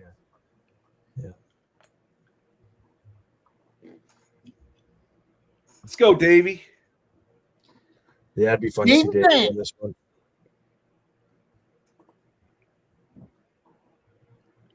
Remember, Drew Dober's fighting he fought earlier. Remember, he married the sister of his opponent one time. Yeah, that's right. He got knocked out. Then he went out partying with him, met his sister, and then married her. was it Nick Hein? I think they were fighting in like Germany or something like that. And Hein invited him to an after party after he knocked Dober out, and then Dober met his sister there, and next thing you know, they're married. Yeah, then he divorced her. Right. Yeah. Crazy story there. Yeah. You fuck me up, I fuck your sister. I divorced her. That's the rule.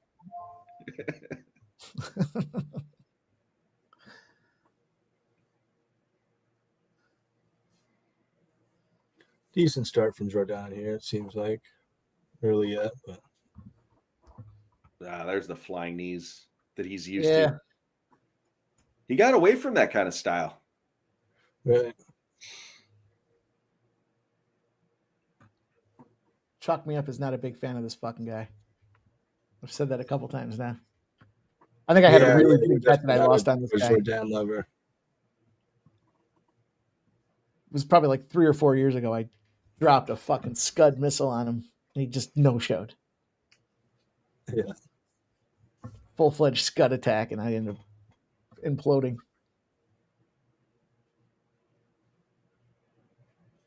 Nothing would make me happier than to watch Davey Grant bust him fucking out right here. Pop. Yeah, it's hard not to love Davey Grant after all these years. I mean, he's put on so many fun performances.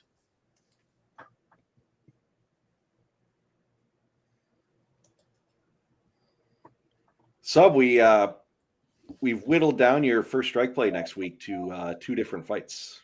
Have you looked at next week's card yet, Sub? What'd you narrow it down to? 2 fights. There's 2 fights.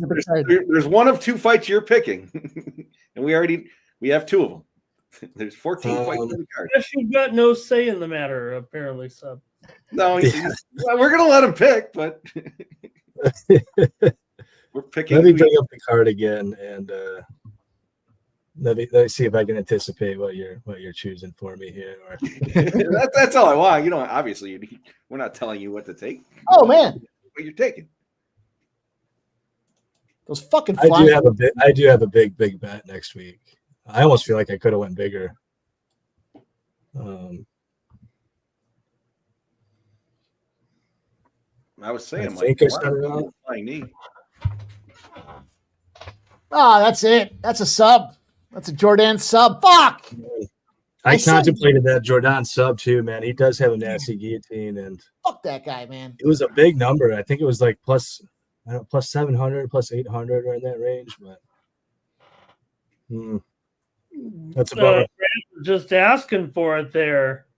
Yep, not surprised by that outcome. Oh, look at him busted up.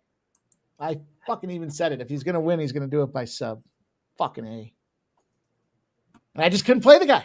It's my stubbornness. I can't play that fucking guy. Fuck him. I'm okay if he doesn't fight again for a while. Is it the two women's fights? Is that what you narrowed it down to? No. No, that'd be my first guess. No? Okay. Which one? The two women's fights? No.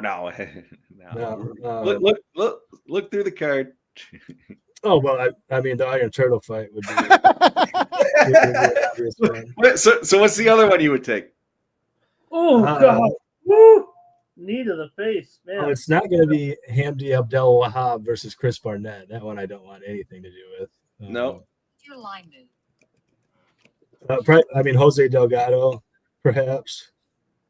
No. I mean, Ludwig Klein, Matisse Rebeski is a fun one. I totally said you'd be on the Iron Turtle. I definitely said that one. There's another one though that we talked about. It's a pretty good card, man. Now that I'm looking back, like up and down and stuff again. Umar Mario Batista, that's a fun one. Volkov Almeida's a fun one. Yeah. You sent a picture earlier. Oh, well, okay. So it is one of the women's fight. Yeah, the Verna Dern fight. Yeah. Yeah. I was surprised you didn't get that. I was like, Sub likes Dern. I don't think he likes the girl who doesn't have her eye straight. I've bet on Verna a lot. I've done really well betting. I didn't think you liked her for some reason. I don't know why. I thought yeah. She's kind of my homie. Yeah, I mean, she's the second most beautiful in all of the UFC.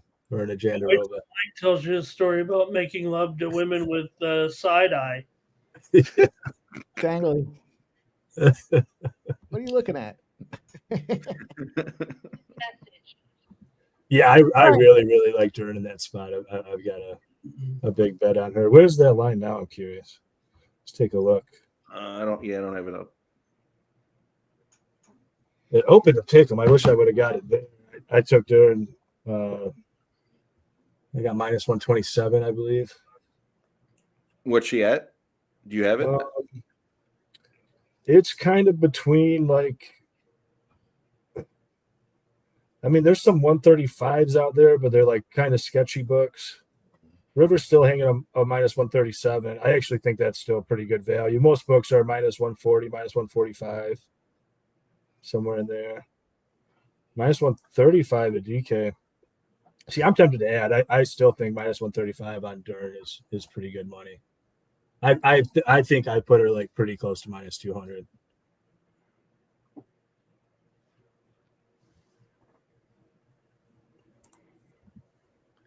Might just have to. Mike, I'm with you. Fuck this Jordan scumbag. Yeah, fucking guy. I like the flying knees, though. I do like that. Mm-hmm.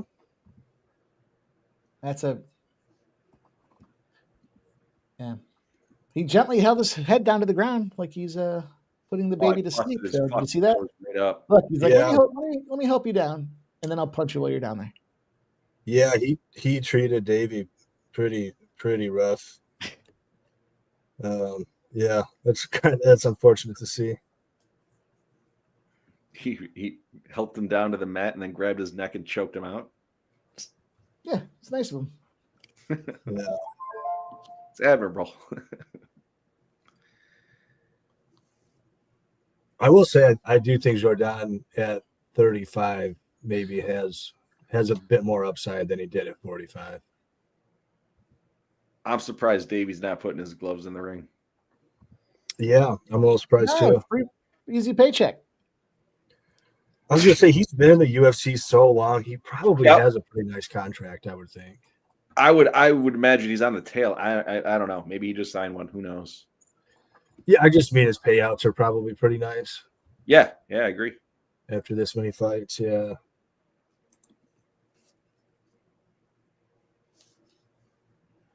I mean, he got beat up here, but at least it didn't last too long. He didn't have to take, loads of damage. He's fucking face busted open. So maybe that's why he's like, I didn't get knocked out. I just got submitted. I mean, I got at least one more. JW says I'd fuck his sister. That's what I'd do. Yeah. Sure, you're referring back to the Dober comment. Critical notice. We're on the final First Strike play. We're 2-0 today. I don't know what we are. Some back-to-back sweeps would be nice, man. Yeah, I was going to say we swept last week. Mike, any added pressure?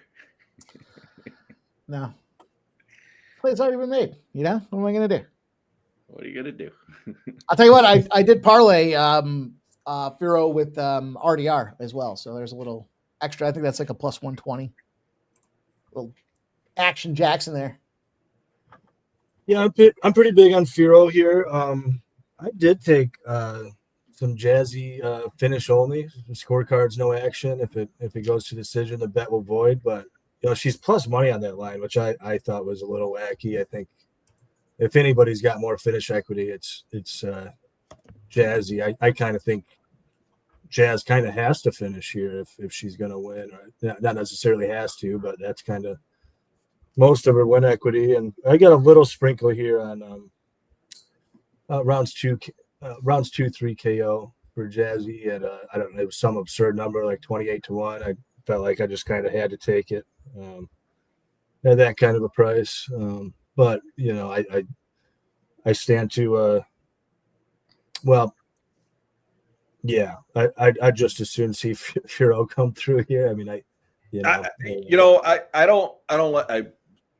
not fading First Strike, and I certainly don't like fading First Strike plays. What scares me on this one is a female Canadian. That scares me. It literally scares me on this card. I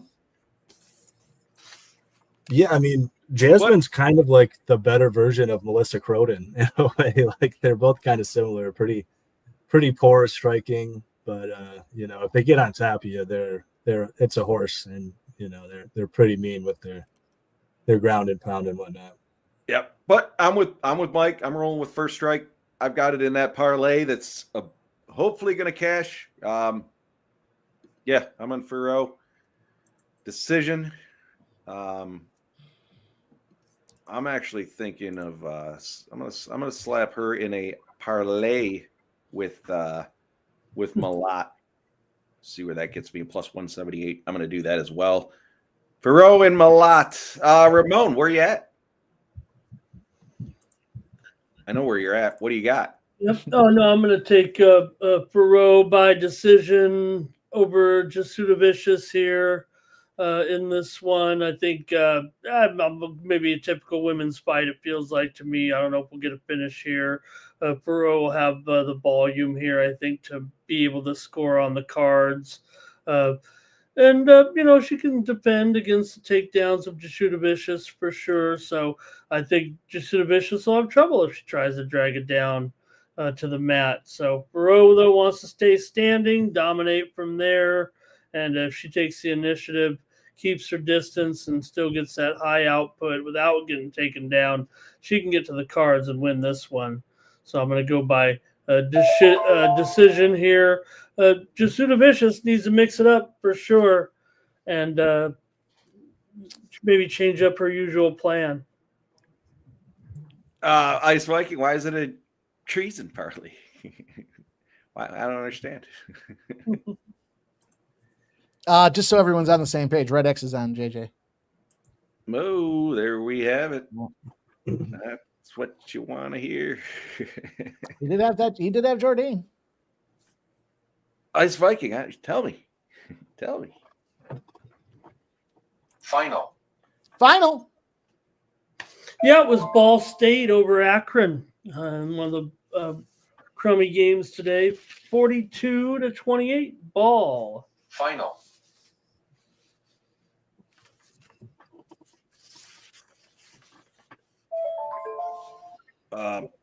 Nicholas, what are you doing in this one? You've been putting your plays out there. What do you got, Nicholas? Handy.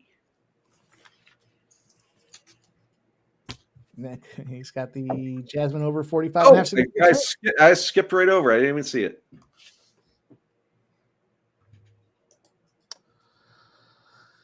I think Throat gets it done, and I think she gets a shot back at Shevchenko again. I don't think Natalia Silva is going to be much of a impediment. I don't think she'll get an automatic rematch this fast. I think she'll have one more win. Well, I think a lot of it will come down to. Well, we'll see. I guess we'll see what happens. We shall. I mean, it's possible. Big gal. She's a powerful gal. She had a really good performance against Valentina. To be fair, I mean, it was a close fight. Couple things go her way. She could have won that. But I do think that there's kind of enough talent hanging around this division, namely Natalia De Silva, that I don't know if either of these girls get an automatic shot. Jasmine already has a loss to Natalia, I believe, right? Yeah, I don't think Jasmine's the option as far as a shot. I think it's going to either be Firo or the other one there. Not. I don't think, like you said there, that loss to the number one contender, I guess, is the challenge. Mm-hmm, mm-hmm. All right, so I'm going to ask you a question. I'm going to ask you a question in the chat. I'd like you to chime in. Mm-hmm. Who is the best looking female fighter on the card? We had 3 fights, 6 girls. Your choice. Best looking one. Final. I think everyone in the chat knows my choice. It's probably got to be Luciano, right? For me? I mean, that would be my answer, I think. All right. I mean, not put much thought into it. I think that would probably be my answer. Yeah, that was mine too. Ice Viking. I didn't know you were breakable. I was curious. I think that's a unanimous. That's a unanimous decision on that one. That was a 30-27 all around. Final. I mean, Jasmine's great though. Like in terms of her personality and stuff, I am a huge fan. So I always do wish her success. I think this is like probably one of the worst matchups in the division for Jasmine in a lot of ways.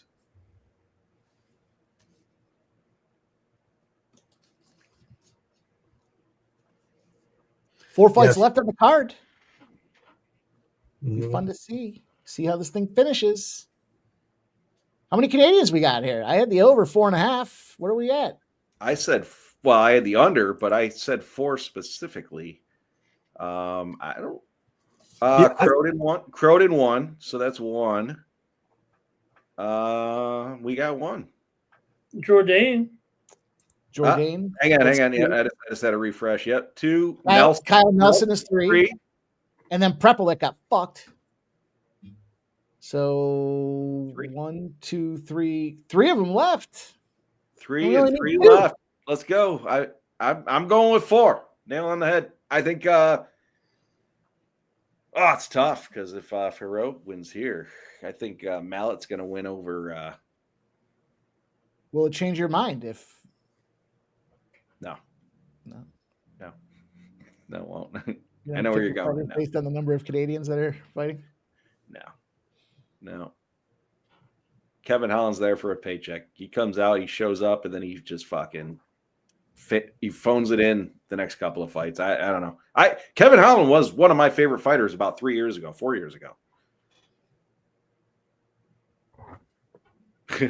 Nicholas Handy says he wouldn't kick Lisboa out of bed. I wouldn't either. Yeah. But if you had to make a choice, if they're all lined up, you ever see the movie La Bamba? Go ahead, take your choice. It's on me. Take two. It's on me. Which one are you picking? Now, if you had to pick two, was Bo, it'd certainly be the number 2.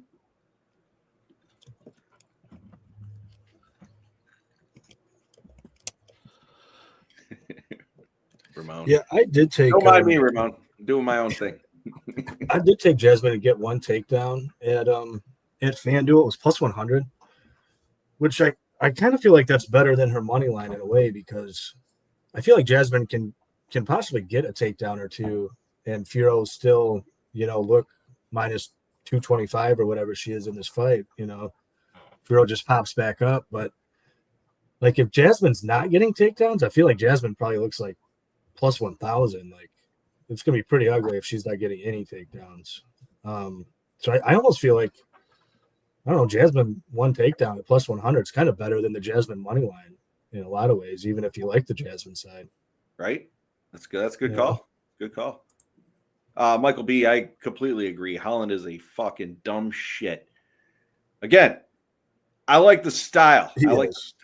I like the style of his fighting. You know what? I like Bobby Green, King Green. I like that's the cocky, the shit talking. I like that, but Holland's, I don't know. If it gets on the mat, that's Holland's path, in my opinion. Path to victory would be a Holland submission, maybe. But I think Malat's gonna dance around. He knows that that's gonna be the case. So he's gonna bounce around. He's gonna stay away from the engagement, and I think he's gonna jab his way to a victory. It's probably gonna be decision. It's probably gonna be a UNAM decision, and it's probably gonna go to Malat's side of things. My opinion. Yeah, I was actually going to mention that. I am on the Kevin side, but I think the way to play Malat is by decision. There were like close to 5-1s. I think it has come down, but even at like 4-1, I feel like that's a lot of his win equity. I think it will require a takedown or two from Malat. I don't think he can stay 15 minutes on the feet with Kevin. Or maybe he can, but that'd be pretty greasy for Malat, I think. Sub, as I was listening to the Fury fights last night, the announcer had mentioned something. I was talking to Mike about it last night. 25% of fights. Now, I'm going off of this guy's facts, but he was talking on it on the on the presentation. So, 25% of fights end in submission. God, that seems high. Isn't that high? Wow. Half of those fights end by rear naked choke. 12.5. Yeah, that I would have guessed. Yeah, by rear naked choke. You want to guess the second submission? I got to be guillotine, right? Yep. I thought it was an interesting stat. Yeah, that is interesting. I didn't realize the submission baseline was that high. I would have guessed it was like maybe a little bit under 20 or something like that. That's I was thinking around like 15 maybe, but yeah. Mm-hmm. All right, here we go.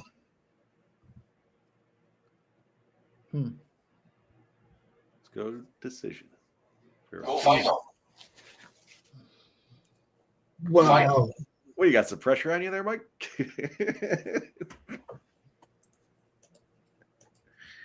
It's night. What? Am I behind?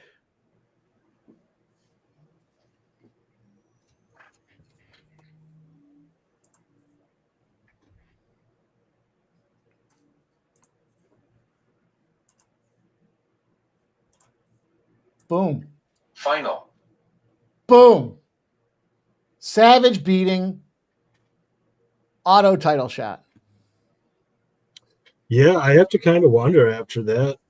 I mean, yeah, that was a big win. Nobody's really done that to Jazzy. She's wobbling and she's like, why'd you call it? Shut up. I mean, I'm honestly shocked by that because, I mean, I was saying I thought most of the finishing equity would really be on the Jazzy side. I mean, I've watched a lot of Furo fights back, and she's usually pretty pillow-fisted. Like, she's very rarely hurting anybody. I'm kind of shocked to see that. Jesus. No videos for that one, boys. No, I'm afraid not. Wow. I got her tied to RDR, though, so we'll see if I can't still come through with something. That sucks. I believe that's Jasmine's first ever loss in Canada. And she's had fights there before the UFC too, I believe. Like I told you, I had that first strike parlay, but I put it in wrong, and I took her on the money line. Well, yeah, that was 4-1 or something like that, right? 458. Jesus. Fucking JJ. Couldn't fucking man up.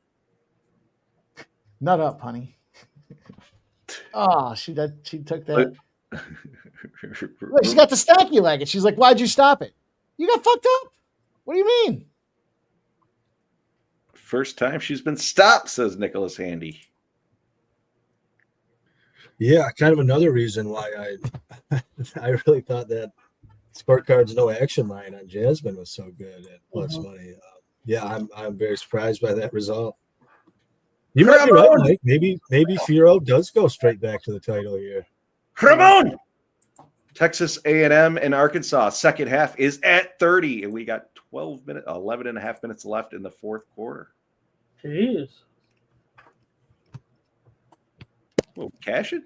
What are we fucking cashing? Plant-based likes first strike. Let's go, baby. Let me look at that line. I definitely like the De Ridder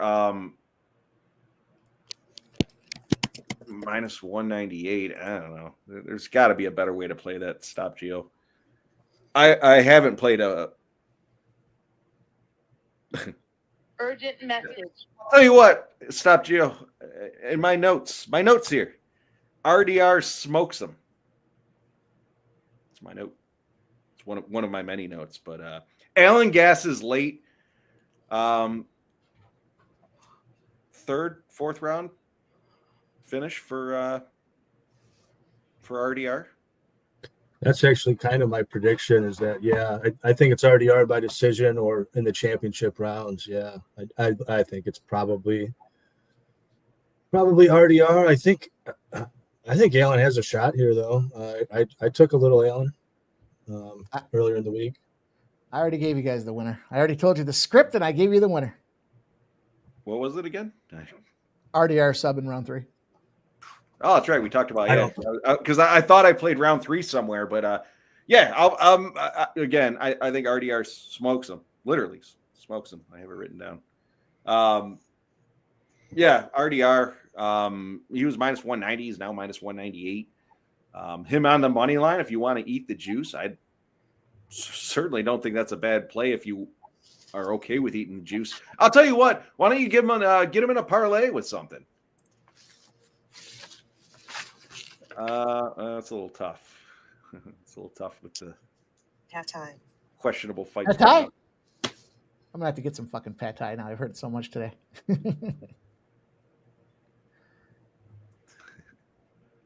Yeah, I think RDR is just motivated. You know, he already got the call from Dana that you had to go out there and show some fireworks to get to the championship fight.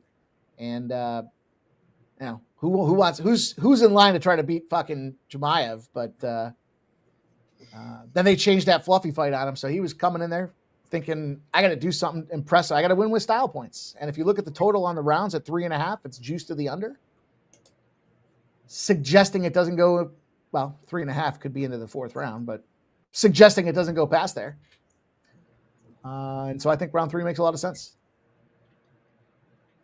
The submission prop for RDR is plus 185. Decision is plus 330, and KO is plus 400. So trying to read some lines. Can't believe Furo just fucking stomped her like that, man. Things I didn't see coming was beating her up that quick. What, she got a fucking Furby around her neck?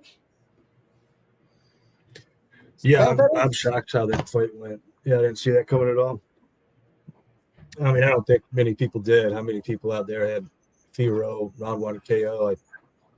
I'm sure that number was extremely low if you looked at the tickets and the money.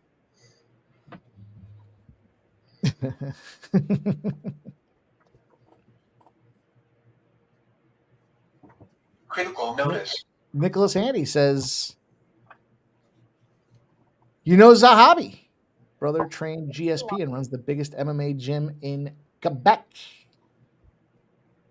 I did know that.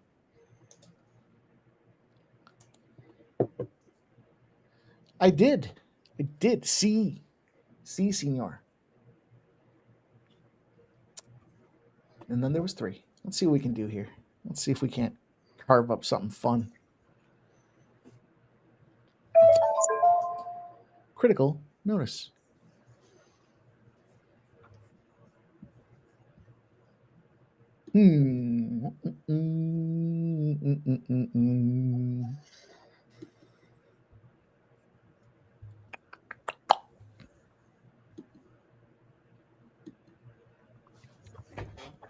Chucky Jourdain. Fucking savage. Yeah, I'm tempted on the underdog here, to be honest. Cheeto. I did take a unit on a little same game parlay here. Zahabi, most significant strikes, and fight goes the distance. You got 2 guys that can both be kind of low volume, but Cheeto in particular, and both extremely durable. It's a, very chalky fight goes, but you add the significant strikes clap to it, you get close to a pick on it. What I'm rolling with here. Like I said, tempted on the dog, but I felt like I couldn't quite get there. I don't know if it plays out close. You got Zahabi in Canada. Feels like Cheeto might kind of need a finish here, or certainly some big moments. What we know about Cheeto? He's going to start out like a dickhead, and you're going to be pissed you put your money on him. Yeah. However, one of the pre-fight interviews that he did there, he talked about specifically working on just that. So he's going to try to have a little bit of a faster start.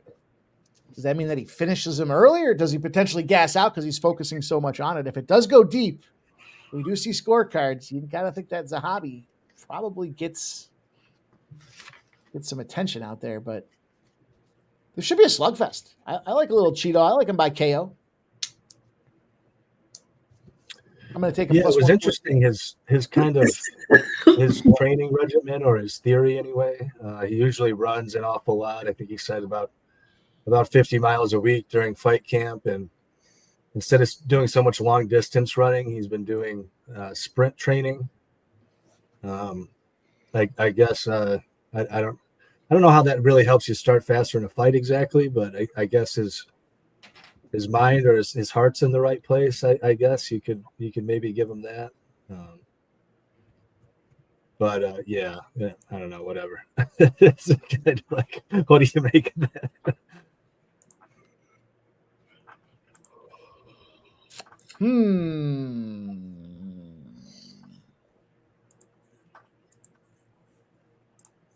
Ramon, Arkansas went for 2 actually, so we're at 31. We what do we do? We cash the second half.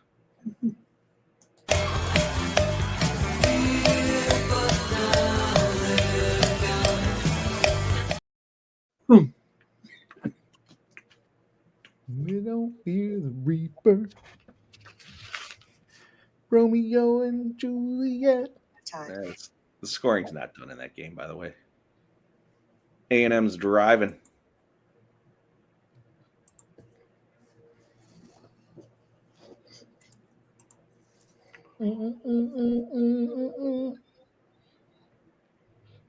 Why would you take? Sometimes these lines are stupid. Why would you take Vera KO or decision at plus 120 when you can get him to win outright at plus 115?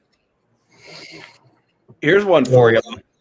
Why would you short yourself on an option of finish? I know it's probably not likely, but it doesn't make Here's any sense. one for you, Mike. Vera minus 3.5. If he's going to finish him, minus 3.5, plus 180. It's not a bad look. I'm jumping on that. What's his ITD? What's the difference there? That's a good call. Let me see. I mean, the minus 3.5 always brings in the 30-27. Well, yeah. If he's going to finish him, though, it's a win. Final.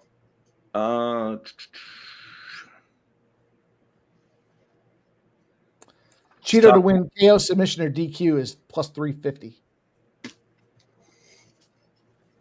goes to decision is minus 300. Mm-hmm.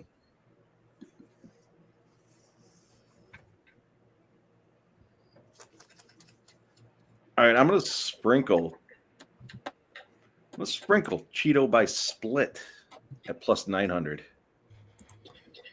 Yeah, I was looking at the split in this fight earlier in the week. Yeah, I think that's definitely in play. There were some openers around 4-1, but I think those are long gone. I think it's mostly, plus 250, plus 300 now. Yeah, split makes a lot of sense in a fight that's going to probably go the distance. 80+% time. Both guys kind of low volume, so. Final.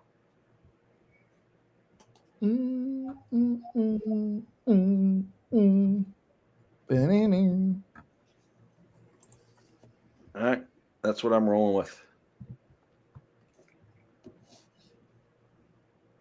What's that split?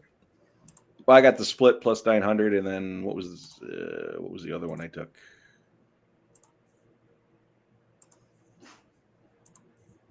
Hang on a second. Click too many screens. Yeah, I got the split at plus 900, and then I also took the minus 3.5 at plus 180 for Vera. So if he does finish him, cool. Minus 3.5.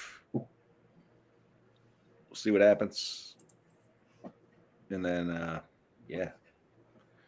You know what? I'm gonna touch him up on the money line. The tough part for me is I like Vera, obviously, but I like Zahabi too. Halftime, Oregon 42, Rutgers 3. Jeez. When we were talking about who's got a shot earlier today, I think Oregon's in contention. There's a lot of parity, and I was thinking about that earlier because they've been just stomping on everybody, except for Ohio State. But that'll be a rematch spot. A&M's about to punch the ball home. Plant-based like Zahabi. Nicholas Handy, Zahabi on a 6-fight win streak. Chipotle lost. Flea says, of course A&M's driving. Flea, you never messaged me back there, my friend.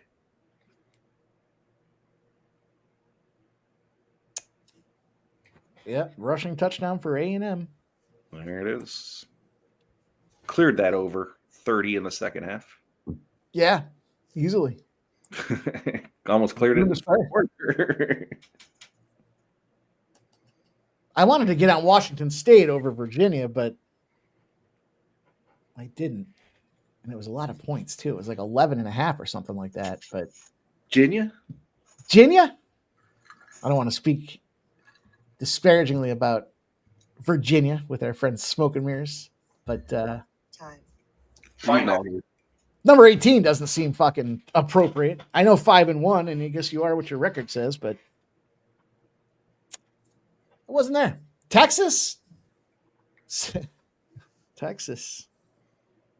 Fucking 7-0.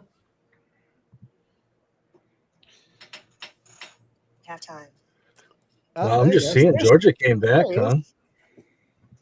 Yeah, that turned out to be a pretty good game back and forth wise.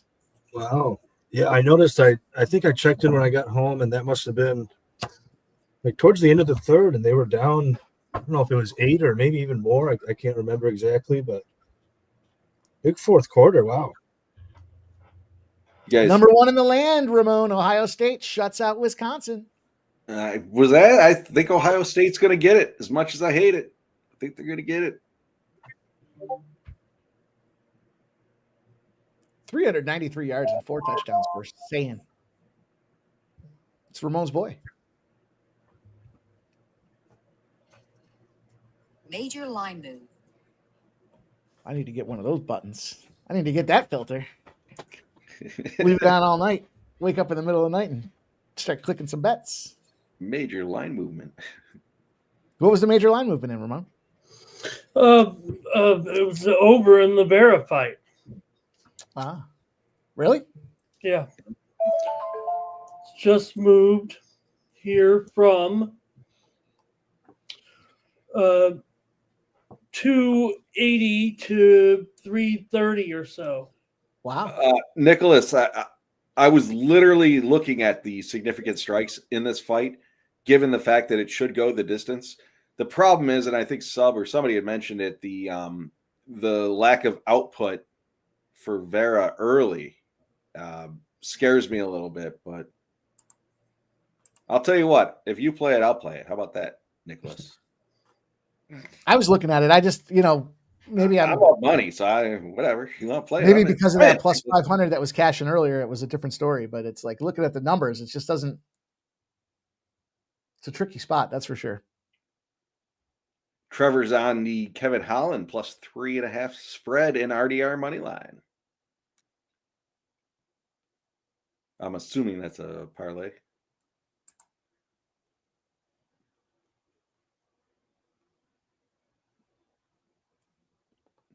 I could use USC scoring a touchdown here. I got USC plus 6.5, I think it is, in the first half. DK offered a boost on it, so offered a boost. I think it was on the game, so I played him in the first half. Zahabi, two takedowns plus 750. Is that what we're rolling with? Or are we going significant strikes, Nicholas? I'm rolling with you. You tell me. You tell me the play, I'm going to play it. Mm-hmm. I already have my place.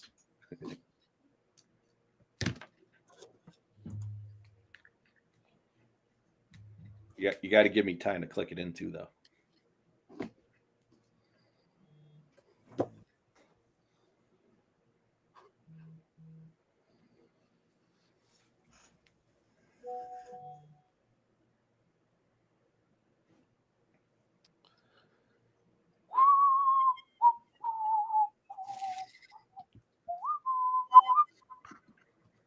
Zahabi, 1 takedown.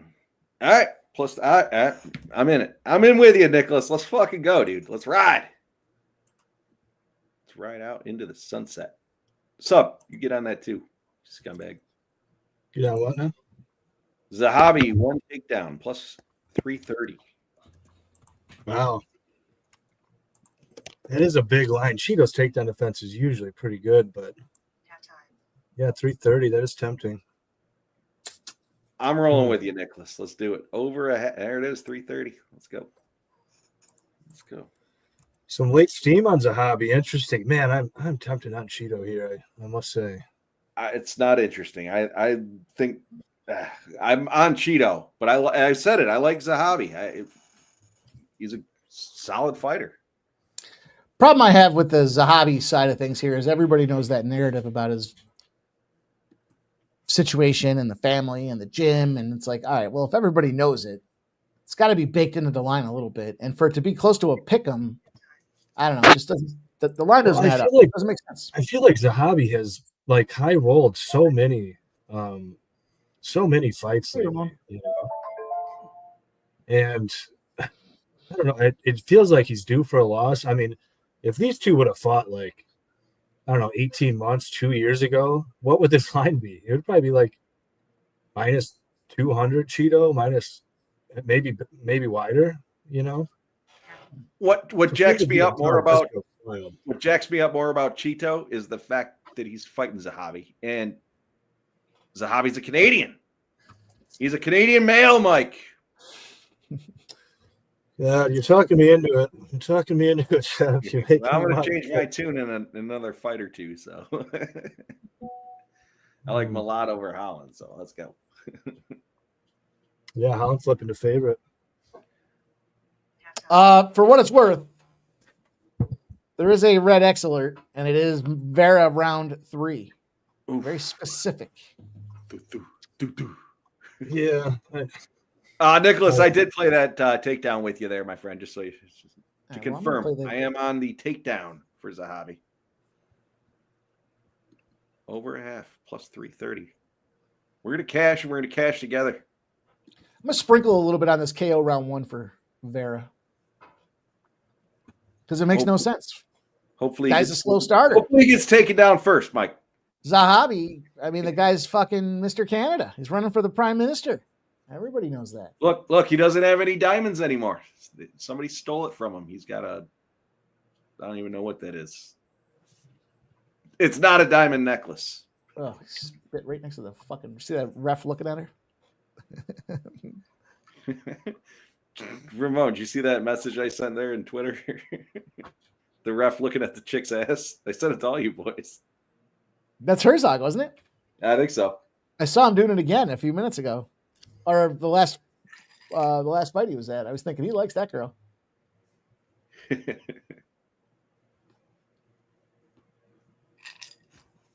All right. See if I can get a cocktail before this fight starts.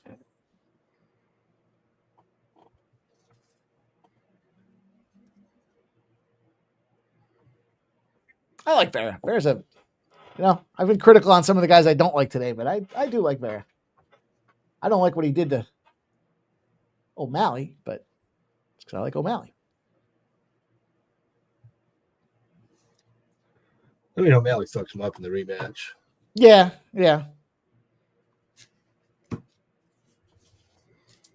I mean, that's kind of the thing too. Like Cheeto had his time where he was kind of high rolling fights. He'd be losing until he wasn't, and then he'd get a round 3 knockout.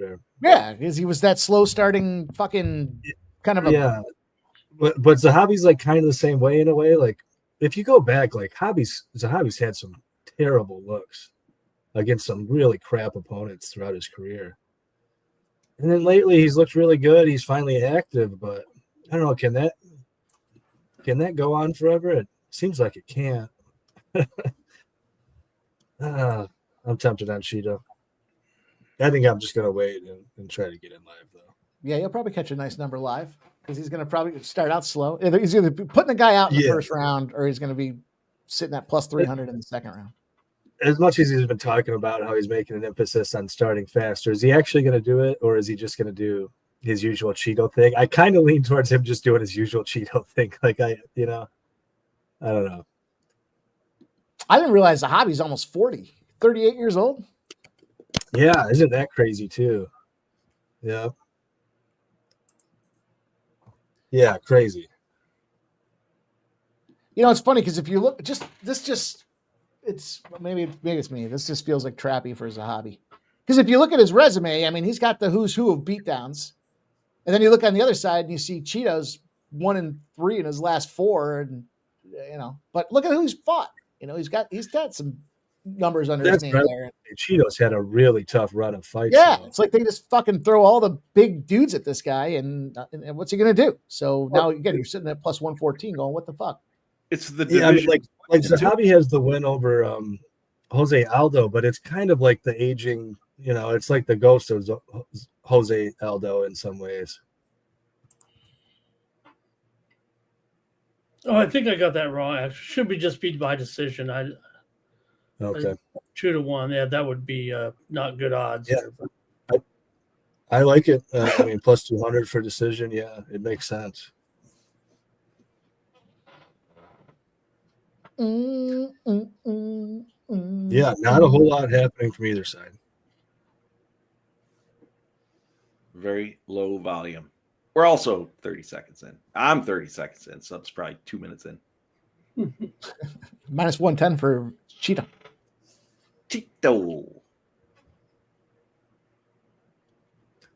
It just occurred to me, I didn't look at it, but there are some books where they let you take over-unders on significant strikes in the first round. I wonder what they were here, because there might have been some value on the under.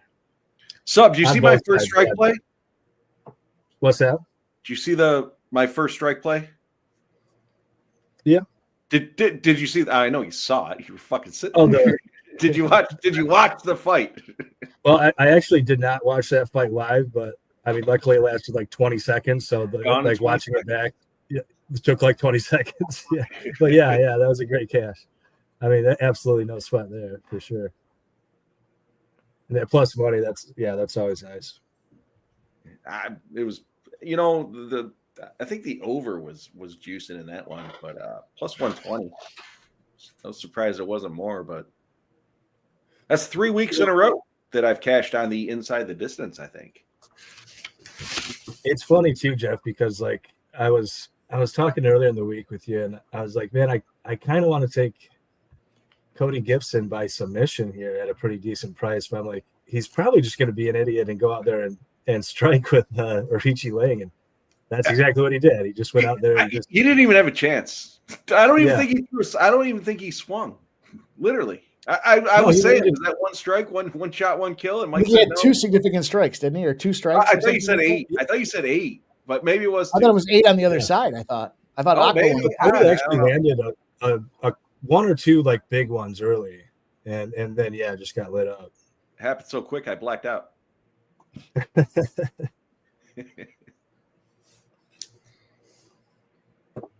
go, Zahabi. Take him down, let him up, and get knocked out. Yeah, down to a pick 'em. Minus 154 now. For Cheeto? Where's that at? Yeah, DK. Oh, yeah, I just needed to refresh my my tablet, apparently. I don't know why it's not refreshing itself. I don't know if I've ever tried it, but can you adjust a second half spread anywhere? Yeah. Yeah. There's a few books that do it, I believe. I'm pretty sure DraftKings allows you to do that. You go into that second. I've never looked at it. There's so many different fucking options and different things to look at. But, man, I wish I adjusted that one to the over. I had the over 30 in that A&M game. But, man, they're fucking that. No defense in that game. Just fucking score.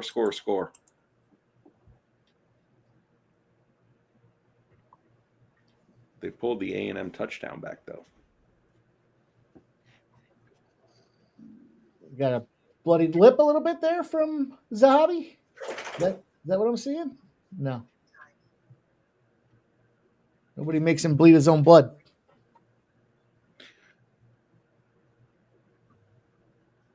Do we pop the over in the Utah BYU game 0-0 after the first quarter? I'm on the under pregame. That's a good play. Missed that one.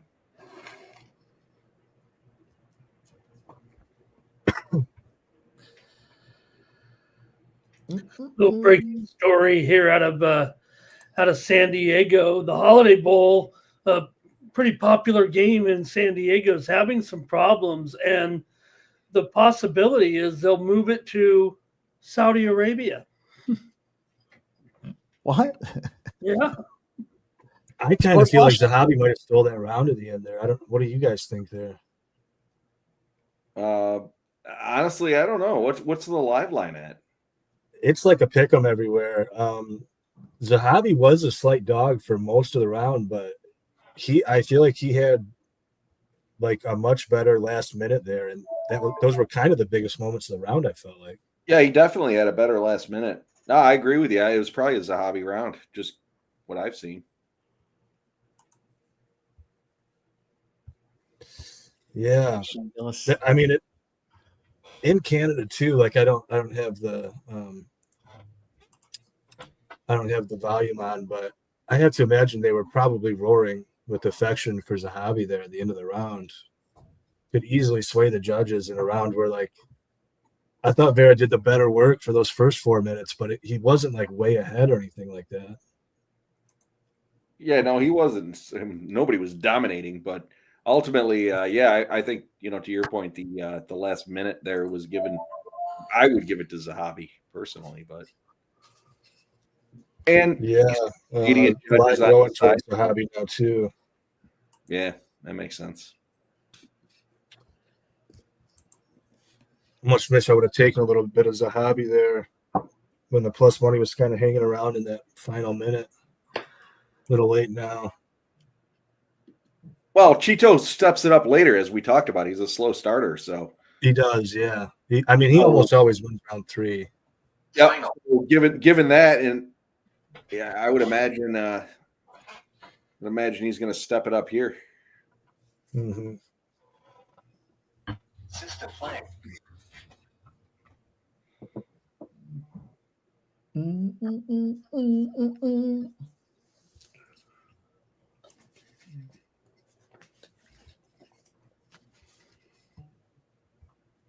Boy, fight to go decisions minus 350. Holy shit. Minus 450. Just bleeding time.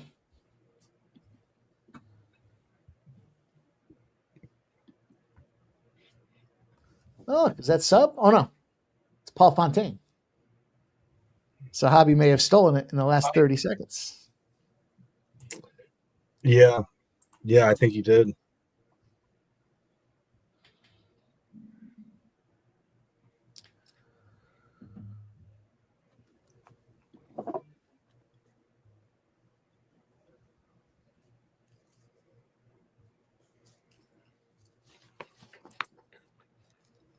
Cheeto ain't no bitch. Mm-hmm. Sure not. He's standing in there. Yeah, It's back to a pick 'em. I was waiting for it to go. Yeah, it won't open up for me either. It's all locked up. I was waiting to. Yeah, I'm going to take some Cheeto here. I mean, he should be able to finish this round out. And well, he's minus 200 now. oh, he's minus 200. Now he goes. Finish him. Punch. What are you doing? There you go. Punch. Fucking hit him. He's all bloodied up now. You don't do that to the Prime Minister of Canada. Clip. Dirty Reg says no way he would give that first round a Cheeto. I always have a hard time believing somebody's going to steal it with like 30 seconds of performance. Well, I think I think if it's back and forth, not a lot going on. Dude, I mean, if the round's very close and nobody's ahead, and then somebody has big moments in the last 30 seconds, that's going to sway the round more often than not. But there was a guy that was ahead, and it was Vera, clearly, because he was all the way up to a minus 175 or something like that in round one. Yeah, from an opening plus 10. What was he? 105 or 110 or something like that. It's minus 500 right now. Yeah. Yeah, I mean, he did get down there. I mean, I was seeing like minus 154. It might have got a little bit bigger. Yeah, it got to 75. 75. I don't think he was very far ahead, though. I mean, we'll see when the judges' scorecards come back. I bet you at least two judges will give Zahabi round one. Like, I always think to some degree, like, if you finish on top, right, if there was a takedown and you're on top of the guy at the end, yeah, that's going to me, it just, that carries weight. But I don't know.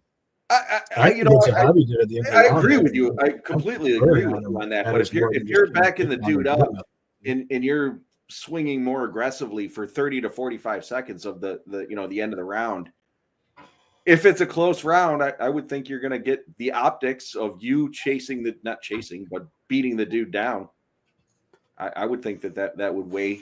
If I was a judge, that would weigh on, in my mind. If it's an even round, yeah, of course I'm going to take the guy that's the more aggressor, landing the better shots at the end of the round. Back down to a pick 'em, boys. So now what? If Zahabi finishes this round here, then he's going to steal this one too. I mean, is that? I don't think. Well, no, because I mean he's having some success here, but no, I mean Cheeto knocked him down and whatnot. I still think Cheeto's up this round. Cheeto shouldn't have Cheeto should have gone in there to kill. I don't know. To be honest, Zahabi's kind of fucking him up. I mean, I don't think it'll be enough to steal this round, but this is a Zahabi round. Absolutely. Cheeto was minus 500. Now they're at a pick 'em. It'll be interesting to hear what this cards say. Yeah. Fortunately, we're not betting on that. We're at a pick 'em. Oh, the stare down. I like it. Yeah, it is worrying that we're in Canada. I will say that. Cheeto's now at minus 125, minus 105 for Zahabi. Oh, so got them crazy eyes. Yeah, you see that? Plant-based. I kind of agree. The greasy split.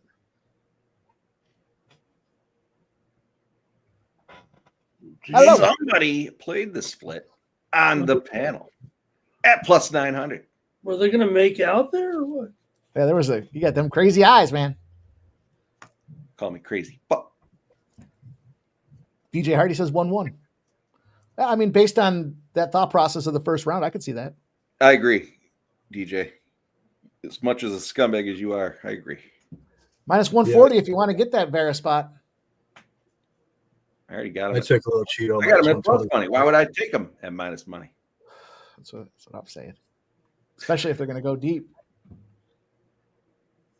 So this is the Red X round right now. Oh, boy. Might as well turn the TV off, boys. Nothing's going to happen.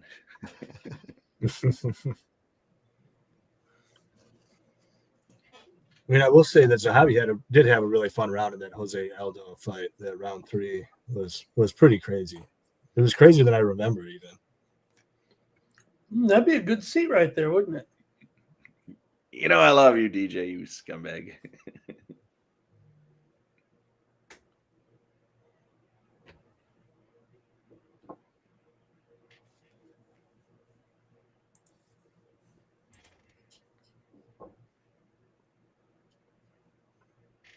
I'm okay if Vera wants to knock him out here. But that's because I have a KO prop. Well, Red X has it too, though, he said. Yeah. In the third, anyways. What did he have specifically? Fight Cheeto in the third? What did he have? Yeah, Cheeto in the third. Well, playing the history, right? Cheeto, although he didn't really start fast, but he was more aggressive, I think, early.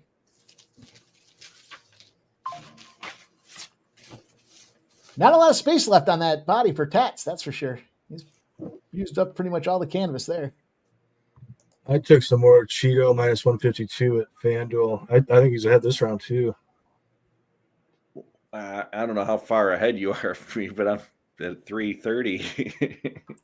I mean, I don't think he's like far ahead or anything. Oh, Cheeto's getting ready.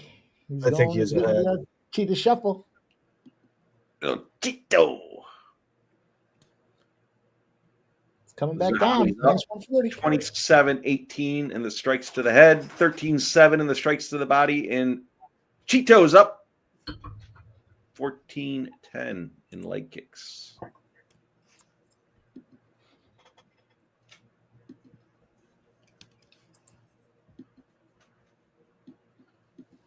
The hobby's definitely leaking. Sitting there to pick them. Yeah. Zahavi had some nice flurries there.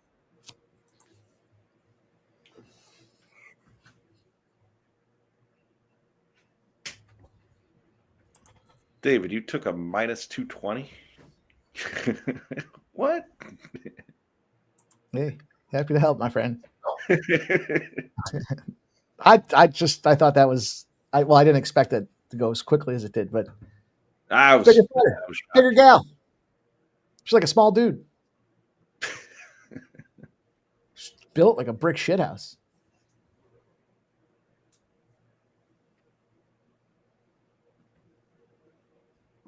Appreciate you joining us, David. Yeah. We struck on the first strike tonight. Hopefully you followed.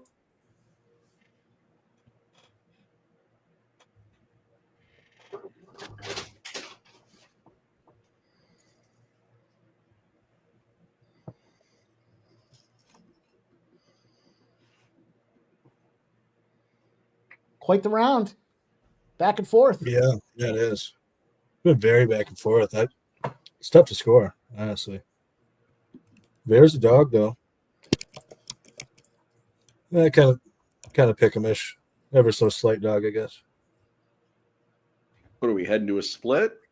Cheeto split?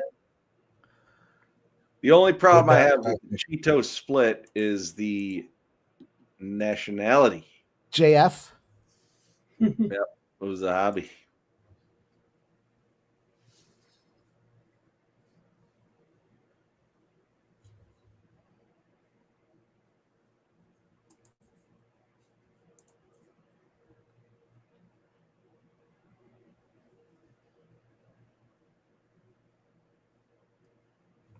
Wow. Final. Oh boy.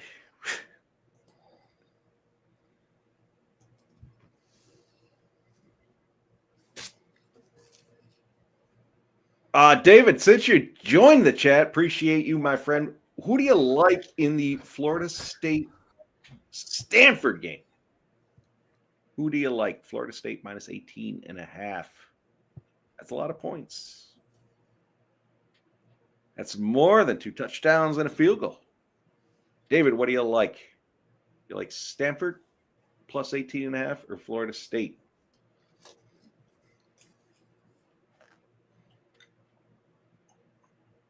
Boys are banging now. Man, that was a back and forth round. I feel like Vera had a really big shot there towards the end. Yep. What? I mean, I would score it for Vera. I kind of feel like they're going to screw him, and it's going to be Zahabi by split. Dancing. Yeah, anybody that took the split, I mean, that was a good bet, whether it wins or loses. You're gonna fucking cart Zahabi around like you just won the fucking gold medal? Come on. I think it's Vera by split, honestly. That was a good fight. I'll say that. It was a good fight. I was just thinking I could watch 2 more rounds of them boys banging it out there. I wish it was 5. Trade up a couple of those earlier WMMA fights for 2 more rounds of this one. They should give them the option. You guys want to go back in for 1 more round? Sure. Overtime. Yeah. Very curious what these lines will look like. Boys, keep a poker face here so Ramon can turn it up for us. Not even watching it. Ramon, turn it up. Okay. I'm way behind you guys, so that's why. Oh. Let's put the fucking volume on for us. Yeah. It's a commercial right now. It's a commercial.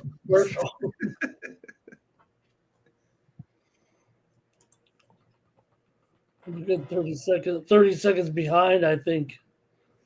Yeah, I got it. Can't hear it. 29-28 for Bena. Split.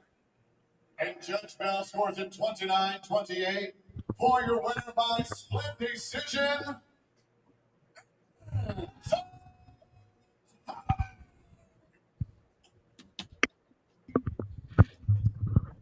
Yeah. What the fuck? Seemed inevitable, didn't it? Yeah. The Canadian got it by split. There's the JF. Yeah, closest fight in Canada. Yeah. Yep. Not surprised. Unfortunately, it went down that way, but here we are. Vera's hot. Yeah, he's pissed. I bet. He should be. Mm-hmm. I thought he won it. Well, I'm glad I didn't go too crazy there, but I did throw away some live, unfortunately, there. I agree, Nicholas. And he says rematch 5-rounder. I'd watch that again. Yeah, no doubt. That would be a fun 5-rounder. Dude's bleeding out of his ear. It's a hobby. It's time for the It's hospital. not good. It's usually not good. That's Bob. hospital. Well, not surprised, but probably just disappointed. What it is, what it be. It is what it be. All right, we got Holland and Mallet. This thing here is pretty close to a pick 'em. It's a minus 115 on the Holland side of things. Jeff told us Holland's taking the paycheck.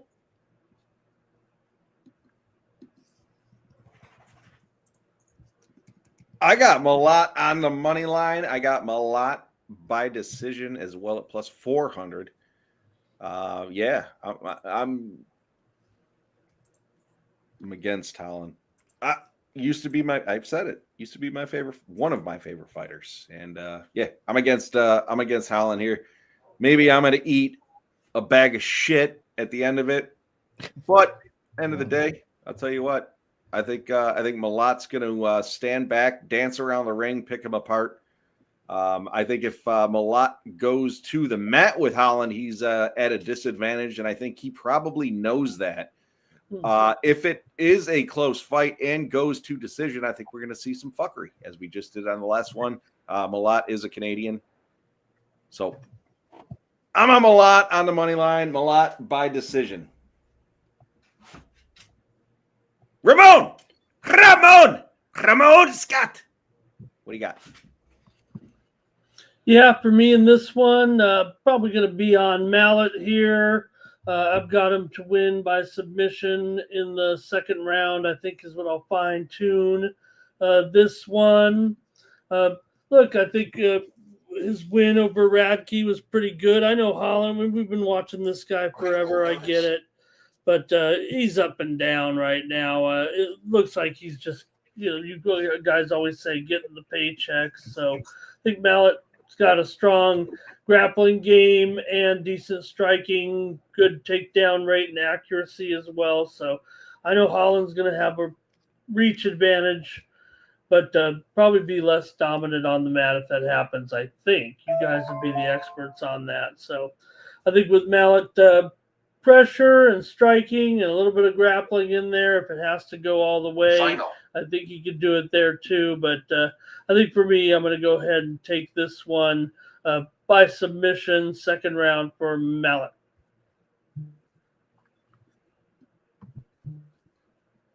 I like that look. Yeah, I think it's a pretty clear Holland spot personally. Yeah, I think Mallet by decision is kind of interesting at the big number. It's possible you can get takedowns and wet blanket Holland for some periods here. I do like Mallet's leg kicks, decent jab, but most of the guys that are able to have grappling success against Holland are usually big 85ers. I mean, we saw Reinier De Ridder did it, but he's probably the biggest 85er in this organization. He spent most of his career at light heavyweight and heavyweight and what have you. Roman Dolidze, another giant guy, fought at heavyweight. Those are usually the types that are kind of getting it done against him. At 170, he's pretty rarely getting grappled. I think on the feet, I think Holland has some clear advantages here. Mallet does have a good check left. That worries me a little bit. We did see Holland get hurt by D-Rod with that check left. But on the whole, I think if Holland comes in here his usual self, I think he's got plenty of advantages on the feet. I think he can hurt Mallet. Mallet's not a guy with a great gas tank. He can't really throw out a ton of volume or engage in a lot of volume wrestling over the course of 15. So he's kind of got to mind his P's and Q's and hope to win minutes, I think, for the most part. Which isn't to say he couldn't finish Holland with, again, catch him with that check left. Or, I mean, he's got a great choke game and whatnot. It wouldn't entirely shock me. But, yeah, I like the Holland side here. I got him at plus 110 for a couple units on Sunday. And just riding with that for now. I took a Holland inside the distance play here. Plus 180. I don't care if he subs him or KOs him. Probably to your point, yeah, Mallet can gas out, and he's also come in and shown that sometimes he just doesn't give a shit. So, but so is Holland. Holland's can be said the same thing. Mm-hmm. What do we got? Oh, there we go. I was looking at the TV. I'm like, why are they showing a hockey game? Well, it's because it's Mallet's brother fighting out there on the ice. Mallet's brothers fighting on the ice, and shout out to the fellas, man. AOD is a member for 12 months, and he gifted a Sports Money membership. That Sports Money membership goes to Michael B. And Michael B. gives the Sports Money membership. Shout out to you guys, man. Cheers. Appreciate you boys, man. Thank you guys all for being here. Thank you guys for the gifted subs and building our community, man. Let's go. Cheers to you guys. Appreciate all you guys, man. Thank you guys for being here today. Came out firing. I took a couple lumps here in this main card, but to be expected.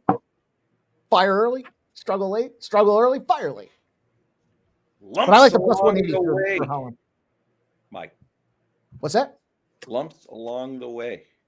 Yeah, it happens. You can't win them all.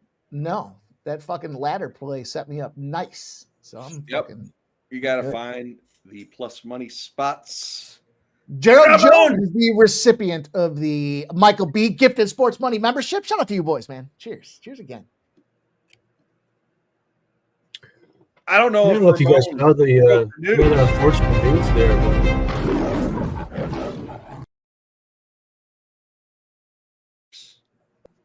Flight to Arizona was delayed by 5 hours. Oh, wow. Packers flight delayed by 5 hours to Arizona. They're jumping back in time, moving across time zones, and their flight was delayed. Wow. Was there storms up there? Why was their flight delayed? Not sure. I didn't read the article. It's got the update. Huh. Interesting, though. Yeah, that's certainly something to keep an eye on. Something to think about. I'm not sure what the Yeah, on a more sour note, I don't know if you guys saw, we lost Jeffrey Rufus yesterday, better known as Duke Rufus, real legend of the combat sports area. You know, he's got a number of titles throughout heavyweight and super heavyweight, kickboxing and Muay Thai. He's been a legend of a coach, fought a lot of, trained a lot of kickboxing world titleists. He also trained a number of MMA world titleists, including in the UFC. He trained Anthony Pettis, cornered him throughout his UFC lightweight title run, Tyron Woodley throughout his welterweight title run. So it was sad to hear the passing of Duke there at just 55 years old last night. Yeah, it's a shame. We lost the lead singer for Kiss the other day too. That's right. A lot of deaths coming. Well, I'm going to pour one out to those that have left us. Let me ask you this. If you're Cheers, born in fellas. Cleveland, Ohio, are you really a Canadian? And you're born an American. If you were born where? What now? I said if you're born in Cleveland, Ohio, are you really a Canadian? It's an opinion. It's an opinion question. I think it rolls into affecting the JF potentially. Is he a true Canadian? Any chance that the graphic was wrong? I'm sorry, Ramon. Go ahead. Oh, was there any chance that the graphic was actually wrong? That he's not born in Cleveland, Ohio? Yeah. I don't know. Let's take a look. Let's go to. So like Cleveland, Ontario, or something like that, and they just had a little typo, maybe, or something. Born something like Waterdown, Ontario, Canada, fighting out of Sacramento, California. Per Tapology. I don't know where the fucking guy was born. I wasn't there. So the UFC might just not be on their game. I just remember that because I did on the BB MMA Pick Show. I always introduce each fight, and we did this fight, and I would have recalled that because I think we touted him as one of the Canadians because he was born in Ontario, I think. Yeah, Waterford, whatever, Waterborne, whatever the fuck I just said. Waterboarding. Never heard of it, Ontario. Waterboard this motherfucker. Look at Alan. This is why I like Holland, but this is why I don't like Holland. If that makes any sense to any of you. Yeah, I mean, I will say, like, don't ever bet Holland as a chalky favorite ever for any reason. Like, he's just so liable to shit the bed. You can't do it. But I mean, I feel like this is a spot too where we could see, kind of a recency bias in this line. He comes in as a minus 600 and loses his last fight. But, if he goes out there and he handles D-Rod as everybody expected him to, would he still be a minus 115 here, or would he maybe be opening a favorite and taking on more money this week?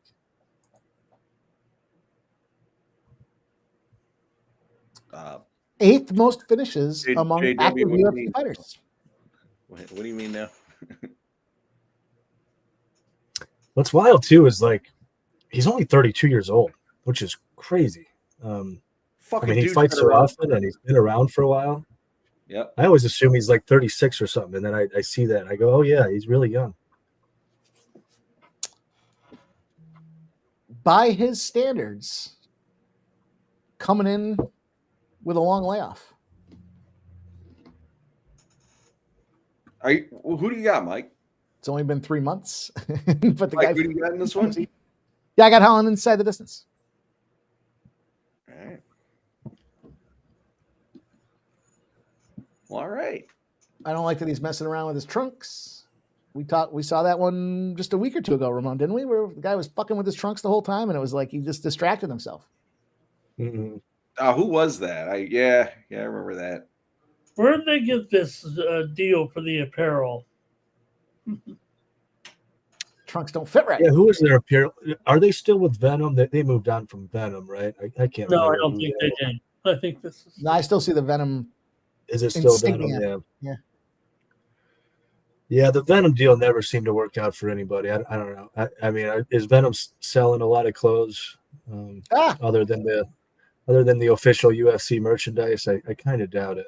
Our resident Canadian here comes in and says, Watertown, Ontario, suburb of Hamilton in Canada. Babano lives close by. It's actually close to me there, Nuke. Nuke, Yeah. you want the Yeah, link? I know where Nuke, Hamilton you want is. to jump in?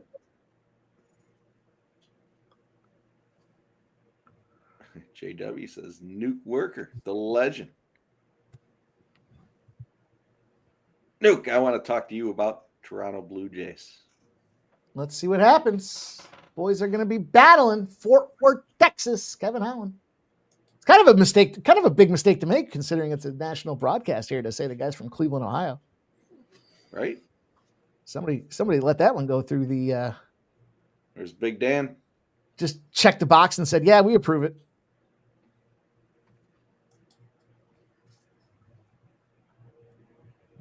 All right, Nuke wants the link, Mike. Send it to him. There you have it, Nuke. Or you will soon.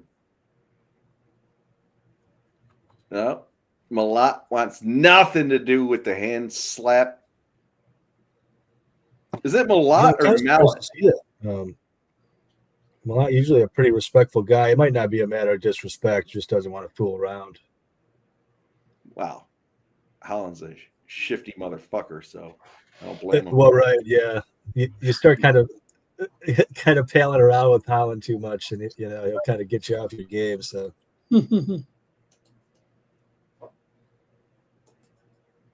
Yeah, I figure. I said it a couple of times. I think Malat does not want to go to the ground with him, so I think he's going to just stand and pick him apart with the jabs, and I think this is going to be possible. I mean, I think it's going to be. Mallet does have some good weapons on the feet. I'll certainly acknowledge that. I think Holland's length is going to give him problems if he tries to stand for 15. It seems to me. Am I on the island here with Malat?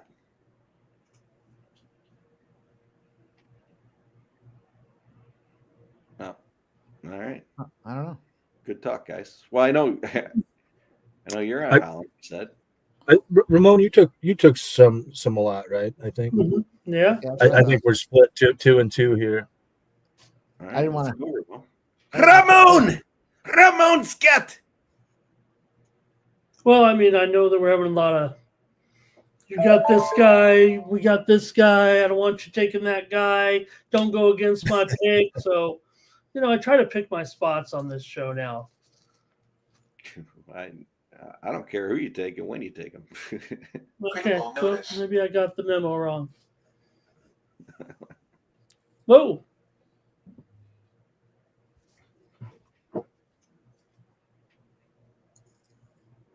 Oh, those are some big punches to the old rib cage right there. He's uppercutting the calf. Is that an uppercut on the calf? Yeah, isn't that goofy? I don't know what he's doing there. Oh, he just got tripped up. Oh, yeah, really nice sweep. You almost never see that in MMA. You'll see it in BJJ now and again, but yeah, really nicely done from Malat there on that sweep.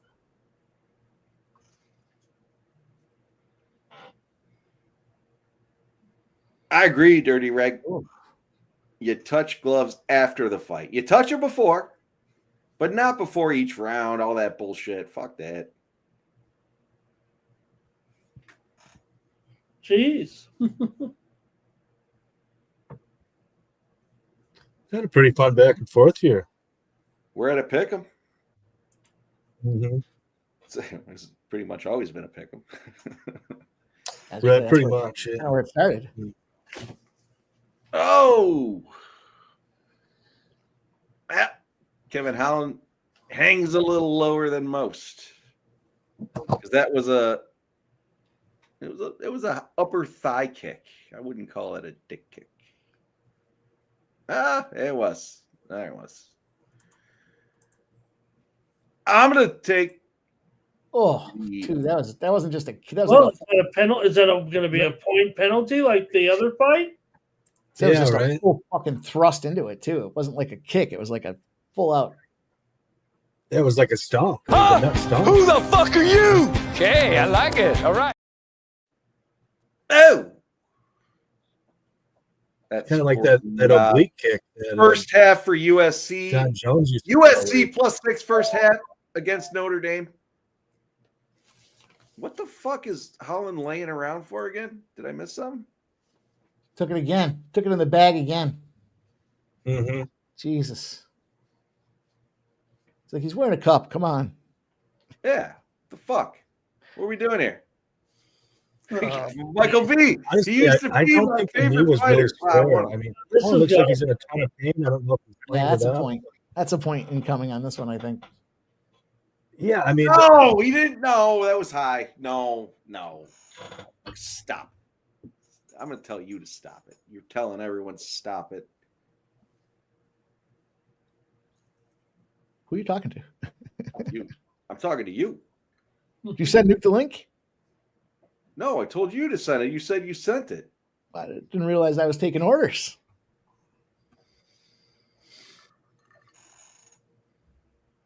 You do what you want.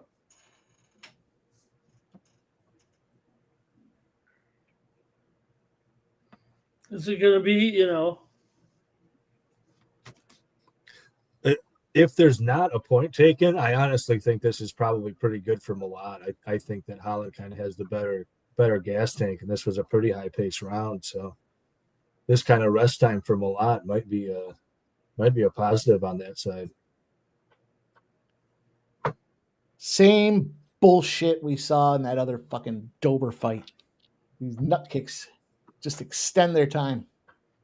Newts it. I'm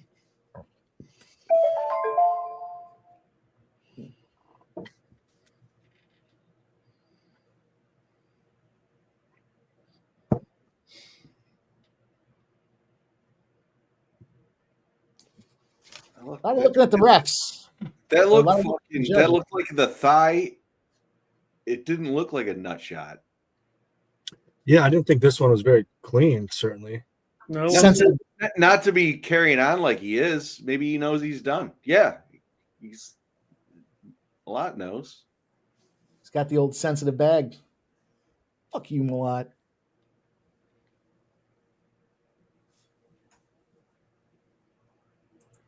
It's weird though because we've never seen Holland like fake an injury or anything like that. Like he's never really done that like that. So.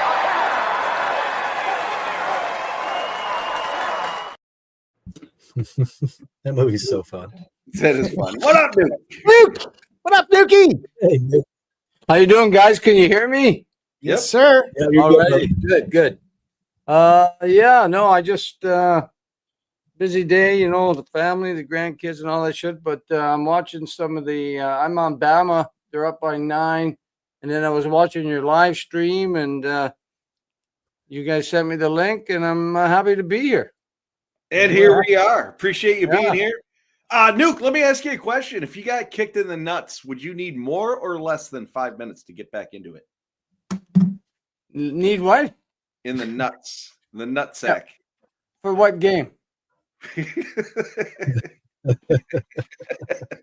How do you feel about Toronto? Are we gonna pull this one out?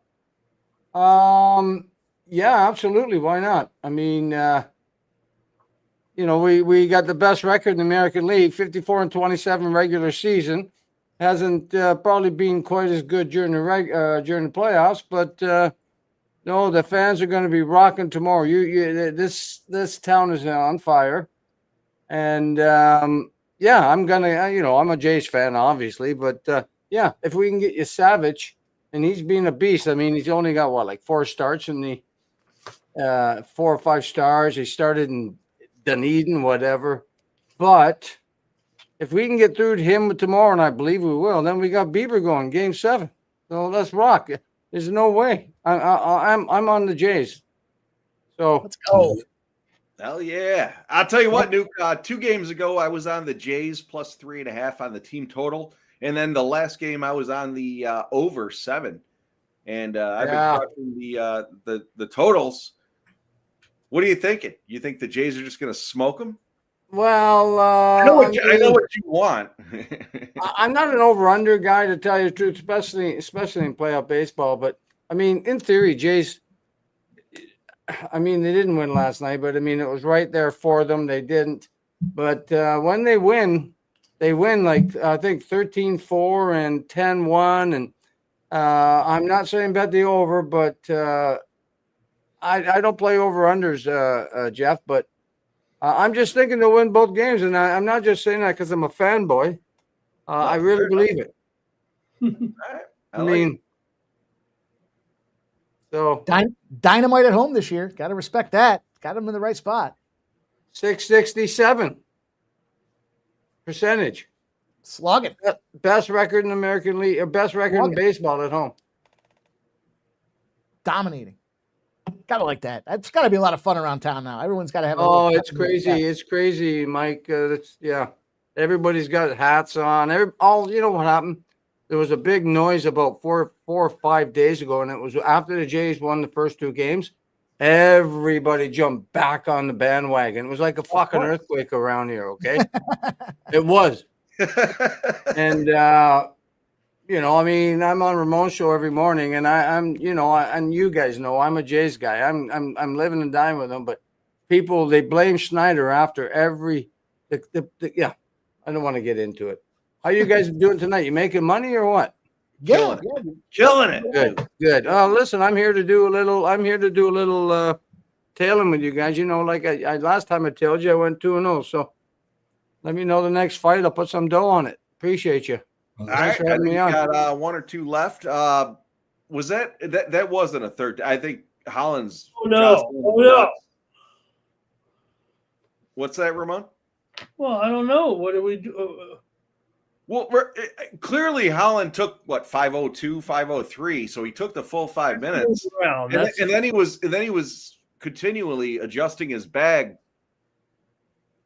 I'm not sure what happened there. Just disgusting disrespect of the guy's nutsack. Look at that. Alabama pick 6 from the 1 yard line. Get. 99-yard touchdown interception. Beautiful. Or is that?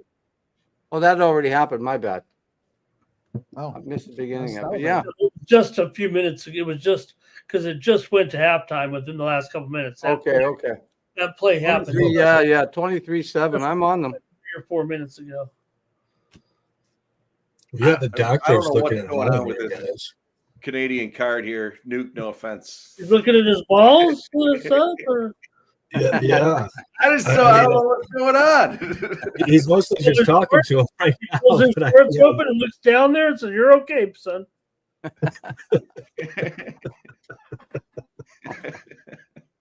Yeah, he's done. I don't know if Holland's gonna be able to go on here.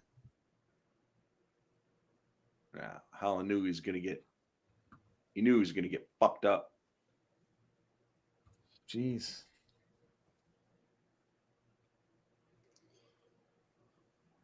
Still like multiple people in the octagon. I mean, I'm not sure what's going on. Well, that was a doctor in there. Mm-hmm. Looks like they're gonna let him go. No, doctor's back in there telling him your nuts ruptured. That's gotta hurt. Wow, scumbag Hardy. I don't even know. I don't either, but I'm only giving what they give me to view.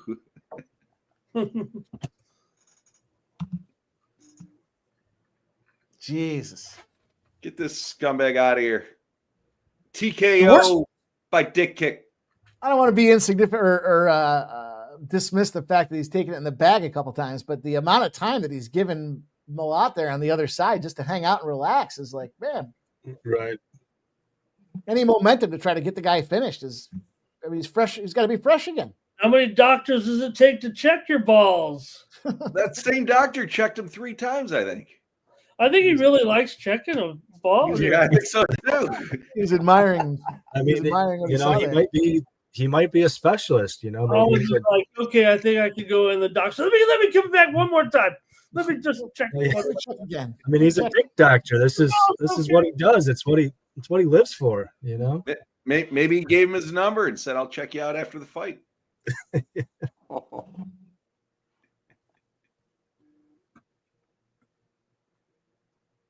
Well, we're finally back at it. 15 minutes into the fight. We're only 6 minutes in.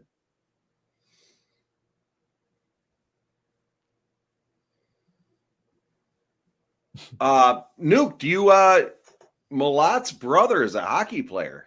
I forget who he plays for, but he's a fighter. What's his name? I think he plays for the Kings. The Kings? I think so, right, Ramon? What's his name? I didn't hear it. Malott? Malott. Ramon, do you know? I don't know his first name. No, I don't know any LA King guys. I'm Jeff players, Malott. I should say. If he's Canadian, I might know him if I knew his full name. Yeah, but he's been in the league for a few years now. Yeah. No, I don't really follow the players so much. I mean, yeah, we know all the good, the main players, but sure. Like I'm like Sub. I'm a Red Wing fan, man, and they've got off to a goddamn great start. Yeah, it's been a really and nice. they play a big game tomorrow. I forget who. I think it's Edmonton tomorrow afternoon. I think Win it's that and go 5-1. Edmonton's East Coast swing, and they're heading back west. Yeah. Yeah, this is how Edmonton many took it. games out east for Edmonton now? It's got to be at least 3 or 4, right? Yeah. Edmonton are perennial slow starters. Every October, they finish like 4-9 or some stupid thing, if not worse.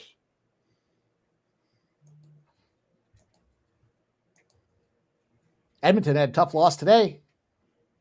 5-3, right? Yeah. Against the Devils. Explosion of goals in 2 periods. Sometimes that goes both ways, though. Score the goals, you get that scoring streak going, and then everyone starts feeling good. So I'll tell you Red what, Wings definitely have a great start. I Gotta enjoy. I bet you, not that I'm going to bet you, I might bet the bookman that Edmonton goes under the team total tomorrow on their way back home after a long road trip, and they just exploded today. Okay. I'm not looking at it. I'm watching the fight. Not looking at the lines, but yeah, Edmonton team total under would be a look. What's the number? I don't know. Oh, okay, yeah. Yeah. I was watching the fight, so No, I get it. I was just giving you my thoughts on it, I guess. But hang on, I will look at it. No, I get you. I got my eye on college football, but is the fight starting? Who are we taking? We're still in the middle of one. We got one more coming up. One more fight? Yeah, they didn't really start today. I'm late to the party then.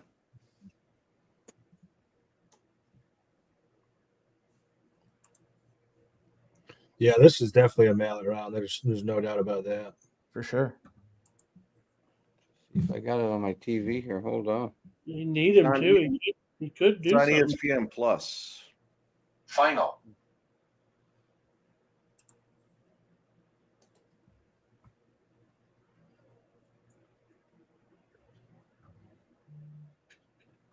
No, I'm not getting it. It's too early to show a team total. They're showing the over 6 in that Edmonton Detroit game. Edmonton's minus 140. Yeah, I'm listen, I'm not saying Red Wings will win. I'm just like I'm just, I guess you call me a fanboy. I just hope they win because I'm a Red Wing fan. But I won't bet the Red Wings. I don't bet the Blue Jays too much per se. You know, I'm like, I always want them to win, but to me, there's no use betting them because if they lose, I'm gonna get a double downer. You know what I mean? Yep. Yep. Yeah, Mallet hasn't avoided the damage either there on his. Nicholas Handy says Edmonton under 3.5 minus 145.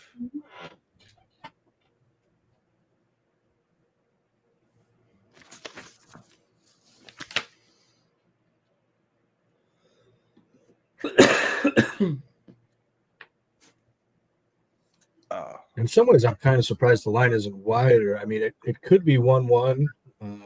Allen had his moments in round one. Round one was a very weird one to score, though. Round two was very clear. Just an abundance of dick kicks in this card, it feels like. It's just killer. Especially expecting... Yeah, it does feel like we've had our share, haven't we? Expecting Mallet to gas out in the third round and then giving the guy 20 minutes to take a fucking snooze while you're getting your balls checked out is difficult, to say the least. He enjoys grabbing his package. He's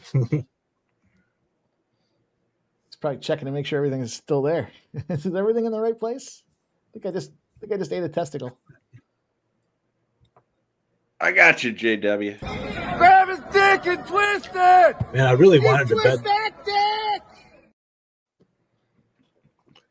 Really wanted to bet the over here. I never got around to it, but it was a juiced 1.5, and I thought that seemed like a lot of value. I really regret that I didn't do so. Weird as this fight has been, it always felt like an over 1.5 at least for me. What was the number? I believe there was it was over 1.5 minus 160. I mean, you're eating some chalk, but that just seemed like a bargain for me. You know, I mean, both guys are tough. Both guys good shins, I don't like to eat the chalk, but I certainly will if I believe in it. And I got Malott by decision here, so I certainly think it's going over. Malott by decision's looking real good right now, I think. Yeah. You know, somebody asked in the chat, was there a point taken? I don't think there was. At least that I saw. No point taken here. Crazy that the one dick kick took a point, but 3, 2, 3. I'm not even sure how many there was. Yeah, I think it was 2. Yeah. Why, right? Yeah, Malott's counters have been great. I mean, look at that leg, though. Look at that left leg of Malott there, all busted up, bleeding. Holland needed to take this to the mat. I think his game plan was fucked up by the triple cup check. Maybe.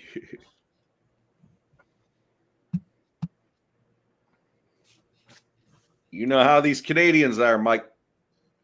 I'm looking at you, Nuke. I hear you, Jeff. Let's go, Jays. Well, that's the plan.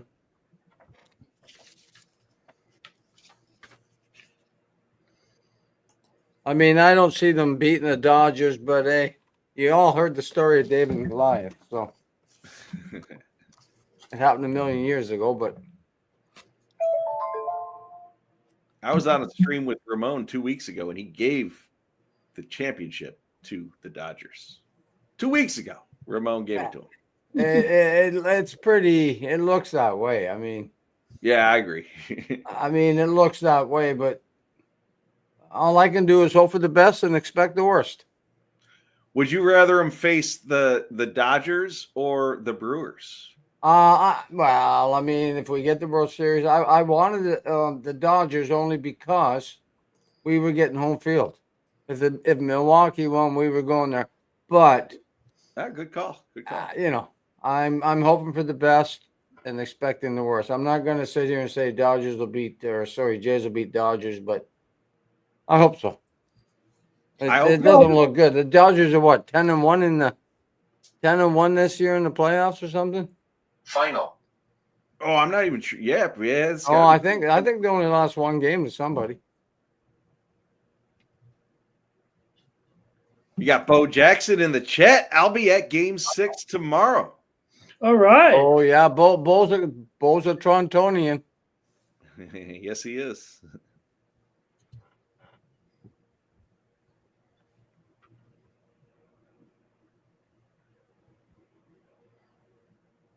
Bo, what are you betting on tomorrow? I mean, I'm assuming the Blue Jays, but you have anything special picked out? That's a nice way to get out of that little chokehold there. He did a good job finagling at the end. You did a good job. You know, I read somewhere, I think I was reading it this morning, that speaking of the Dodgers and that was it $900 million, whatever the number was that they gave Ohtani, right? It's like this legendary contract and it's like the most money ever and blah, blah, blah, blah, blah. It was just 1 year ago they gave it to him. And I read that they already made that money back for the LA Dodgers in television rights for Japan, Japanese, promoting the brand over there and growing the game globally with the LA Dodgers franchise. Made that money back in 1 year, despite the record earth-shattering numbers that it was. Kind of interesting. Agreed. Even though it's all deferred, isn't it? It's like all deferred for. Yeah. Can't believe they can do that. As long as they can, the rich will get richer. That's right. The rules are written to have money, that's for sure. Yeah.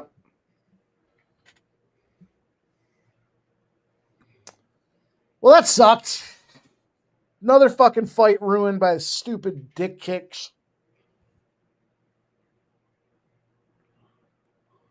Literally, like you see it, you just watch it, just rolling away. You saw that with the Dauber situation where he got aggressive there at the end and just nuked him, and no pun intended, nuke.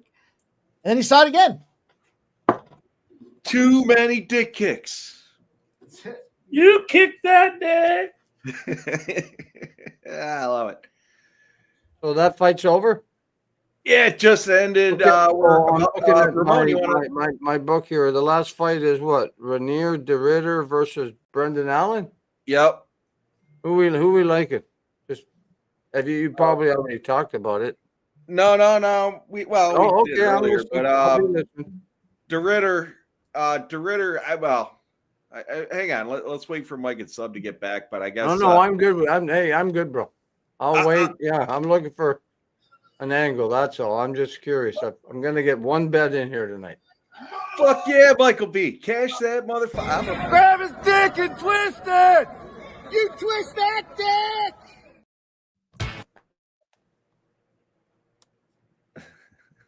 All right.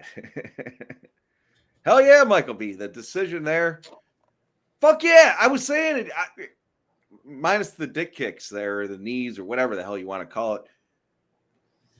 Malott does not want to take it to the mat. He's going to want to keep it on the feet. I can't believe Holland came in with not that I can't believe it. Holland came in with a wrong game plan there. He should have been taking it to the mat. Holland's method or path to victory should have been by submission. And unfortunately, even with his length, he got outstruck. He got out knee kicked. But yeah, either way, huge win. Cash the shit out of that one, actually. Malott decision plus 400.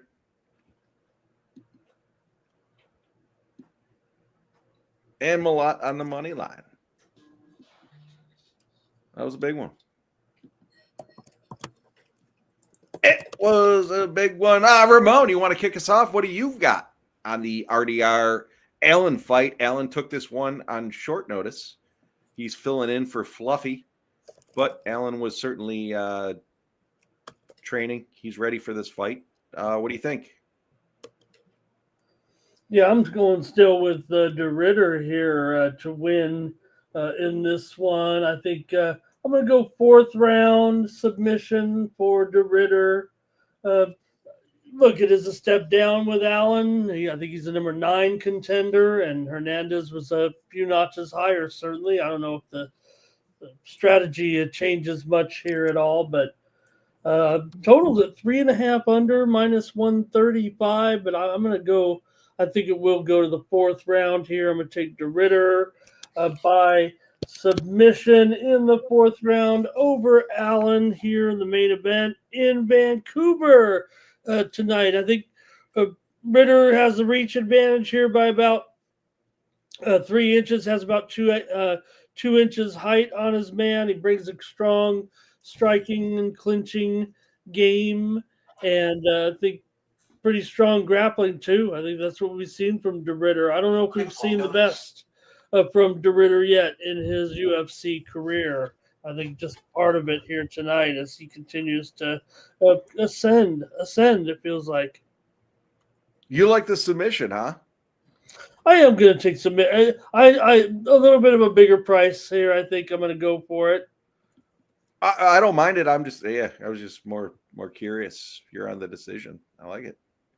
So okay, so I'm going to take him too, but I'm looking at my book here, 365, and I see De Ridder by submission plus 200. Is that what you're betting? Yeah. Yep. I'm going to take him by 200. I'm on that, man. Damn right. I don't hate it. It doesn't matter what round, right? Just by submission. By submission. Yeah. I always like to come in here and pick a specific round and give someone. No, I get you. I understand. I can look there. I think actually I like using every fight on these shows because they hold me to the pick. It's well, I get you. I understand, Ramon. So I'm looking at De Ridder round 4 plus 1,000. I would sprinkle that too. Oh, wait a sec. Is that? Yeah, I think it is. Anyway, I'm gonna just jump on because I'm just gonna follow Ramon, but I'm gonna take submission anytime during the fight. I think plus 200. All right, I like it. Yeah, what the hell? I'm following Ramon, man. He's my guy. You know that. I'm jumping on De Ridder in round 3 at plus 850. I'm jumping on round 3 fight to end at plus 550. I got De Ridder by submission at plus 185, and I have a parlay as well. So I think it's a De Ridder fight. We'll see what happens. Sub, what do you got? Yeah, I'm big on the over here, but it has taken a lot of steam. I got over 2.5 minus 124 on Wednesday. I think it's kind of up to like 3.5 now around a pick 'em.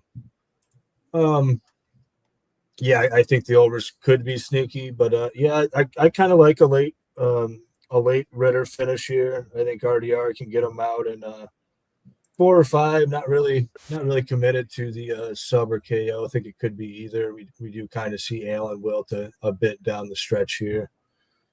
That's all I got left on this fight card here. Didn't get too crazy with this last fight. By the way, same game parlays and whatnot. Yeah, it just occurred to me. I didn't check. I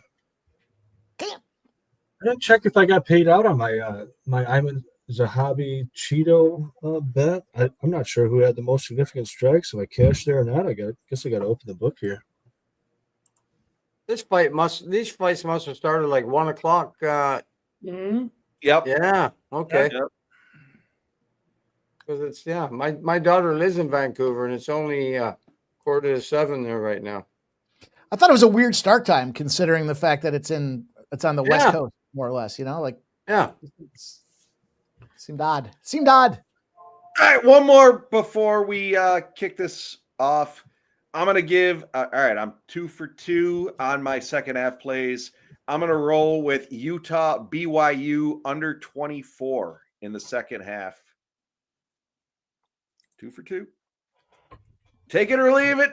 BYU, Utah under 24 second half. Second half of the Holy War. I don't know about that, but yeah. That's what they call it.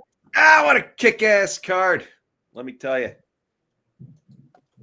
Whoever said this card sucked, fuck you. I thought from a fan perspective, this was a pretty Oh, darn it's funny fucking video. fantastic. Yeah. I like watching Alan walk out there all jacked up, knowing he's gonna get choked out. I like he's wearing the like the old school sleeves, like under your Little League baseball uniform. This fucking Canadian's gonna get nuked. And I literally stopped myself halfway through saying that this Canadian's gonna get nuked. Today, yeah, I hear you. Yeah, we don't know yet. That's just it. Maybe we should have told Nuke, he might want to be on the Canadian. He's the guy from Waterdown, right? No, that was the last guy that won. The last guy. And he won. Jesus, I missed. Yeah, I should have got in earlier. But yeah, you guys said Waterdown. I know where Waterdown is. It's Hamilton. I mean, that's an hour from Toronto.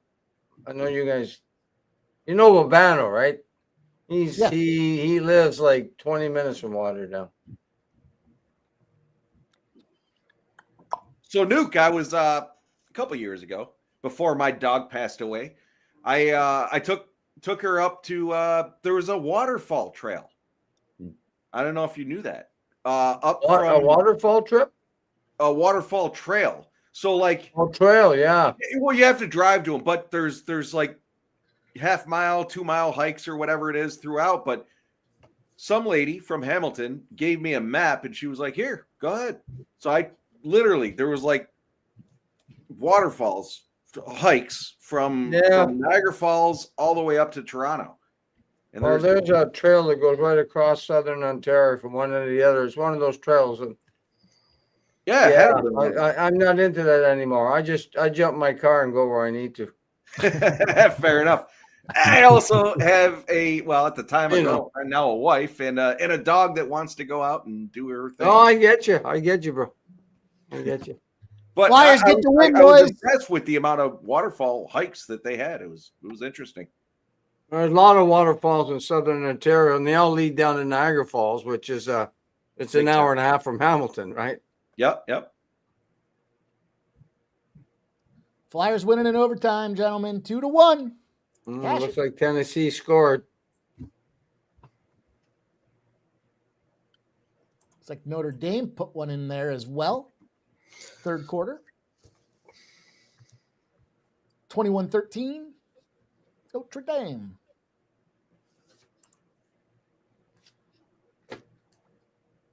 Here we go, boys. The main event. I talked to you guys already about this earlier today, and I dropped them in the chat for you guys as well.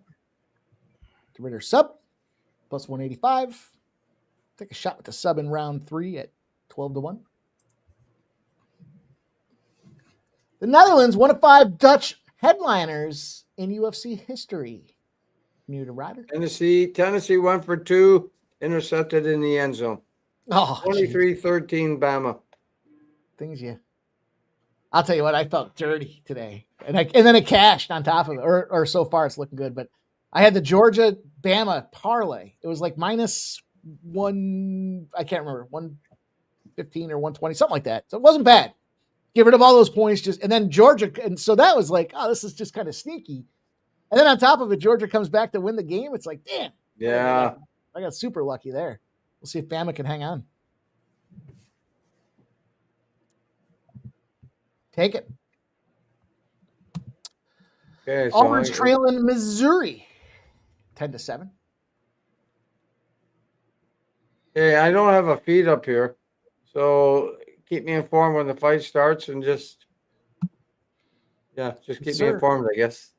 They are currently doing the longest walkout to the ring ever. Yeah, I get it. It's the last fight. Seems like the guy is just strutting like a fucking peacock out there, didn't it, Ramon? Didn't it seem like he's just slowly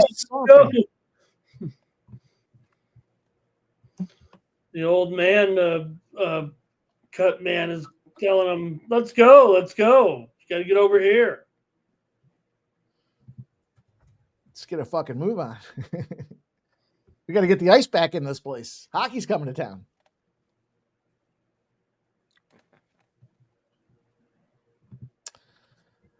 I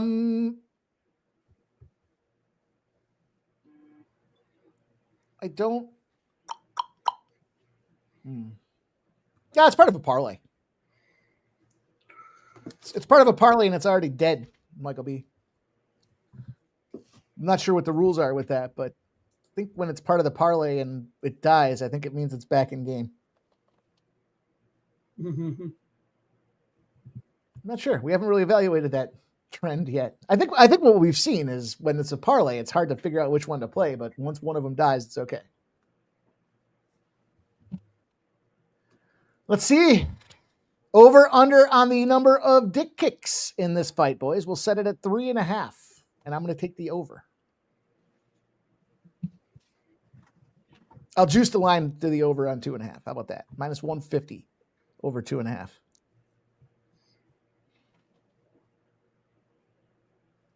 Oh, that's because he got it from us. I know. Michael B. JW says under.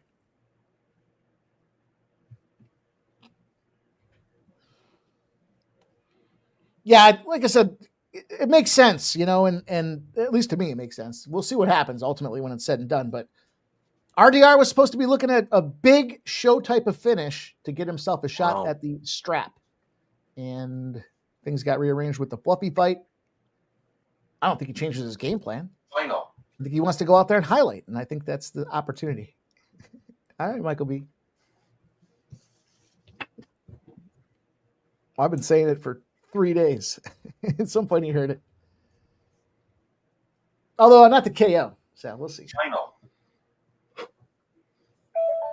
I know. All right, Nuke, I got a question for you. Oh, it's a Mikey Columbus. From a hockey perspective, if there was a team to get put into Canada, where would it go? You can say Quebec. Okay, it would be Quebec City. Outside of Quebec. Isn't there already a stadium built there now? Didn't they build it? Well, they had one back in the day, but Quebec City had a team. I don't know if that's what that stadium is. Yeah, I mean, outside of Quebec, to be honest with you, it won't be down east. So, I mean, maybe a second team in Toronto, but I don't think the Leafs would allow it. If there's ever another team in Canada, it's going to be in Quebec City. Okay. In my Quebec Nordiques, JW, you scumbag. I was thinking Hamilton would be a good place. Well, again, the issue with that, Jeff, is that the Leafs own like the territorial rights for, like 200 miles around, and so they would have to get. Yeah, it's a lot of legal red tape. A lot of people from Hamilton buy tickets to the Leafs, so. So I didn't know that, but I know a lot of Leafs fans come down and watch the Sabres, and a lot of Hamilton's only about 50 miles away. So, like I said, if you asked me the question, I would say Quebec City. Nicholas Handy says Nova Scotia. No, the population there's not enough fan base down there. I was just down there. I was down east. I went down east all summer. Like not all summer. I was down there for 2 weeks in July, and the population's not there. Okay. Yep, there it is, Ramon. I got my opinion. My opinion. Yep. Cash the Blue Jackets. Running. I think it'd be cool to have a second team in Toronto, but you're right. I can't imagine that they would want to approve that. I mean, Toronto. No, they've talked about it. I mean, we have a big city north of us, Markham, and then there's Hamilton, but the the Leafs own the territorial rights. It ain't going to happen. Right. Like I said, Quebec City could handle it because they're like 4 hours away from Montreal, and they had a team for, I don't know, 10 or 15 years. I can't remember. But, yeah, Quebec Nordiques said, who said that? Somebody said that. Yeah, JW. Maybe the best jerseys in all of hockey history. Maybe. Yeah. Throw it out there. When you think of the Quebec Nordiques, what's one player that comes to mind? Oh, they had those Czechoslovakia guys. That's Stastny. Stastny brothers. Yeah. They had all three at one time. There's a trio of brothers in the NHL that have talked about playing together. Again. Well, what family had the most brothers in the NHL? Sutter family? Yes, sir. Yeah, I didn't Up even here hesitate. they call it the Suter. Up here it's the Suter, yeah. Suiters. Yeah. Good call. Good call. Are we going to submit him in round one? Do it. Let's go. De Ridder's on a fast division, man. I know this is a step down, but Critical notice. That's it. Ramon, you got to get that to be a fucking chick, dude.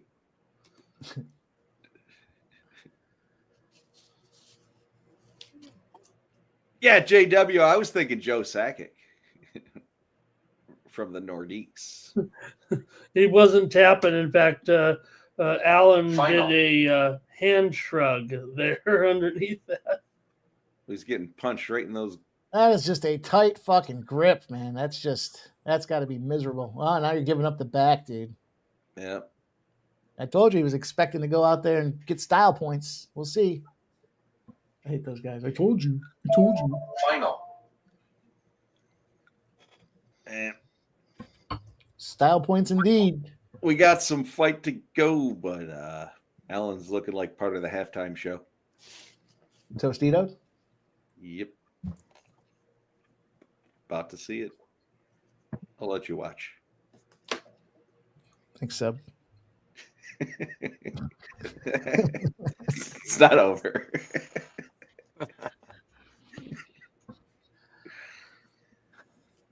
So, yeah, this has been an interesting fight. About 2.5 minutes into the fight, and it's been De Ridder. Oh, get Pretty that much body lock on there. Final. Fucking dominating this dude is what he's doing.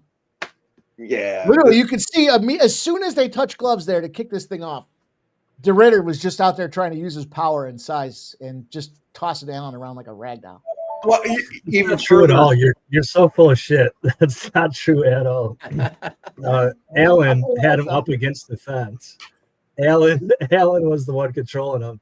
And then he had an absolutely sick whizzer kick. When RDR picked him up and just moved him aside, that's just so full of shit. That's not what happened. Physically imposing.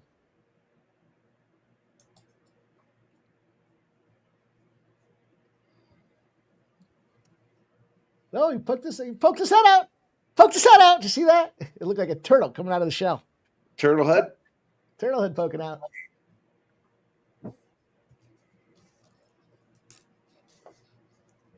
Beat him up. He wants that sub, too. Get that. Yep. Fucker. There it is. Oh. No. Get under the neck. Oh, face crank. Break that jaw if you have to. Do what you got to do.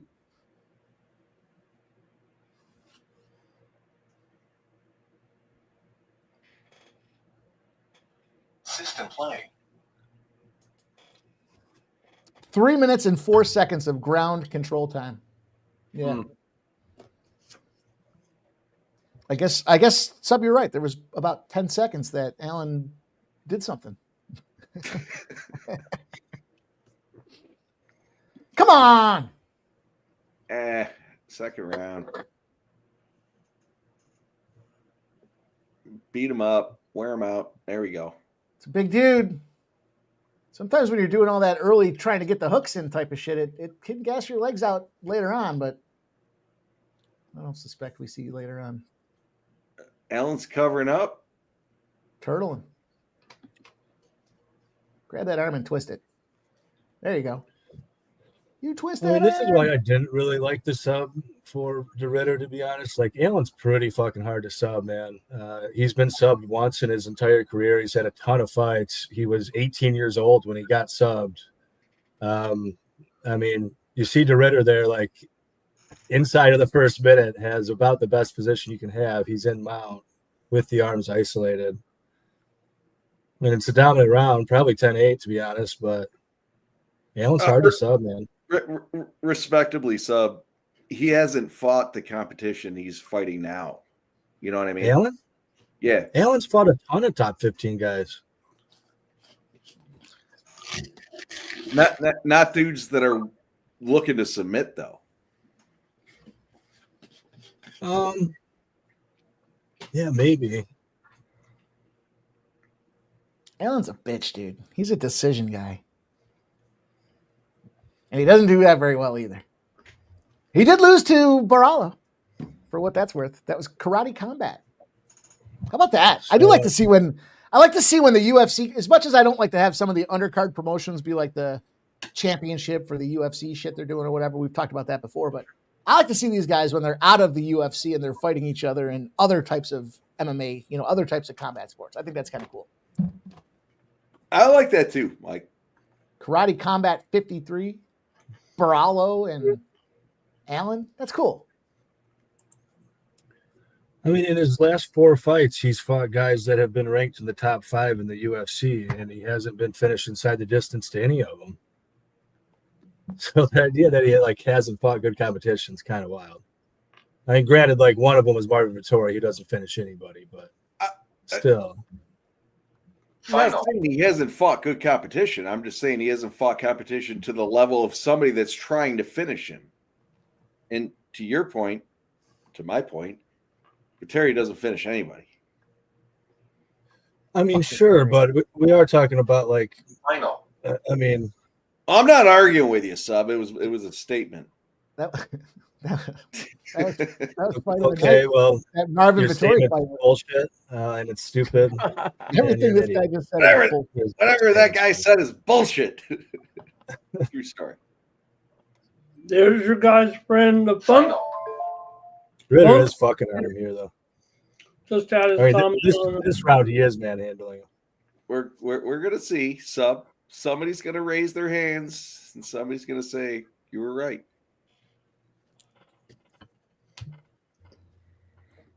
Don't put that bad juju on my pick. 320, round number 2, boys. Allen goes to the ground here. De Ridder's. No, he's controlling him again. What's he doing? He's controlling him again. Oh, and he's trying to get the back. And he's got a hook in. Gave him a little leather to the face.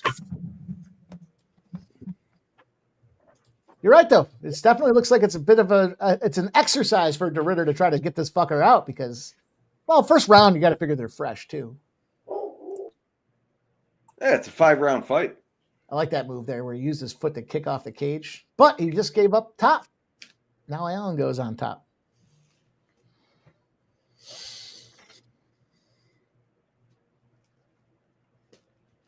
It's all right. 2.5 minutes. Get him into 3. Oof.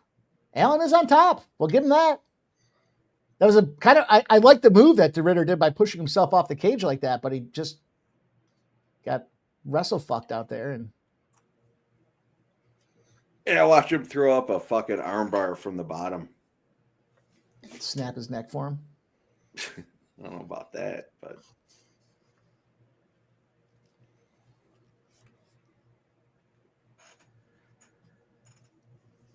But yeah, Allen's on top for sure. Getting some of that control time back on the other side of things here. I mean, not only is Allen on top, but he's done better work this round. It's about to be 1-1.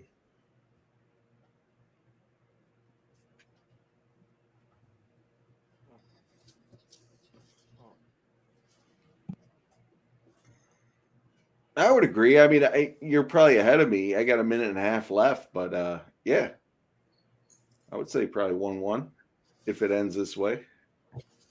Yeah, I mean, De Ridder imposed his physicality really well in the early going, but when he got on top, he really wasn't doing a whole lot. And when Allen was able to sweep, he really good damage. It's got to be an uncomfortable position right there. What are you trying to? Why does his leg look green? Yeah, that's what I was thinking too. It's like an odd color, isn't it? It's like a half a suntan.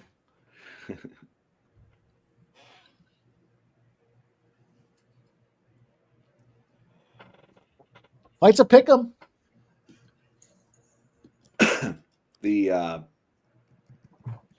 Yeah, The these fact guys that- both slow down a lot. Like I will not be surprised when this sees round 4 and 5. I mean, I guess that's not a hot take when we're about to see round 3, but Allen's gonna guess. Stephen A. Sub. I mean, they both kind of gas. I think De Ridder's like really impressive the way he just wills himself through it, which is why I took some Ridder 4 and 5. You know, he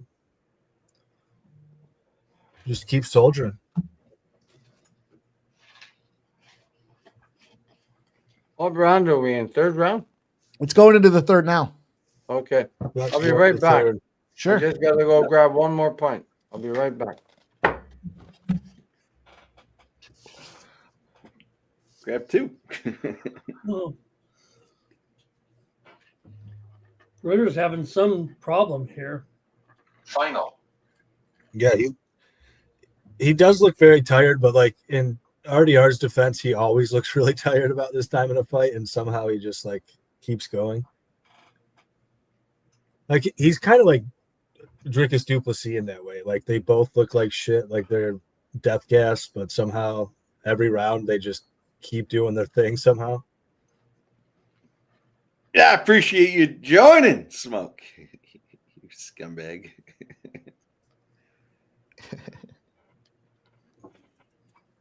Got some Jack Daniels in the glass. Put some Jack and Coke together. Cheers.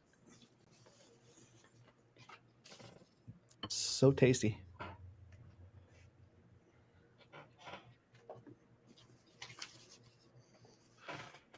All right. Round 3. Man, RDR's got some serious HGH gut. You see him start breathing, you just see that big old bubble in It's the the takedown. middle of his diaphragm. Just System play. Oh boy.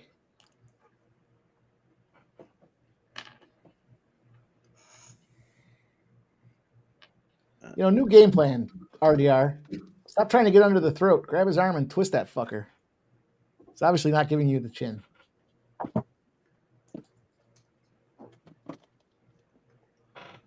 He's got a lot of time to work, though. Sure does. Mm-hmm. You got the body lock in? I can't tell. Yeah, he's got the body triangle in. Yeah. Yeah. And, Uh-oh. oh, Don't move. he's shifting it. What's he? All right, he locked it back in. Let's go. Grab his throat. Hard to imagine that these guys don't shit talk each other a little bit while they're in these positions, you know? Well, I'm sure they do. Or they're breathing heavy and they can't. Yeah, I was gonna say there's so much concentration when you're in these positions. It's kind of tough. I mean, you can kind of, if you're big brother and somebody, maybe you can do it, but I don't know if this is one of those kind of fights. The commercial says, "You bring the ice, I'll bring the booze," whatever it was. Oh boy.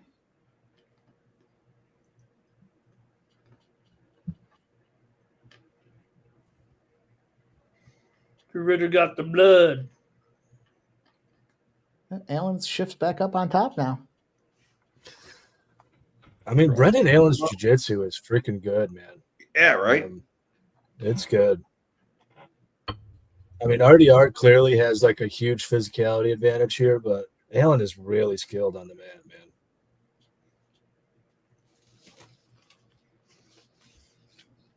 A lot of blood on that mat, boys. And we cash the over for 2 units profit.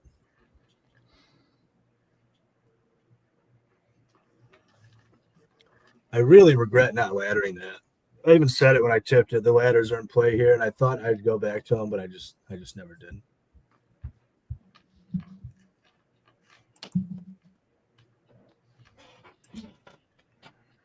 Look, there's a little talking. There's some talking going on now. You see that? Yeah. A little shit talking. Look, if I was Allen, I would have been like, "You're not getting my throat." I just, I would have told him a couple of times, get in his head a little bit.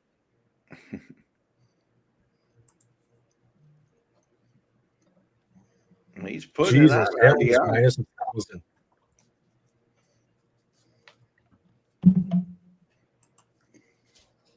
Yeah, I think the problem is that is it his nose? Is it RDR's nose that's broken? Or is it just his eyeballs are all fucking busted open?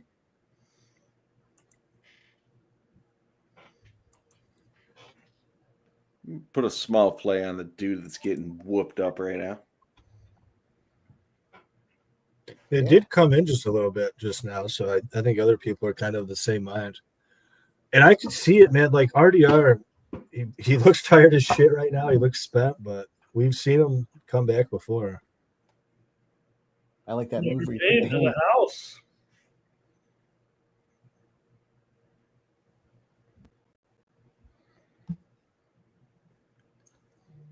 It's really hard to tell who's got who in this position, you know? RDR doesn't want to let that leg lock go, and Allen wants to stay on top.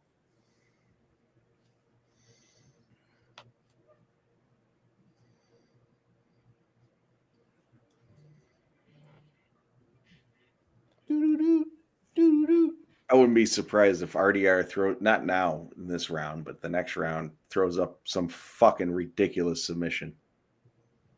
Oh, he's trying. He's trying now.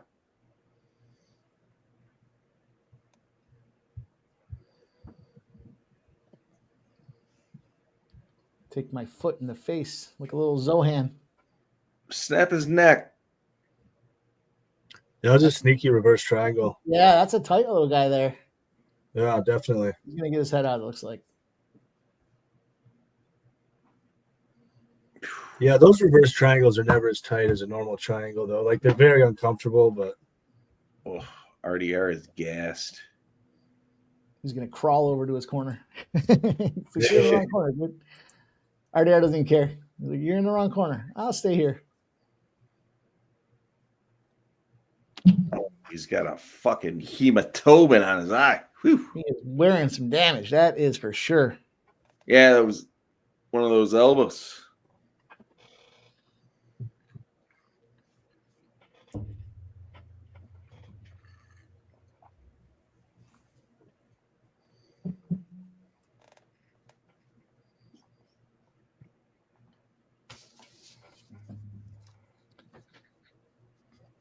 Getting that cold press on that swollen eyeball. And now Allen guesses.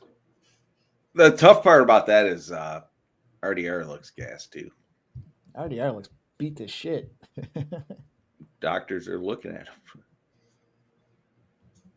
That's Herzog.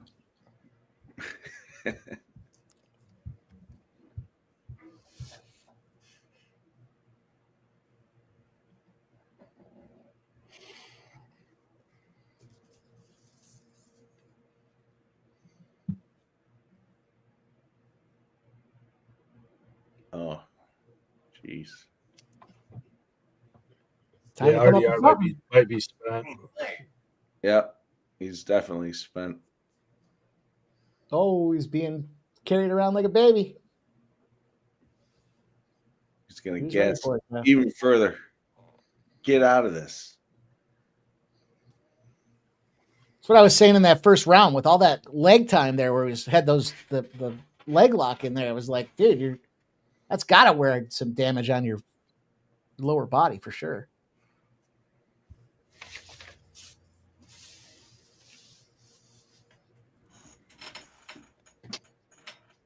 I got 420 in round number 4. Oh, I knew I should have laddered that total up. Kicking myself for that.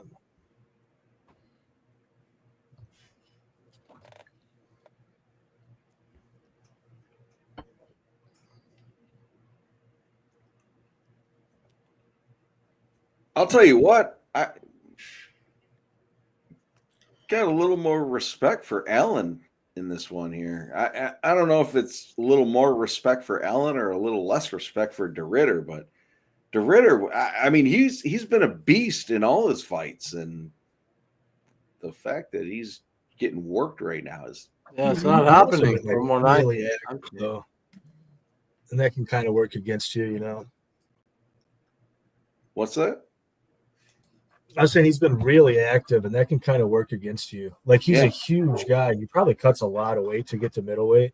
And this is like the 4th time he fought this year or something like that. Definitely the 3rd at the least. So he's going through all those weight cuts, all those training camps. Like, that builds up after a while. And multiple 5-round fights of that.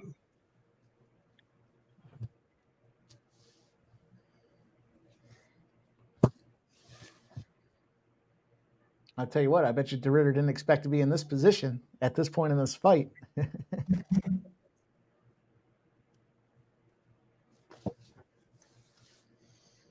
Well, if he didn't, that's probably part of the problem. Mm-hmm.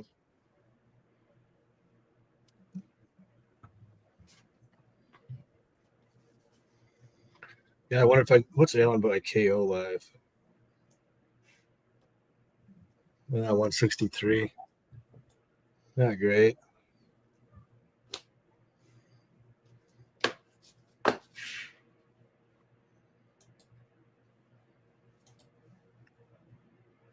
It went up to 180. I'm going to take some, I think, here. That's a red X play.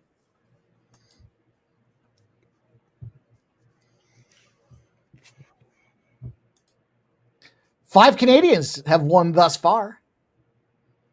Can Brendan Allen make it number 6? Actually, he's not Canadian, is he? He's American. I had 4 on the head. The over 4.5. Yeah, I had the under.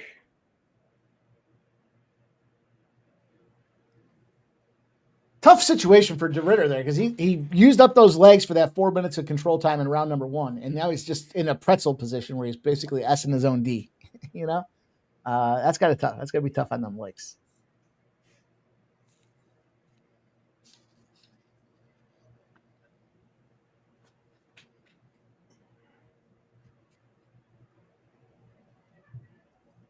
Alabama going to open this game up in a hurry right here. Gonna put the beating on him. I think so, yeah. If this, they're not yet, but pretty soon.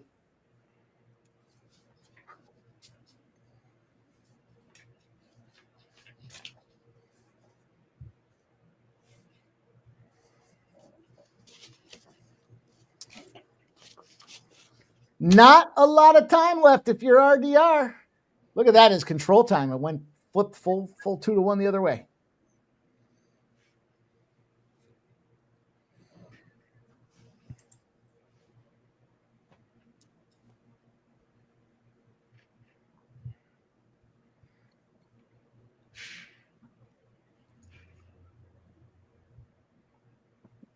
RDR does not look well. I almost wonder if he quits on the stool here.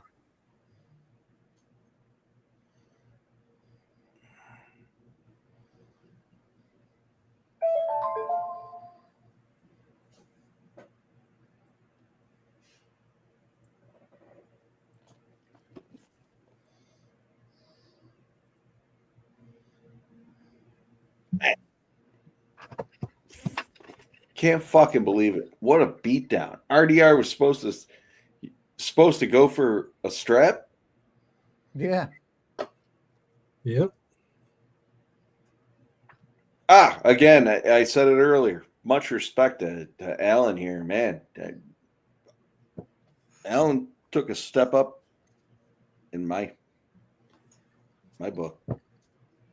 Mm-hmm. Yeah, I mean, he's good. I mean, he's they called it. Perfect fighter, but he's very skilled. They called it. Sub, I think. Yes, cash the KO. Wow. Good job. The live KO. Hell yeah. Wow. And cash Allen plus 170, and we cashed the over. That was a great way to end the night. Wow. Sub, Good job. If I read off my cashers to you, you'd fucking shit yourself. There's Alabama. Just went in. Hey. Bama's beating him up. That's gonna pay me. That was supposed to be a big rivalry spot out there. Tennessee was supposed to make a big statement. No. It's Bama, and unless they meet in the playoffs, it's going to be Bama and Ohio State in the final. I'd be okay with that. Well, that's my prediction. Unless they meet, you know how they have those brackets. Right, unless they meet in the semis Yeah, or something. Ohio Right? State's winning it all anyway. But Well, that's interesting. my opinion only. Hey, Duke! I had the same opinion earlier. I fucking hate Ohio State, but I do think they're going to win it all. Tough. I do. They're tough.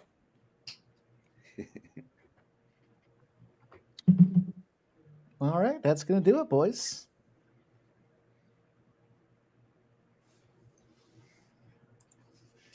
Okay, well, look, I'll check out then. Time to go. No, Nuke! Tell me what's going on, Nuke. Where can they find you? You can find me at Nuke Worker at Nuke Worker 4. If you want to find me, you can. If you don't, I don't care. And but anyway, I love all you guys. I appreciate you for letting me jump on for a couple hours or an hour, and I didn't know it was this late. But anyway, appreciate you. And I'll see you next time. Ramon, I'll see you tomorrow. You know, 9 bright and a.m. early. Morning steam. Yes, sir. Okay, boys. Jeff, Sub, Mike, Ramon. See you, boys. Go Love you. Jays! Have a great Yes, summer. sir. Okay. See ya. See ya. Wow, what a tricky little ending there in the Iowa-Penn State game. Iowa hangs on to win 25-24. We'll cash that one too. Yep. Wow. Iowa wins and Penn State covered. Yeah, how about that? What was it? It was 3.5, wasn't it? Something like that? Yeah, 3 or 3.5? At least Right. last I saw. Interesting. Maryland's up 10-7. UCLA's driving with 5 minutes left in the fourth quarter. Okay.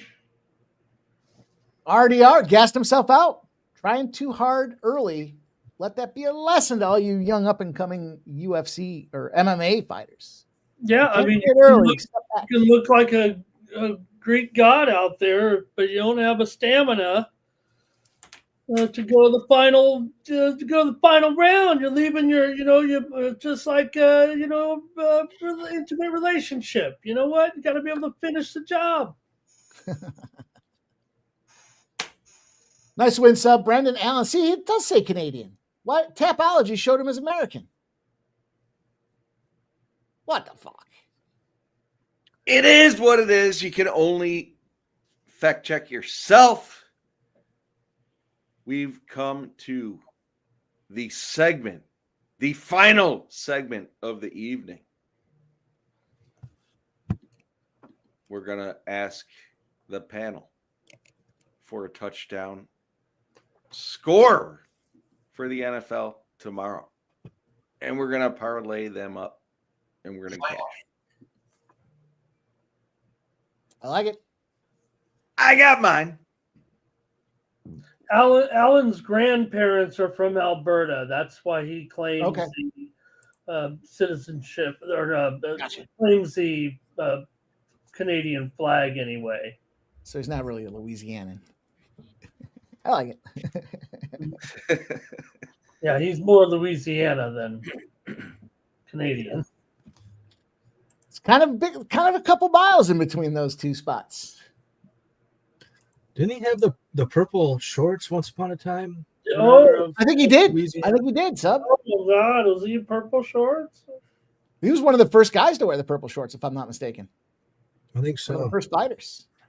I appreciate all you with the ones in the chat. All right, I'll go first. I'm going to go with the Bears. I'm going to go with Swift. Swift is getting a touchdown for the Bears. And that's leg 1. What's the price tag? Plus 100. Even money. Plus 100. Jeff's going to go with a little Swift action. Let me double check. Yeah, plus 100. Yep.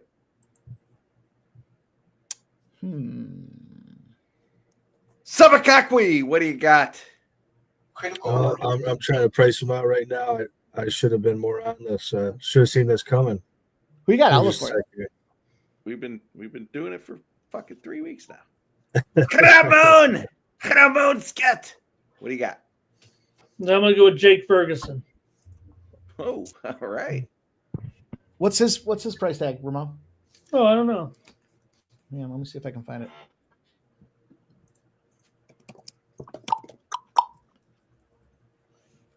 It can't Divisional. be. It can't Divisional. be. 250. I would think, if that. Damn. That'd be pretty strong tomorrow. I Plus mean, 165. okay. But yeah, Plus put that one in there. Cool. I'm going to go with George Kittle. Give me George Kittle at plus 195. Take a shot with George Kittle coming back in from the IR. Got to expect he's ready to roll. It's not tight end day until next week, I'm told now, Mike, after I had it wrong and there at the beginning of the season. I thought it was tight end. I thought it was early in the season. Wasn't it week 2 or something like that? No, it's next week. So maybe we shouldn't pick these tight ends, but let's do it anyway. All right. I like it. All right. Those three right now are plus 1434. Give me Drake London plus 160. That's a good one. I like that too.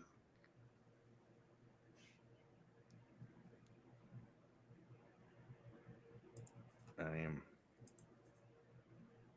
looking to get it in here.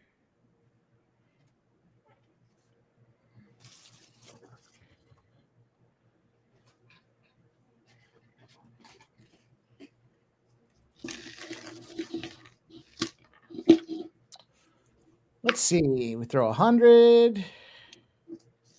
A 195.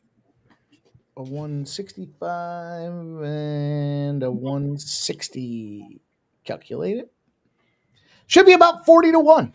30 plus 39.65 or so. Shop around. And them boys come out to about 39.5 to 1. Send me my profit. Well, you get the privilege of playing it, Ramon. You were here making it. You were curating it with us. I got it. DraftKings has it at plus 36.70. So yeah, just about 40 to 1. Hey.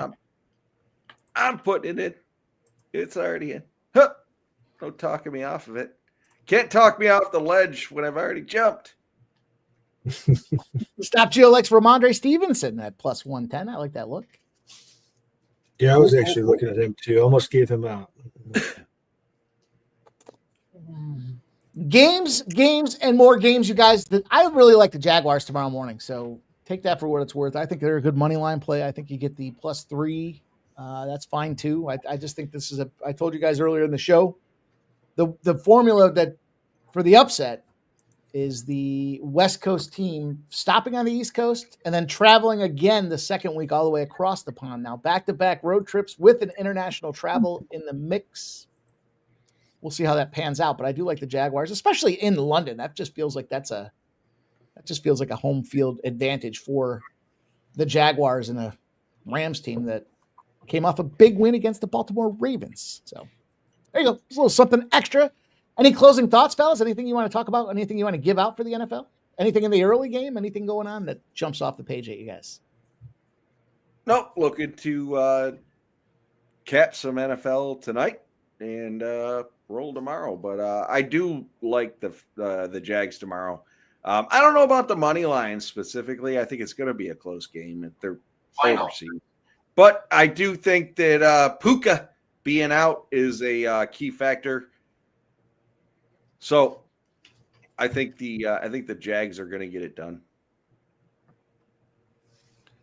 Jags get it done, says MMA Jeff.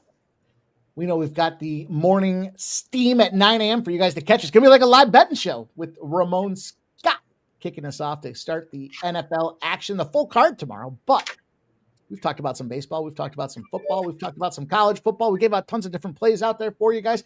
Cashed a whole bunch in the NHL today, so appreciate those that tailed. And if you didn't, I don't know why you didn't. That being said, sadly, with the update, I dropped a unit bet in first strike. So there's the numbers there they're at, plus 5.62 units to date, though, and the commitment from the squad is we're all going to get to plus money by the end of the season. So more to come. Stay tuned for what we're doing out there with First Strike. So what? We're 5-1 in the last 2 weeks of action, and I took the L. That hurts. But hey, Bureau went out there and dominated. So what are you going to do? Dan. I'll tell you what, I'm 5 in a row. Woo! 5 in a row for MMA. Jeff, Subhumans got back-to-back spots there. Good job from you boys. Let's put the bow on the show. Subhuman, tell them what's up. Tell them where they can find you. Yeah, so night, really solid end. As always, find me at twitter.com, Subhuman Gaucho with 2 O's. You can find me at Winnable. Been a really special month. This week wasn't it wasn't Rio, it wasn't a 20-unit night, but we did bring in over 7 on the sub club. Really minor win on PFL earlier, so we'll try to keep rolling. We've got plenty of October left, and I'm looking forward to the rest of the month. Got a big bet. I think I'm going to add more, but I got a big bet for UFC 321. That's definitely going to be a maxer, probably one of the bigger ones of the year. So, lock in. I'm looking forward to that event. Lots of fun fights. And, can't wait to dig in. Good stuff from Subhuman Gaucho, Ramon Scott. Tell them what's up. Tell them where they can find you, my friend. Right here on the Sports Money Network. Tomorrow at 9 a.m. Eastern, 6 Pacific, and tomorrow night, football time with Sunday night football. We'll have to make do with our matchup here on Sunday night. Join us tomorrow for Falcons and Niners at 8 Eastern, 5 Pacific. Falcons and Niners MMA. Jeff, you know the drill. By the way, that Falcons-Niners game, we just gave you guys 2 touchdown props for that game. So there's going to be a lot of skin on the line for that thing. MMA, Jeff. We'll be live. We'll be live. I believe there's 2 Monday night games there's 2 Monday night games this week. There's 1 Sunday night game. You can find me over at MMA Jeff 19, also at Winnable. We crushed the Winnable. You can fucking find me at the Sports Money Network. Kick-ass night tonight. Fucking rolled a lot of plus money plays. Went a little lull in the middle, but ended up crushing. RDR scumbagged us out. And either way, follow me over at X and on Winnable. Appreciate all you for joining. Good stuff. Yeah, killer first part of the card. The main event, not where I wanted it to be, but yeah, but you were right, Mike. We should have went with Canada every time. This was a turn of events. Dick kicks and Canadian maple syrup. Apparently it runs deep. That being said, though, guys, appreciate everybody watching. Make sure you smash the thumbs up button. If you haven't done so already on the way out the door, give it a thumbs up. Give it a click for us. Gave you guys the 4-leg touchdown parlay. We'll see how that thing evolves tomorrow, but a lot of fun. Good stuff from everybody here. As always, Subhuman Gaucho, Ramon Scott, MMA Jeff came ready to play. Shout out to Nuke Worker. It was good to see Nuki doing his thing out there, and good luck to them Blue Jays tomorrow. Bo Jackson, have a great time at the game. We'll be thinking about you in spirit. We'll try to see if we can't find a way to will a win for them Blue Jays out there. But great job, everybody, tonight. Hope you had some fun. Make sure you do follow us all at the respective Twitter sides, and we'll be back again next Saturday for some UFC action. Good luck to everybody. Have a great night.